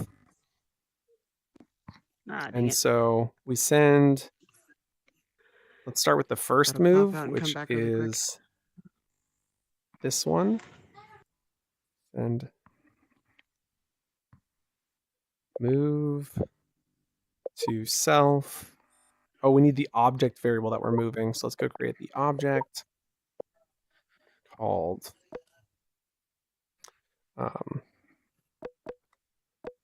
just object. Like overthinking the names because I've got too many thoughts in my head. Basically, we need to stop and re-enable this as well. So similar to how we did that with the hammer, we should stop and re-enable this so that only one object per 2 seconds can come in. So we send move to self. Send move to self with the position we want it to start at. The speed, which is going to be 0 because it gets there instantaneously. The object that we're moving goes there. And then we want to rotate that object to the rotation of self. That should happen instantly. We'll do that here. And then here is going to happen after 2. Well, we'll reanimate this in a second. So then. Well, where'd all the rest of the blocks go? Also after, I guess this one would be. They're like here, but not. I think we did 0.5 seconds. Okay, so let me send 0.5 seconds. Oh, it's supposed to be a delay. Send event with delay. Move to self after 0.5 seconds with the end position. This is the time that we calculated. We're going to change this up quite a bit in a minute, but I just wanted to start with reorganizing this. Delete that. Delete that. And then when this comes through, it will actually do the move to over time. So now it'll move to the position over speed with this object. So now we can queue a bunch of these events up. And so my thought process is that we're going to have one move that moves from here to here, and then from here to here, and then from here to there. So there's actually going to be 4 positions we need to calculate.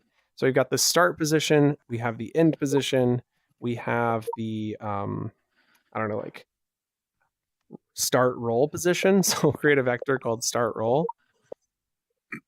Start roll.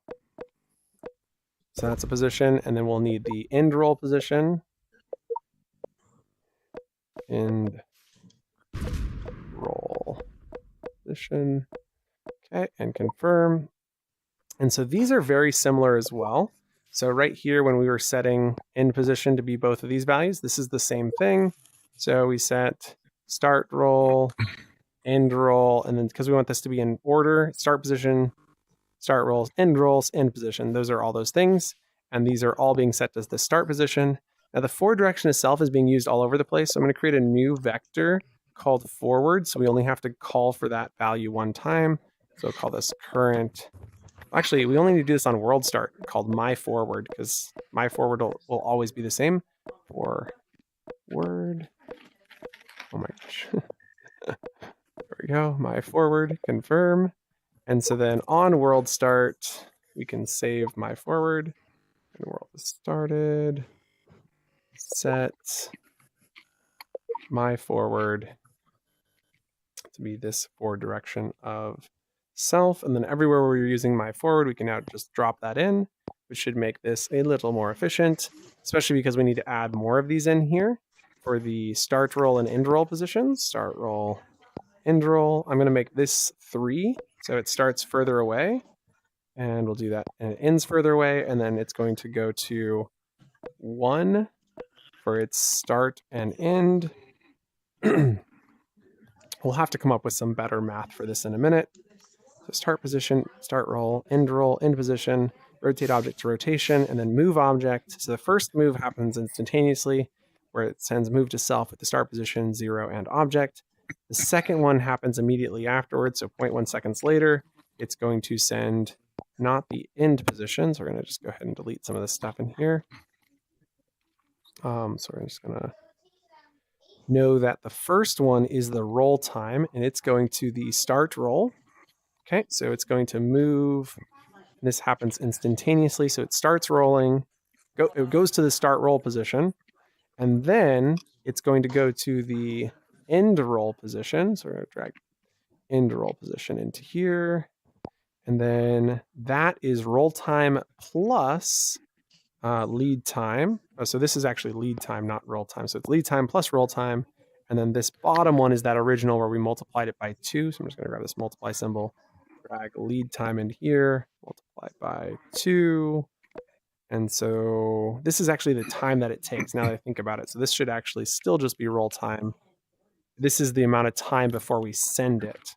So this is going to wait lead time. This is going to wait lead time plus roll time. And then this is sent with roll time as the speed, which is now out of order. Try that again. Duplicate. There we go. And then this one is still just roll time. Or excuse me, lead time. Okay, so this final one gets sent to the end position. So the way this moving happens, immediately goes to the start position. It then almost immediately starts rolling to the start roll position. And then, or excuse me, moving to the start roll position. Sorry, lots of confusing words in here. And that's going to take the 2 seconds for the lead time. Then it moves after that lead time. It then moves to the end roll position over the roll time. So it's actually rolling that time. And then we send move to self after lead time plus roll time. So this is the total duration until this event happens. And then this does moving to the end position over lead time. And then the last thing we want to do is when this happens, when this starts squishing, we want to have a scale event. So we're going to say when event scale is received. which will be very similar to the move event. So I'm going to duplicate it and just rename it. So new event called scale. This is when we're going to squish it. Scale and confirm. And we're going to send this with the position, speed, and object. And so then we're going to scale 2 over time on this object, not with a position. That's okay. We're going to call it position, even though that's not really what it is. It's a vector, so it's okay. The value will just be a scale value. Hidden, disguise. I wish I could click on this and rename it, but that's okay. Okay, when scale is received with position, scale object to that scale value over speed. So then up in here, we want to add another event. So right here, we're sending after lead time, we're going to duplicate this and send the event scale to self. I want to give a quick shout out to Dimpster. I'm not sure if MetaDimp is still here with us in the chat, but he's the one who showed me this the first time, and I've just loved using this to create and queue movement like this. It's just a lot easier than creating events. So we're going to send scale to self after lead time with the time being roll time and the object. The vector we're going to use right now is going to be a new vector from XYZ. We'll need to calculate this later. So we'll just create a new vector in here called new, yay, MetaDimp, yes. So the new vector is going to be called new scale. And so this is going to determine what the new scale is, confirm. And so we're going to set new scale. And for now, we're just kind of like hacking this together. And so the new scale can then go right here. And the scale will not change on the z-axis? Which axis is that? The x-axis. It will change on all the other axes. So x will stay current scale. So we get the the x of current scale. And then what we want to do is create a new vector for current scale. So new, did we do that already? Let me check. We didn't, but we can do that first. So current scale. And we'll note that we've saved the current y already. Oops, wrong one. New vector value called current scale. Current scale. Actually, come to think of it. Yeah, no, we're going to need to do it this way. Okay. So set current scale to y of, oh, sorry, drag this into here and drag that into there. There we go. So now we've used it in a couple places. The world really quick? Yeah, go for it. So then we get the x of current scale here because we're not going to change this one. So this is just going to stay the same. The y and the z values change. And so you'll remember that we were using that max function before. So we're going to use that once more because we do not want this to go below the min value that we had determined earlier. So we'll put that in here. And then this is determined by multiplying by 0.9. So we take scroll back down to vector, the y of current scale, which you'll remember we actually already saved earlier, is current y. So we can just grab current y. So we take current y and multiply it by 0.9 to get the new y value that we want to create. So this subtracts 10% off the height. Oops, I needed a number input. There we are. And then multiply by 0.9. And then the final value should be in the opposite direction, taking this by 10% longer, I think is okay. So we'll multiply by 1.1. 1.1. And so this won't be the current y that we're multiplying, but this is the z of that vector that we saved, z of the current scale vector. And now that should be quite interesting to see. I'm going to stop the world. Is that okay? Yep. Cool. Stop, clear, play. Let's give it a go. So, got our pink cube. Drop it on here. Oh, it's going the wrong direction. It is scaling. So somehow I got these backwards, but it is scaling, which is exciting. And then it's like, oh, I meant to be over here. Sorry. Oops. Adorable cube. But you can see, though, that if we put this in again, so we run it around and put it back in, it's going to scale and get longer. And theoretically, the way this is going to work is that you'll be able to do this over and over and over again. Super strange. Got some work to do there. Let me go see which part I did wrong. So the roller trigger, sent, move to start position instantly, then move to the start roll position with lead time. Ah, I see the issue. I see the issue. We were using minus in all of the instances, and the end roll was supposed to be a plus. So we drag end roll here, drag start position. Oh, I see there's lots of issues with this. End roll goes here, plus that. And then this one goes there. Now I think we're good.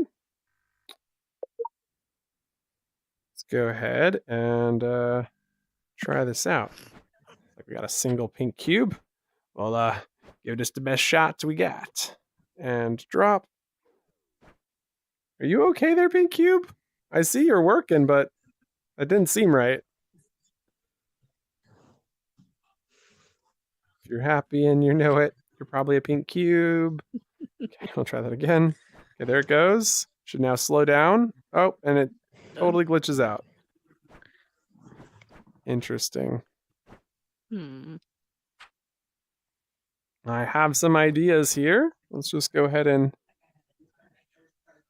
keep shrinking it for a minute. So I need to move the cube almost like up. Super weird. There's definitely some like, oh no, I fell through. Is the cube okay? Oh, here it is. I almost feel like 90% isn't enough.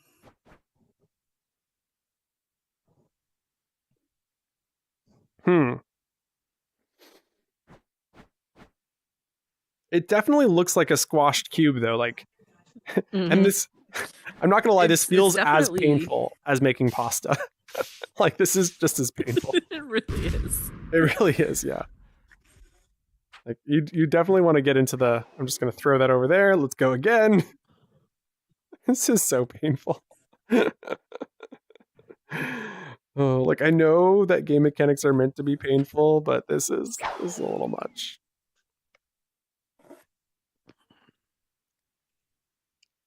I'm very curious why. I mean, that looks like 2 cubes that have been squished, so I think it's working, which is crazy. It is working. Yeah, it's working.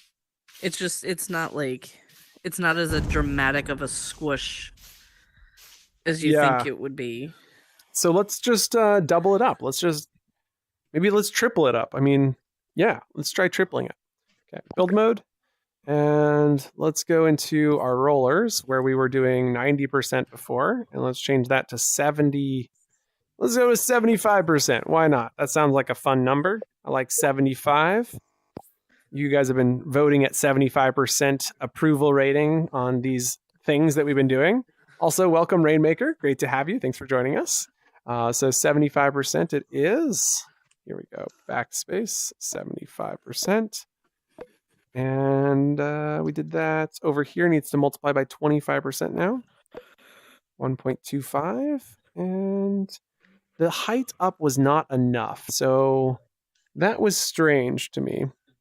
And it was even weirder because it really only needed to go up at the last second, which was kind of difficult. It was like, yeah, it was difficult. Let's just move it by current Y up and then complain later. So clear. Sounds about right. I'm going to stop the world. Is that okay? Yep. Okay. Stop, clear, and play. Let's go grab a couple pink things.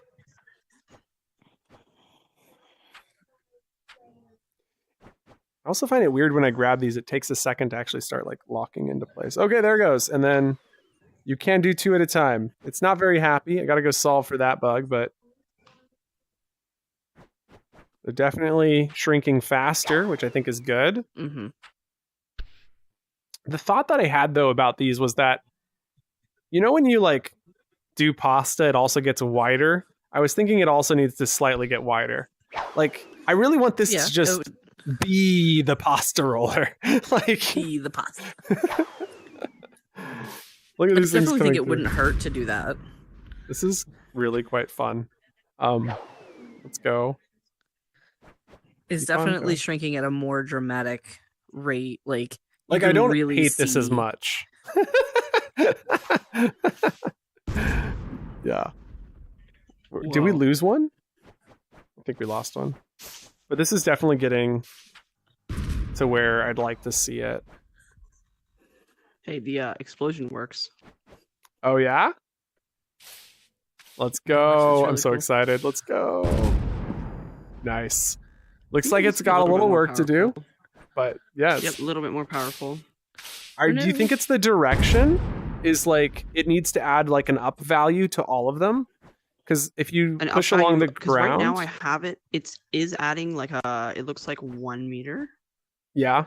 But I think it needs to be more like 2. Maybe if you did like a normalized vector, if you made your vector, and then. But like it's weird because it's pushing the. I feel like the distance thing is reversing itself, because if you look, the farther ones go higher. Yeah, it definitely seems like it's the inverse. I'm seeing the same thing too. Okay, well, you keep working on that. That's some exciting progress. Great job over there, Kingdom. We're going to keep working on a roller. The other thought that I had is I didn't want this to trigger on this side. I only wanted this to trigger on the one side. So I'm actually going to scale this down into here. And I noticed that this wasn't all the way down at the floor. Okay. So now, Mama, can you run and grab us a pink thing, please? Yeah. You can grab us one of them pink things. Appreciate you. I gotcha. All right, let's go. Pink thing on the board. On the board. Oh, there it goes. Yeah, positions are definitely wrong, but the idea is it's solid. Shrinking back here.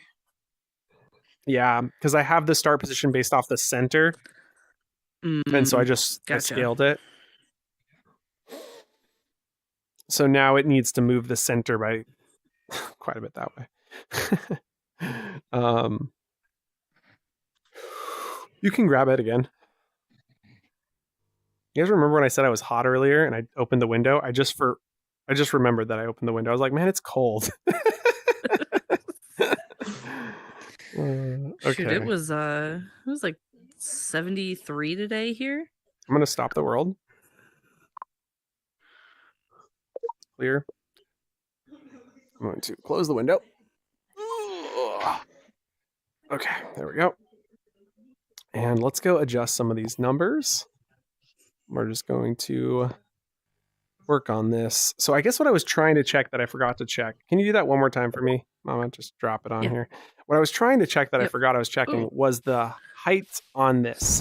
I think part of the reason I forgot was because it keeps getting like rotated. So funny thing, when it showed back up over there, it's still squished.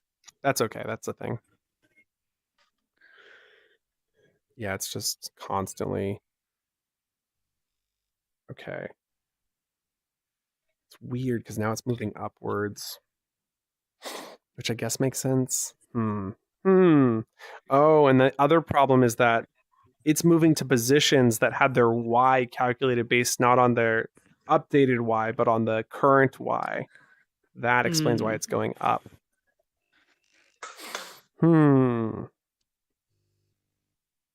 Interesting. What am I gonna do? Whoa! I just saw something happened. Out of the corner of my eye, something happened there. That was an explosion. Let's go to our scale, and I really wanted to do the same max function here. We weren't going to change the X, but now we're going to change the X. So we're going to duplicate this. I'm going to drag this here. Go for it. And we're going to drag X of current scale into here. But instead of making this smaller, we're going to make this bigger by just a little bit. Not a lot, just like a 1.1. Maybe 1.25. No, 1.1 should be fine. So just slightly, it's always getting longer. And then we're going to max that with the max. Excuse me, we're not going to max, we're going to use the min function. So that if it gets to be too big, we use min right here. So that way, if it gets too big along this multiplier, we stop it at the maximum x scale. Right here. Max x scale. There we go. Now we can delete that.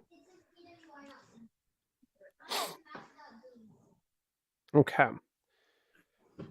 So with that, we have a way to stretch it that way. The weird thing is, of course, the motion. So is there a way to turn off physics and grabbing?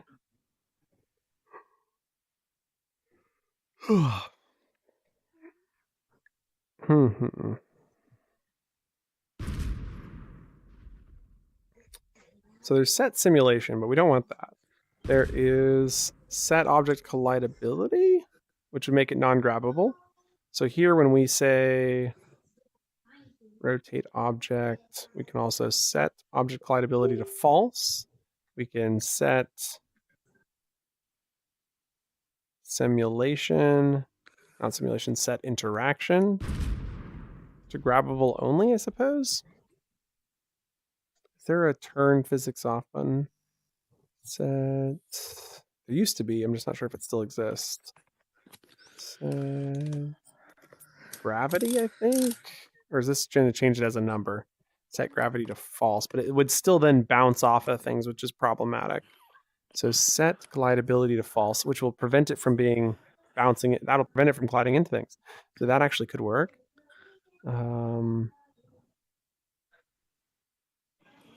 Yeah, I guess that'll work. So then set gravity to false. Now when it's done, we need to turn this back on. So we need another event to be received, which when event re-enable is received, which we still haven't put in. So we need to create a new Boolean called once per. And we want to have up to 3 of these queued at a time, but I think for now, it's okay to just do 1 at a time. Set the default to true. And then in here, we're going to, under re-enable, set once per. That's an explosion. Set once per to true. And then we also need to set those other things back to true. So the collidability and gravity. Let's go set object collidability and set object gravity. Maybe a little too much. And then object called obj confirm. There we go. So now we'll go send event re-enable to self right here at the start of this. So we say if re-enable, or excuse me, if once per is true, then set once per to false, Boolean input. And then we're going to move all of that in there, but before we do, we want to send event re-enable to self. We don't do that with the object variable, and then indent everything into this if statement. So it can only happen once per 2 seconds. Problem, of course, is now that the trigger isn't getting disabled. And since this is a trigger, we might not need the Boolean since we just set the trigger detection to false. And then that would pick up the next object that enters the trigger, even if it's just sitting inside of it. So we might need to do that. Okay, there we go. Everything's inside the if statement. We'll go ahead and grab that set trigger detection I was just mentioning. So we're going to go set trigger detection to false. And then over here, when re-enable is received, we will set trigger detection to true. There we go. That should allow us to do one at a time and keep this thing smooth. Clear. Can I stop the world? Yep. Cool. Stopping, clearing, playing. Mama, can you help me grab some pink cubes? As many as you want. Yep. I mean, I guess you can only carry 2. Oh no, he's gonna blow us up. I'm gonna ride the wave. No. Oh, no, I didn't. Okay, I so got we're blew gonna up. drop one here. Totally lost it. What in the world is happening? Something very wrong is happening here. I don't know. Don't like that. Oh my. I can't fix it. I can't fix it. Well, you know, I thought I was on the right track. Yeah, just leave a couple there.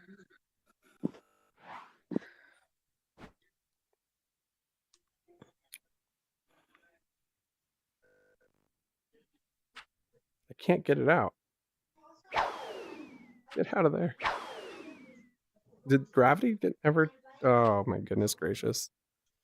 I don't understand why these aren't working. Why is gravity still off? Why is it still grabbable? It's non-collidable. You shouldn't be able to grab non-collidable objects. Whoa. Okay, this really... Stop the world. Frustrating. Annoying. All the things. See if I forgot something. And re-enable to self. Set self-detection to false. Set self-collidability. It was the simplest of things. Okay.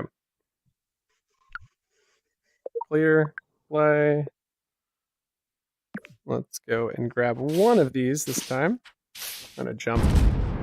Ah.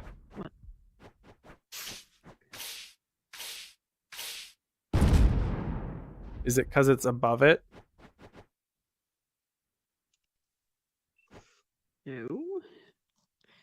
Let's see. Why is it shaking? What? Like, I feel like this is just build mode being funky. Like, I can still grab it. Doesn't make any sense to me. And the shaking is really not great for my eyes. Oh, I love the rotation on this thing. It's the first time I've noticed it. You can still fall right through it, though. But still, very cool.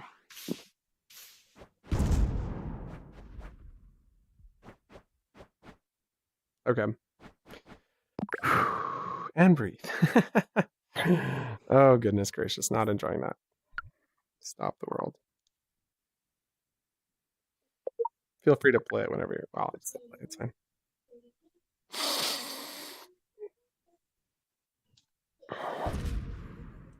Set self-detection to true. Set once per to true.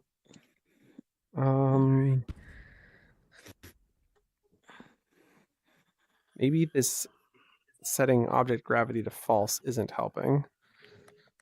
It's just weird that you can still grab it when it's non-collidable. So let's try setting interaction to physics only until it gets through, and then we'll set it back to both.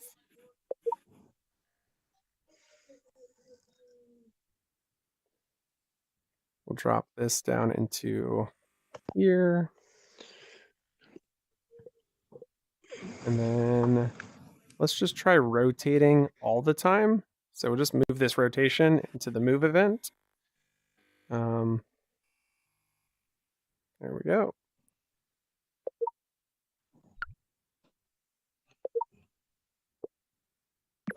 Okay, let's try this again. Not full of high hopes. Dropping. And still jittering.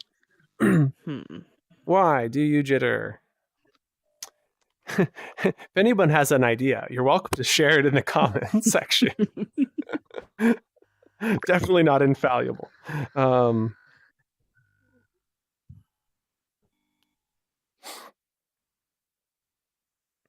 It seems like it's colliding with something.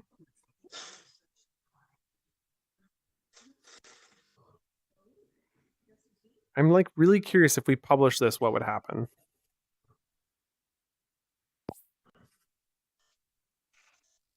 Yeah, that's weird. Right? It's super duper weird. And there's even weirder, when I select the trigger, it like seems to actually function correctly. Like what? Right, I was just about to say that. Like what? Yeah, so in I've stretched the world trigger there? out so that the numbers are where they're supposed to be. Going to our world, choosing, taking photo, grabbing picture. Do you not like that picture? Why are you not letting me use it? B button, back button. That's good. Okay. And sure. Select everyone. Beta world. Yeah, it can be visible to the public. Comfortable. And I think it might actually be moderate with that explosion. Adventure, board game, card game, exploration, hangout, meetup, narrative, party game, puzzle, PvE, racing. Party game, narrative, exploration, I hangout. would say party game. I mean, I don't know. It's a game. Build a house and But blow it this- up. Okay, I guess. Look at this cube, though. Look at it. You know, It's just steady going. steady as she goes. Steady as she goes. I do not know why it's I'm not curious working. to see how thin this is gonna get. Well, there is a limit. Get close to it. Okay, I've just published it. Let's go see if it works in build mode. View profile. I'm gonna drop a portal here, and we'll go. I'll be back. There, Kingdom. Okay. Sometimes things just do not behave the same way in build mode versus publish mode, and we're gonna go find out if that's the case here.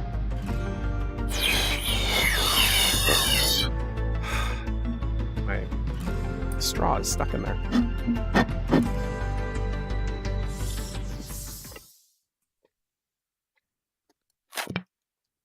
I guess that's okay. That's not what I wanted, but that's okay. Okay, here we are. So whatever we do, don't touch the TNT. Nope.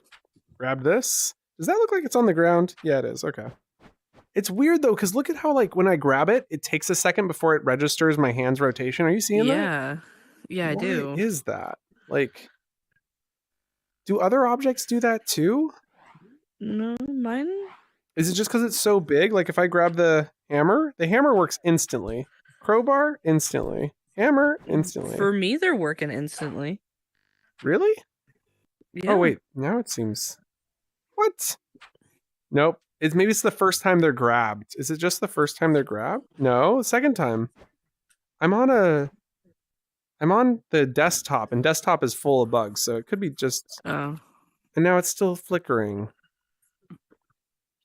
This is mind-bending. Also, hello, welcome. Hello. Oh, hey, Gavin. Hey, Mama Brie. How you doing? Oh, This is cool. doing. Yeah, I don't know why it's not working. It's absolutely. I mean, it's getting closer every time. It seems. It wants It's to. like getting here, and then it stutters, and then it's even getting a little bit closer, and then stutters. It's funny. Oh, it was halfway through the roller. Come on. You got this. Go. You know what? Go. I'm gonna go check my code. I feel like there's a bug in my code, and I'm like getting tired because it's the end of the day and I'm missing it. Mhm. Like this is what happens when you've been working on something for a long time. So like when you do work on something for a long period of time, you totally like this is what happens. You kind of get fatigued. You miss like little issues all the time, and so always recommend taking breaks.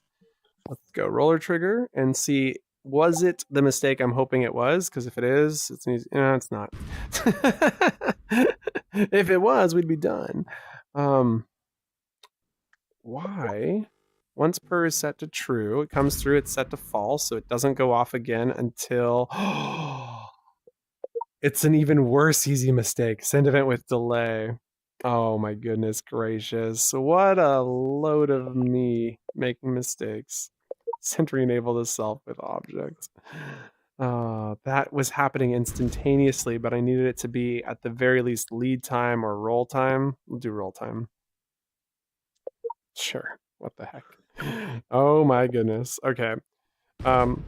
Just for you, Gavin. I'm not sure if you're in the live stream. I'm publishing it, and you can go try that out. Should look pretty cool. Okie doke. Let's go. Drop that portal. View profile. Launch portal. Visit world. So, Mama, if you can hear me, you guys can join on me. I'm joining into the big session. I love how I'm like so confident. I'm like, I made one change, didn't test it. It's gonna work. Just... I hope I'm right. If not, that'll be embarrassing.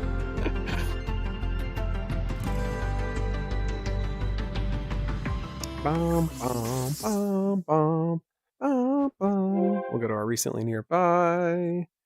Invite. 3 dots. Invite to world. Oh, up too late. Looks completely different. That must be some new outfit you can get. That's so crazy. Okay, I was looking for this Gavin. I've never met Gavin before, so I'm hoping he's in my recently nearby. Or that, there he is. Follow. 3 dots.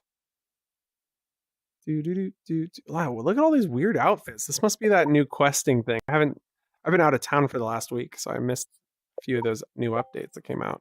But I heard about them. Okay, I sent the invite. We're gonna grab some pink things. We're gonna blow some stuff up here in a minute. We'll see if the bombs are working. And here we go. The rotation, totally funky.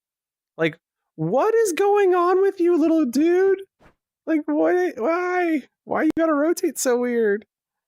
Okay, we're gonna go grab a couple of these.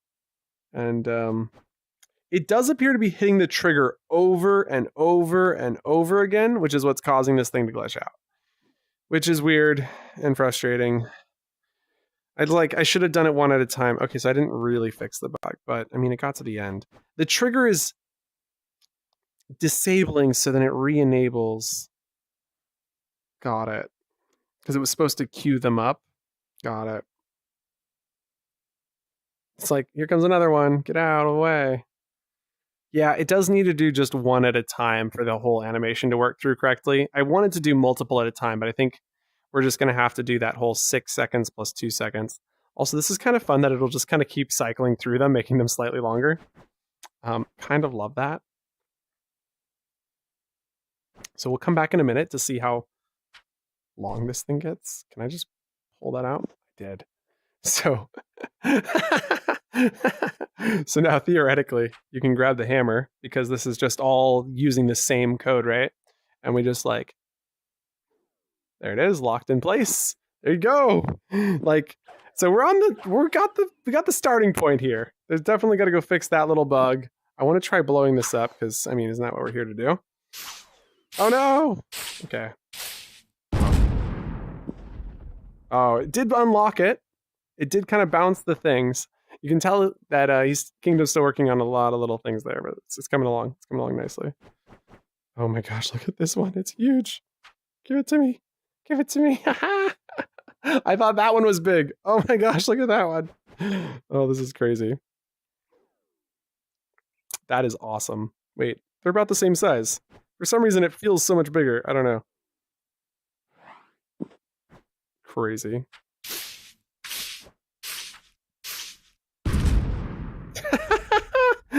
Okay, that is awesome. So, question is, if I hammer this right here, and then I hammer this one right here, got to build a shield. Can I grab it?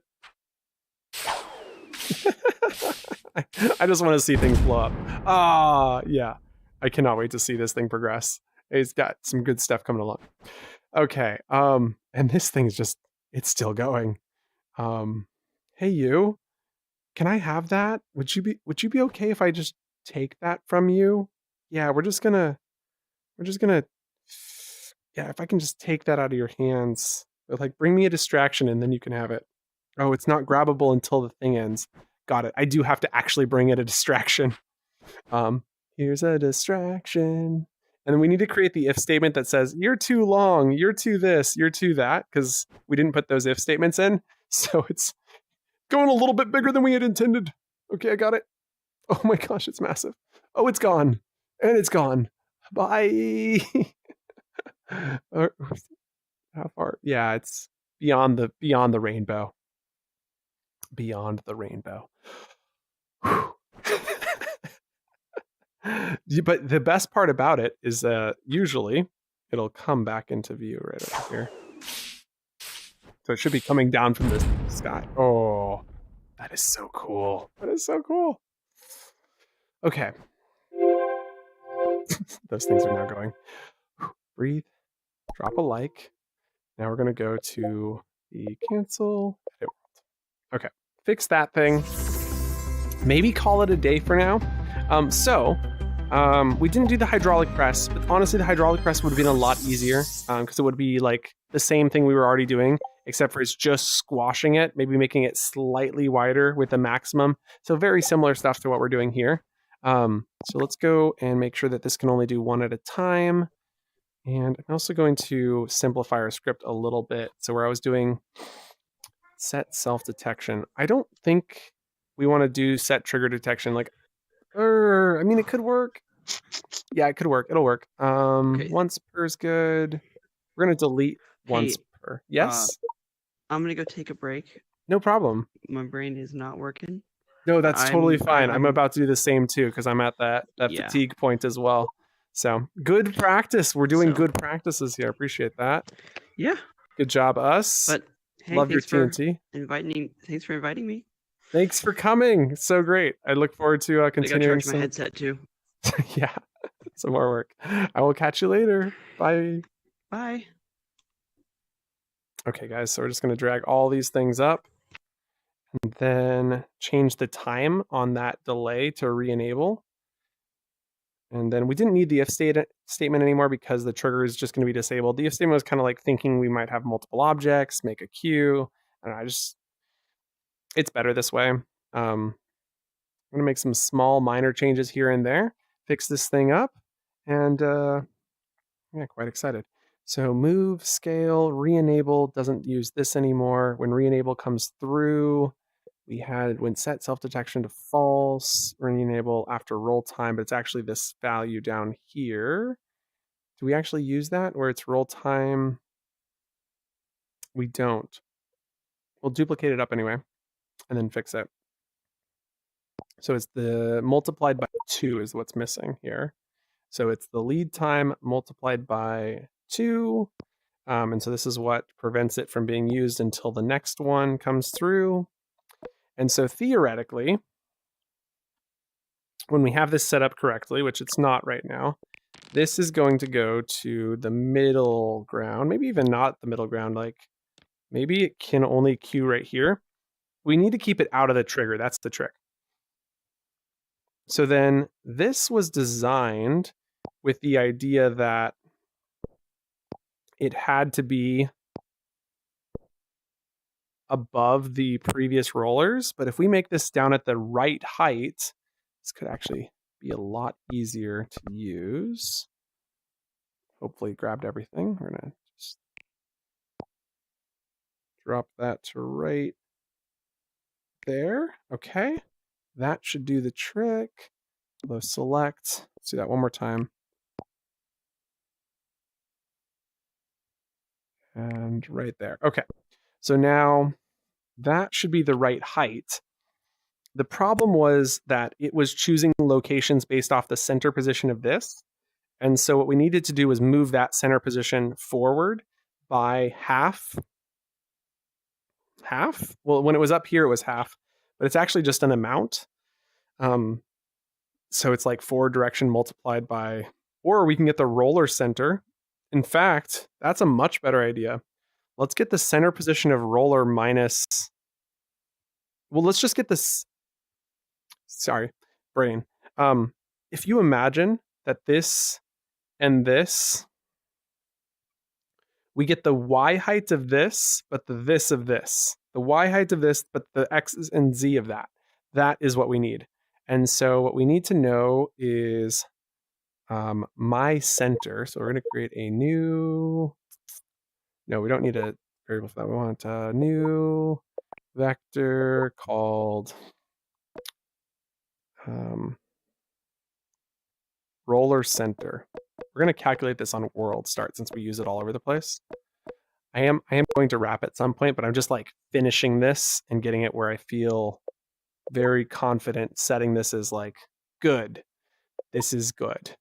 Okay, so set roller center. And previously we're calculating that with position of self plus this. We're going to drag this up here. So position of self plus new vector. But now we're saying not position of self. We want to grab, let's duplicate this one time, delete this. We're going to grab the plus symbol as before. We're going to grab a multiply symbol here and a multiply symbol here. We're going to grab the position of self and the position of the roller, top roller. Now what we want to double check is that the top roller is actually centered, and it doesn't appear to be, because that would be convenient, right? So what values can we get from here then?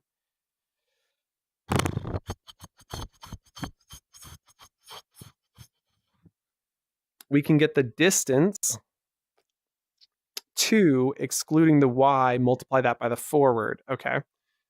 Distance to, so we've calculated forward. So we're going to take the distance along the y-axis, or excuse me, without the y-axis, which is easy to calculate by using magnitude of, which returns the length of a vector. And so then if we grab a vector, and then we're going to multiply by a vector with 1, 0, 1. So we're removing the y value from the vector. And then we're going to take the two values, which is position of roller minus position of self. That's going to give us a direction vector that's doesn't have any upward direction. That'll give us a number. We then multiply that by the forward, which gives us the distance along a specific direction. And we add that to, so I'm going to move this to the right side. And we add that to the position of self, which will give us our roller center position. And we're only doing this once. So even though I'm using position of self twice, I'm not really worried about it because it's happening one time. So as long as we don't do a ton of things on world start, that really shouldn't be something we need to worry about. So now that we've got the roller center, we can actually go in here and say the start position is position of self, I think. No, it's not. Sorry. Brain really is shutting down at the end of the day. So set start position to roller center. And then we're doing this for all 4 positions. You'll remember we were previously using start position, but we're just going to use this roller center for the starting point. But then we use this again here, here, here, and here, which means we can actually just delete these because these are no longer necessary. And so now it says start position is roller center minus forward times 3. Okay. And that should give us relatively the same positions as before. We're still having that weird shaking thing that's happening, which has got to be some sort of physics issue, which is weird because we have collidability turned off on the object, right? So it says set object collidability to false. So why in the world is it giving us shaking? I mean, the shaking I would assume was related to that. Unless, no, it wasn't because it was related to that, which we didn't solve. No, it's the rotation that's the issue. It's constantly falling off because the physics is on. Is there any way we can turn physics off? We've set gravity off, but that doesn't help us. So let's not adjust gravity. I don't want to have physics. Wait, why is this here? That's weird. That was supposed to be down in the re-enable. Weird. We're not going to affect gravity. Set self-detection to true. Set object collidability to true. Set interaction to both. So it re-enables by making grabbable possible again. So this turns off grabbability, turns off collidability. Is there a different option that would... I'm thinking when we have like stop physical motion. So like stop physical motion. I'm thinking that might be what we need to use. Set object physical motion. Is this what we needed the whole time? Set physical motion to false. Yes, this is what we needed the whole time. So we don't need this. Turn off collidability. Turn physical motion off. And then bring this down here. So we don't need to worry about this. I don't know if that'll work. We're going to try it out, though, and see. Guess and check. My favorite methodology. Okay. Zooming in. Going to grab ourselves a cube. There we go. And we're going to go drop this up on here and drop. It's a little too low in the ground. Goes through. And then it comes right back out. I'd love to see it further with a little more lead time. But I feel like we're on the right track. Okay, so the only thing we didn't do, which we had done previously, is when we were calculating this. Sorry, wrong one. When we were calculating this position, we were adding the y up. We forgot to do that to this one. So we need to go do the y up. So we need to go and call. Yeah, the problem is the center has to adjust based off of those values. So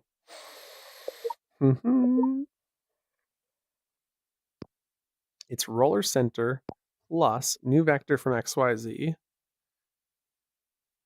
with zeros here and there. And then the y value is that value divided by 2. And so we're going to go grab number input of 2. And then we need to go grab the current y that we calculated earlier. And then that gives us the current y height. The problem is the y height will be changing. And so this is accurate for this one and this one.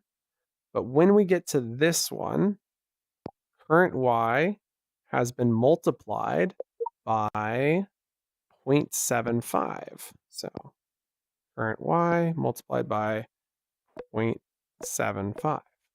And that will be true for the last two values. Oh, wrong one.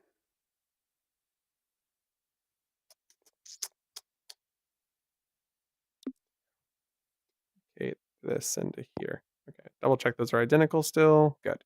Then I wanted to take this and move it out further by, say, let's say 2 more meters, 5 meters out. And then the timing, I wanted to double up. So the lead time would go up to 4 seconds.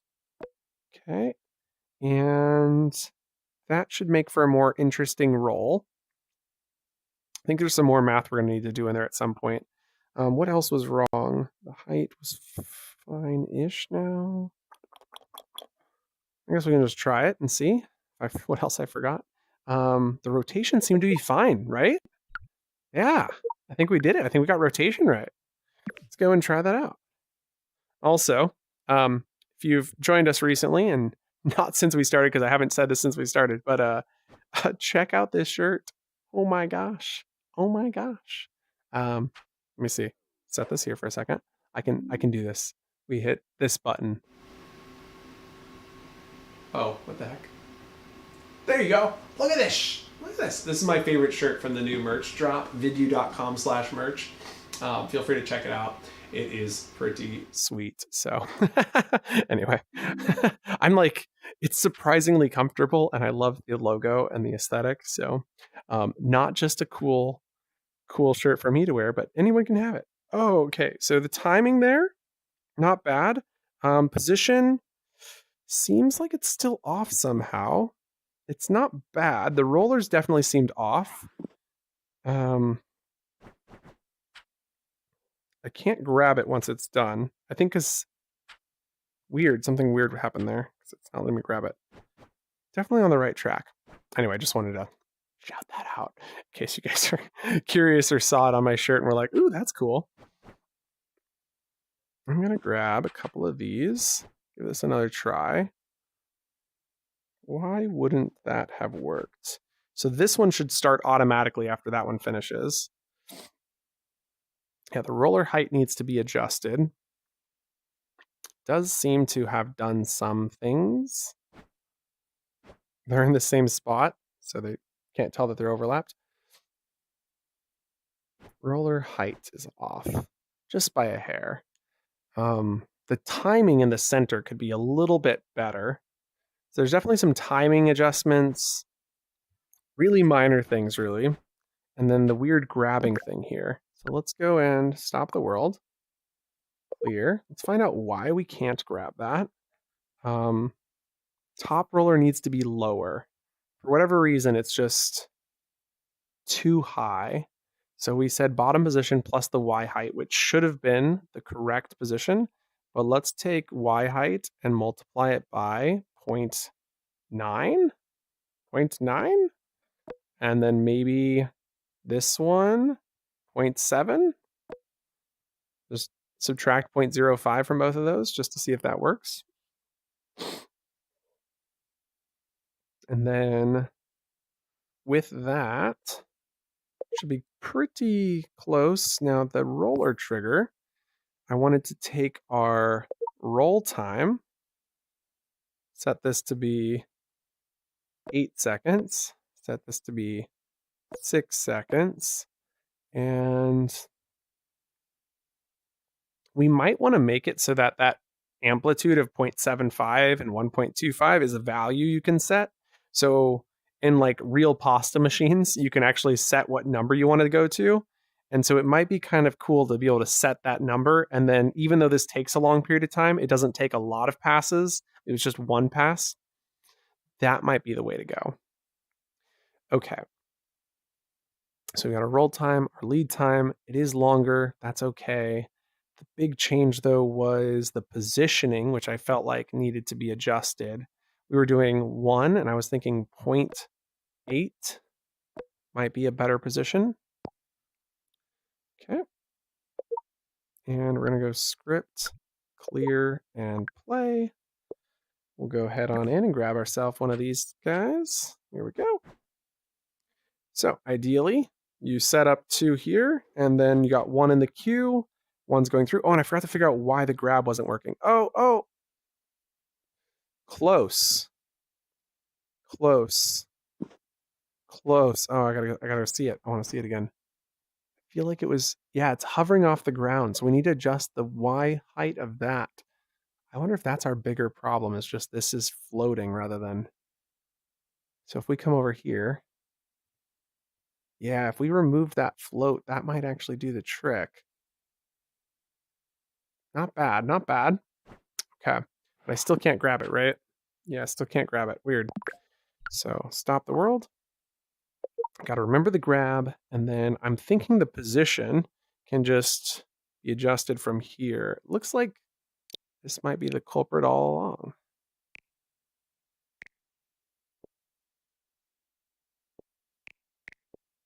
Okay. Now let's go into our roller trigger. Figure out what's making it not collide or not grabbable. Set object collidability to false. Set object physical motion to false. The grab buttons there. Set self-detection to true. Set collidability of object to true. Set physical motion to true. Whoops. Forgot to flip that. Okay. And play. Let's go and grab another one of these. Another 2 of these, maybe? Or can I throw it up there? No, I'm not that good. Oh my gosh, why is that so hard? That shouldn't be that hard. Okay, there we go. They changed the throwing mechanics, and I'm just like, I have not learned it yet. Okay. Oh, there we go. Oh, there we go. Not bad. Okay, how... Oh, my hand is just completely dead for some reason. Let's go into... There we go. My hand is not coming back. That is really annoying. Yeah, you can see it, but it's in my left eye. Like that's... Okay, so now if I grab this, there we go. So we'll come back on the other side, drop it in, and let's watch that come through and get skinnier.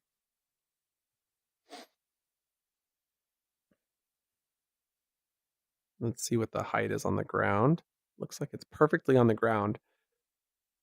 The end height seems perfect. The start height seems like it could be a little bit better. Okay, let's try that one more time. This is exactly what we were looking for, though. I mean, exactly.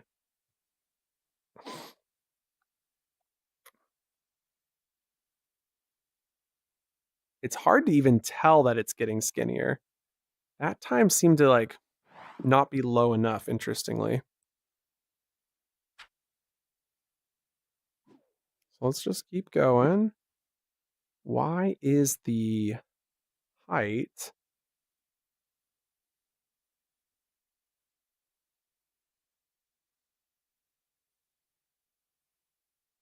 so weird? Would you notice it though? I think the question is, most people would not be at that angle. So if you were standing here and you were watching this from this side, does it look good? And rolling should have begun. Begins a little bit late. I need to fix that. Yeah, if you're watching this, this looks perfect.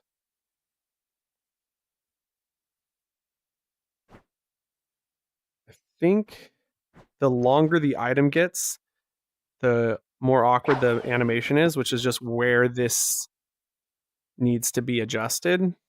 Is because, see, it's going to the same position, but we're not adjusting the position to move the start. We need to adjust the start position based off the forward value of this object. And the same with the end position.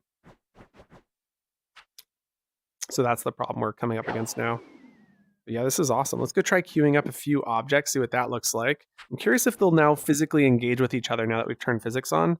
So if I put this one here and I stack this one on top of it, you can imagine we have like a whole stack of objects that are ready to go through. So we'll just stack that. This is safe, I promise. It's not. Oh no, get back up there. I had an order. There was a process. There was. Let's go. This is so cool. Okay, so we're going to put that here. And then let's take a look at what happens when these... Oh, it pops up. Okay, that's kind of funny. Wait, what happened to the other objects? Did they get thrown away? That was weird. They like disappeared. I'm assuming they like got thrown out of existence. Okay, so I'm expecting this is now going to pop both of these. Oh my... Wait. Did it do all three at the same time? What? What? Okay. Perplexing. Not sure if I'm going to care. I have to come back to that thought later. What? It shouldn't be able to do more than one at a time because we set trigger detection the moment it detects an object. I mean, I guess that's where that Boolean variable that we removed would have come into play, because then it would have only done the first one and it would have ignored the other two. Yeah, there it goes. It did all four at the same, I mean, five. I mean, it did all of them. This is bonkers.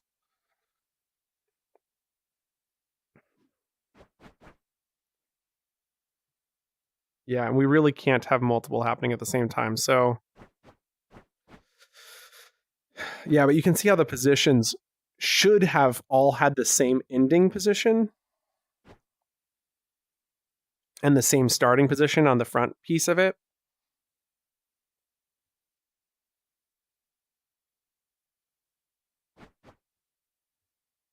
So I guess I need to add that Boolean back in. I do love the popping, even though it's so silly. I think it's the best. It doesn't. Nothing has to be perfect. It's okay. This is great. So you guys voted for the roller. Here's the roller. Hydraulic press, like I said, very similar. You know, it's just a little different. You don't have the rolling mechanics. This is definitely the harder one. So there's the hydraulic press. It's just going to be a squashing mechanism, not a lengthening. So this one kind of lengthens them out, whereas that one's going to just kind of compress mostly and then slightly squish outward. Yeah, this is great. So should allow you to make a whole bunch of varieties. Hey, Mama. I'm back. You want to see something that actually works? Sort of. Oh, did it work? Sort of.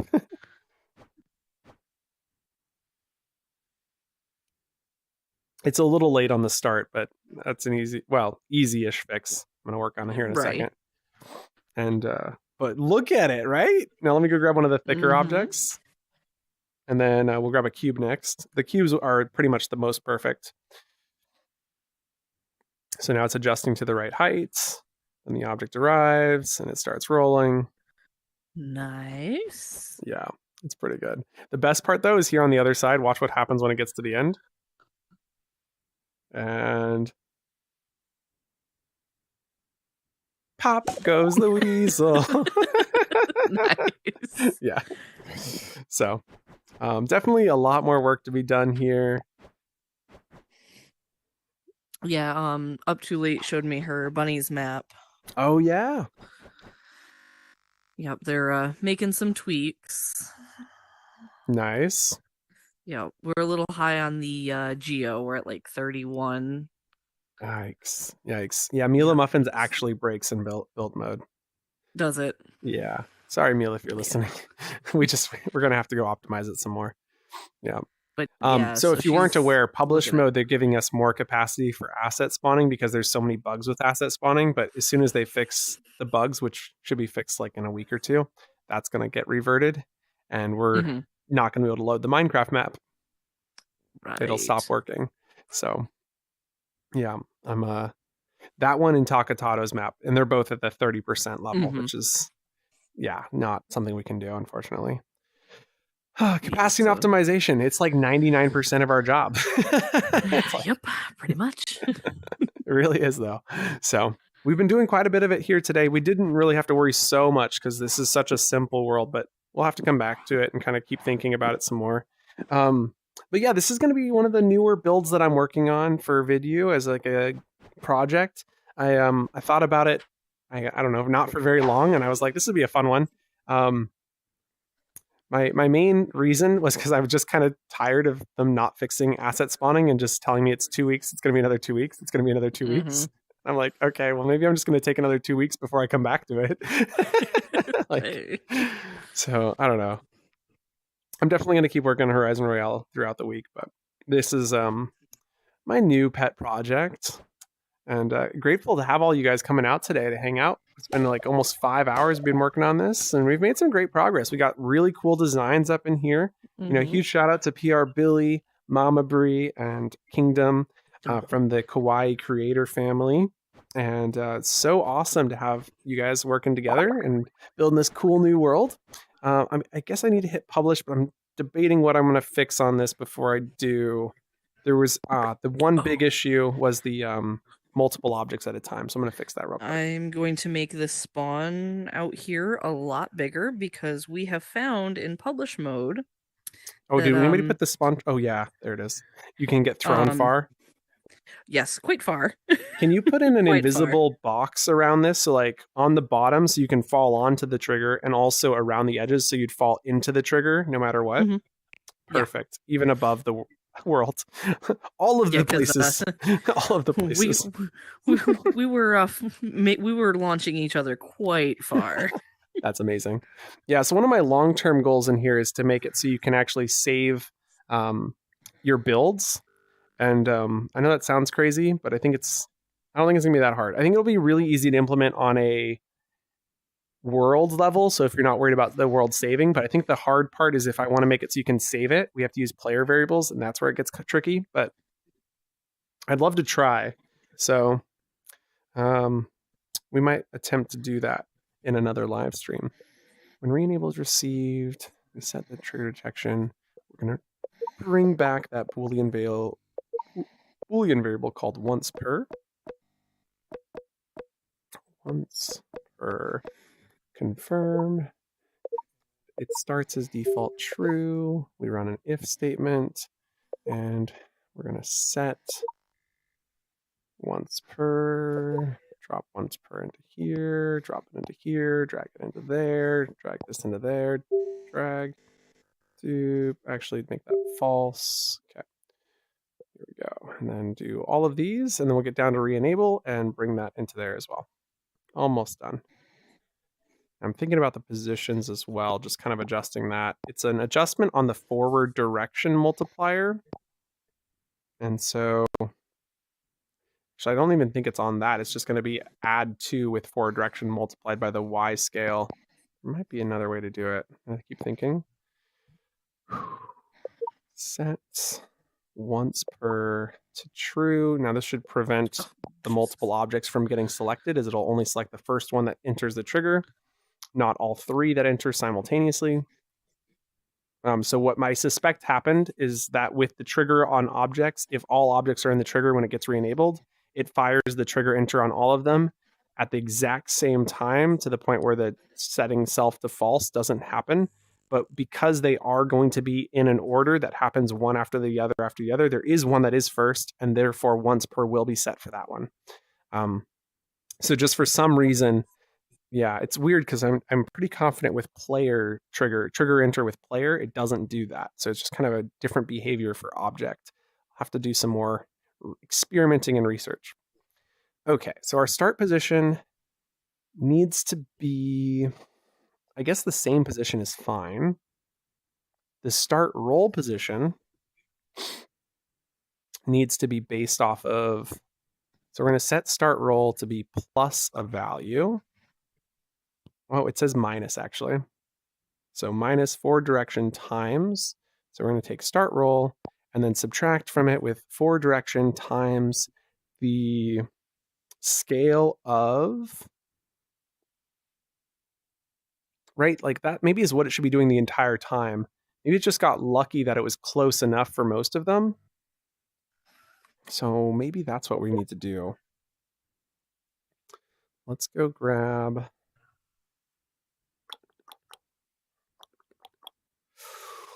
scale of object, and we need to get the y of the scale of the object and then divide it by 2.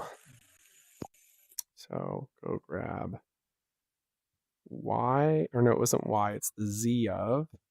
We'll have to adjust this later. Like I said, there's a lot of adjustments in here to get this perfected. Just a really solid starting point. Really solid, though. I'm a bit of a perfectionist, if you're not aware. It's a terrible trait to have. I'm so sorry. So adding forward direction, same thing here, just duplicate there. Okay. So that should solve those problems for the larger they get. And okay, go ahead and see what is wrong in this script that's causing an error. Start minus forward z of object. It should be z of scale of object. Scale of object. Duplicate. Script. Clear. Stop and play. Okie doke. You want to grab one too, Mama? We'll see who's wins the most rolls. Yeah. So this one's mine. I get the first poll. Good luck. You got to beat. This one is Billy's. Billy's here in art. So, coming through nicely. Looking good. Oh, and then it went. That seemed pretty accurate. Okay, let's go see what yours does. That one's yours. Oh, nope. Yours is queued up. Okay, I want to watch this. It's a little soon. It's a little soon. Okay, on the outside, though, it's not bad, but it doesn't take into account the additional length that it's getting. Okay, let's try. Yep, there's mine. Let's watch this one more time from right here. Yeah. Just needs like an extra little bit. Extra little bit on both sides. Let's throw this in again. Weird that mine is now floating. What the heck? Yeah, that is kind of. Okay, I'm not going to worry about it. Build mode. Be like that. That it be. Okie doke. Let me do mine first, Mama. Sorry. Yep. I don't know. Actually, this is technically yours, I think. I don't know. I don't even know anymore. I lost track. Okay, so this is going. Nice.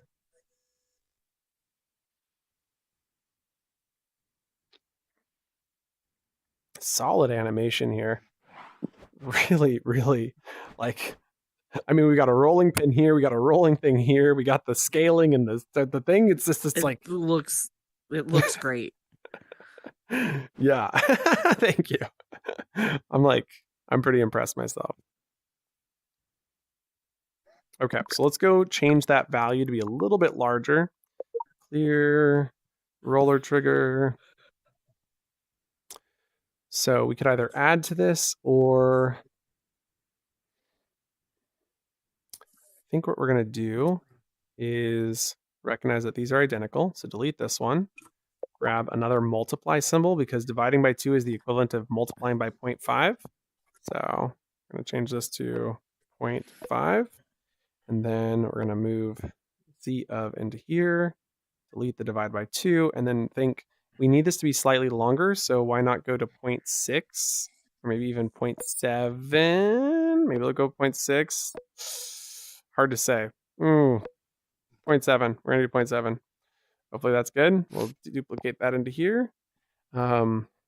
Just literally trying to finesse it, not really worried about it being perfect. But this should work for all the scenarios if we've done it right. I think the height felt weird, but I'm not sure I'm worried about it. Clear and play. Let's go grab a cube. Drop cube. Oh, I'm missing the animation. I want to see the animation. Oh, cool. This is a new perspective. Okay, and then gets to the other side. Nice. That was great. Okay. Get out of it. Pretty. Okay, next one's coming in. Let's watch it from up here. Same thing, same thing. And starts rolling, slows down, gets compressed. Really looks like it's getting compressed and definitely looks like it's coming out. Like that's some solid animation work right there. Okay, so we're going to cue this one up next. Okay, so get that one queued up, Mama, and then we're going to just try to keep this getting as thin as possible. Feel free to grab a stack more if you want. My only concern is what happens if you try to blow this up while it's these little edge cases. Right. No, I've decided I don't want any more blocks. There's too much competition in this game. I'll take it. I got it. Get this block out of here. Now, this is great. I think it's still kind of slow. So what I was suggesting, I don't know if you heard me, Mom, is I want to take it and make a dial somewhere on here where you can set what you want it to be, kind of like on the actual pasta machine. Okay. You know what I'm talking about, right? Like on those pasta rollers, you set it to be like size 2 or whatever. So I'm thinking that could then make this a lot less of just do it again, do it again, just to get like the planks and the siding for houses. I do love how like there really isn't anything that requires you to be, what would you say? You don't need to be like, I'm just like trying to say, like there's no instructions required on how to use this. I think that is like the coolest thing about this. The hard part for me is I have to go in, and this is the part I'm most afraid of. And so the part I'm most afraid of is I have to now also figure out which orientation it's in. And so with certain shapes, it'll become more important. For this one, it's not super big because like there's really only 3 orientations I need to be worried about.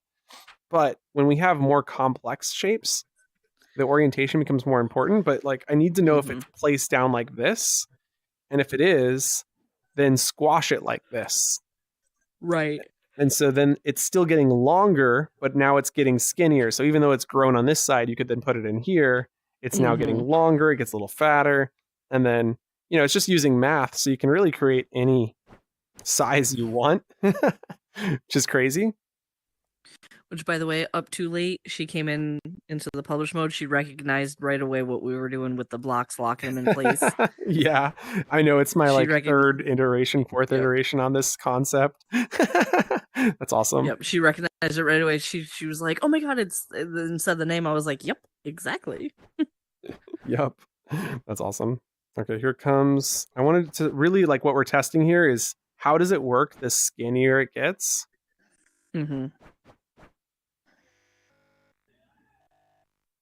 I think it's working okay. So we did that multiplying by 0.7, and I think 0.7 is a little too long because what you'll see is it starts rolling before it gets there. So like 0.65 might be the right way to go. It's that or add a specific value rather than a multiplier, which could also work. That comes to the end. And this is getting so long. It's really cool though. It's really cool. Definitely feels like we're using a pasta roller. Ooh, it's definitely going a little faster. It's going faster because the rolling section is the same speed, but the rolling section should be a variable speed. And same with the same with this section, because you'll see that it just kind of sits here for a second now. It's even moving backwards. It's moving backwards now. Oh my goodness, it is. Okay, there's definitely some work needs to be done there. I'm going to pause here, though. I'm going to stop right here for the day and come back to this. Yeah. So, man, this is really cool. This is pretty cool. So, you know what we can do with this, Mama? Now it's getting to be super long. We can grab our hammer. Ooh. Yeah. I got the hammer. And we can build a nice pink house or something. It's a very long house. It's now going back the other way once it gets through. Like, this is a problem, okay? Like, Yes. This is a bit of a problem. Okay, so the goal of this build was to do... Oh! I mean, that could be a floor. This is the hard part. There it is. I locked it in place. Oh, that was good. And so now we need to build a door. I'm just a little lazy on this part. You want to go flatten something out for us so we can do something better? Because this is ridiculous. We got this one that's a little squished. Little squishied. Okay. I'll put this up as the top part here. Oh no. Oh no. Okay, and grabbing, placing.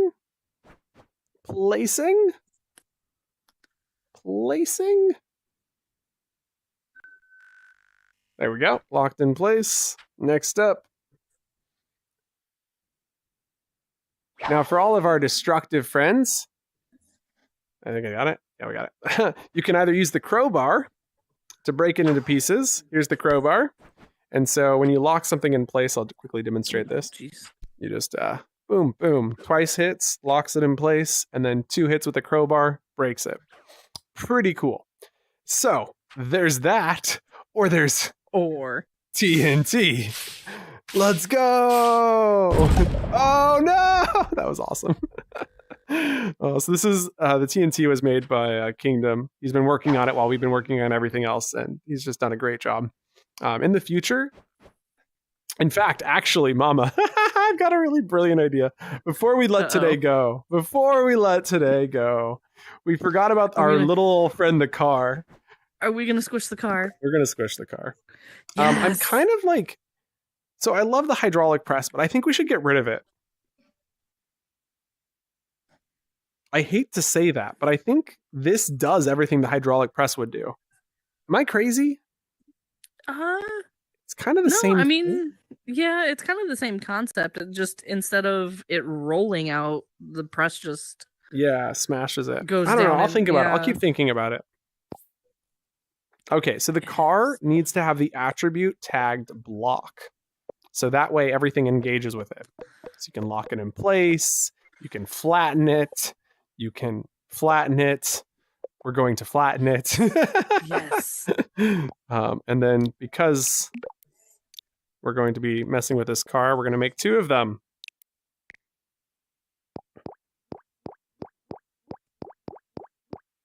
Okay. What color do you want the second car to be? I guess make it blue. All right, blue it is. Oh, that's like, oh my gosh, the way you can change the trim on this car, actually pretty cool. Oh, snap. Okay, come grab your car. I'll take the red one, you get the blue one, and I'll see you down there in the taffy pull. I mean, the roller. Okay, so fingers crossed this works. Oh no. I know it's wrong, but this is great. This is great. Oh no! Oh no! What's happened? What's happened? Oh my god! Oh no! You were It's cursed. It's absolutely cursed. Oh no! Look at this thing.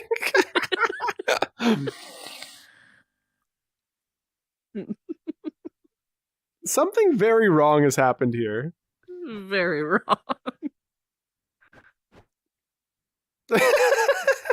I can't wait to see this red car go flying. Boing. Man, remember when we were sports cars back in our younger days? Oh you know man, what those were the they days. look like those. They look like those little smart cars. Those little teeny smart cars. Oh, it's too funny. Okay, hold up. I can fix this. Okay, so the problem Those is poor their cars. their scale is not set. They're scaled at 0.01, 0.05, 0.01, which is hysterically bad. For whatever reason, they don't have a scale set to 1. So what we need to do is grab a cube. We're going to delete the red car. Sorry, red car. We're going to keep the blue car. We're going to scale the cube to 1 meter, 1 meter, 1 meter. And then we need to make sure the car fits into the 1 meter cube. And then regroup the car. So we take this. I think for the purposes of our today's demo, I'm just going to shrink that to right about there. Snap that to here. And that's about right. Doesn't need to be perfect. Now going to ungroup it. Select all of the things. Group. And redo the stuff we just did. Interactive, physics, attributes, tagged, block. And then slide it backwards. It's a little small, so let's scale it back up. Happy with that? Yes. Okay, give that a go. I'm going to have to hit play on the world though, so 1 second. Script, play. Go ahead and grab it. Let's take it to the taffy puller. Here we go. So excited. Here it goes. It's getting scaled up, and now, oh, it's kind of Yes. It's kind of perfect. It looks like it's trying to be a limo. We can do this again. Okay, you go put it in on the other side. I'm going to read this message. Welcome, Centre d'Innovation de l'Arbre de la Vie. Get GPT-4 to write some code so we can get advanced faster. Oh, that's fun. Okay. You can't even get back in. GPT-4, It oh was my hard to gosh. Oh, look at this thing going in. Whatever. The rotation's so whack. So whack. This is so cursed. Oh, look at the poor tires. The poor tires. Oh no. This one's gonna break it for sure. There's an element here I didn't even think about that I'm realizing now. Look at it go. Look at it go. So low. How low can you go?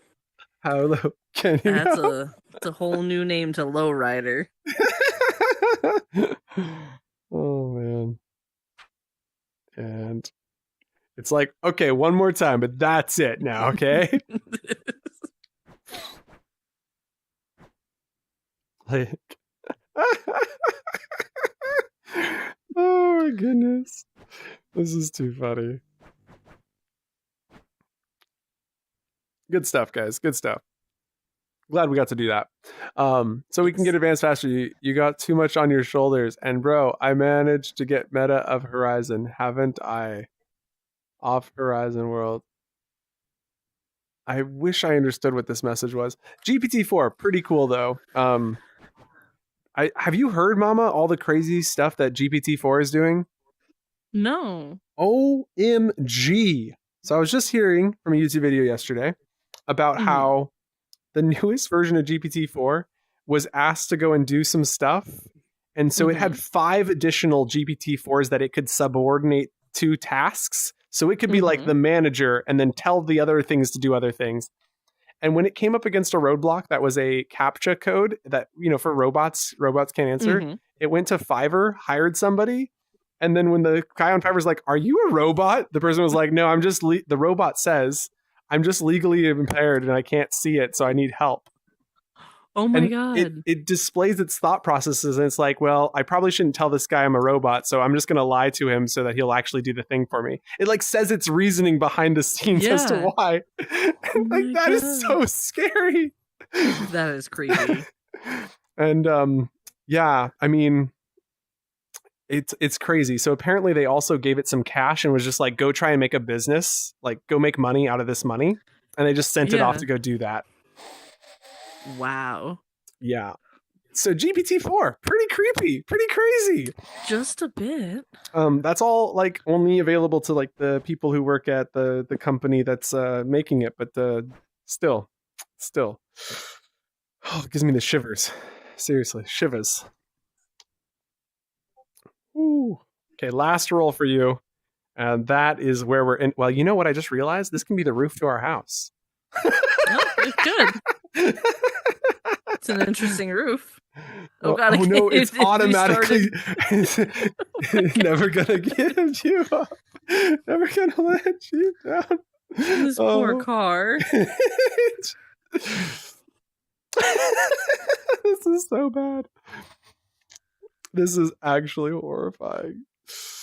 It doesn't even fit anymore. No. I mean, I didn't make it perfect for this scenario.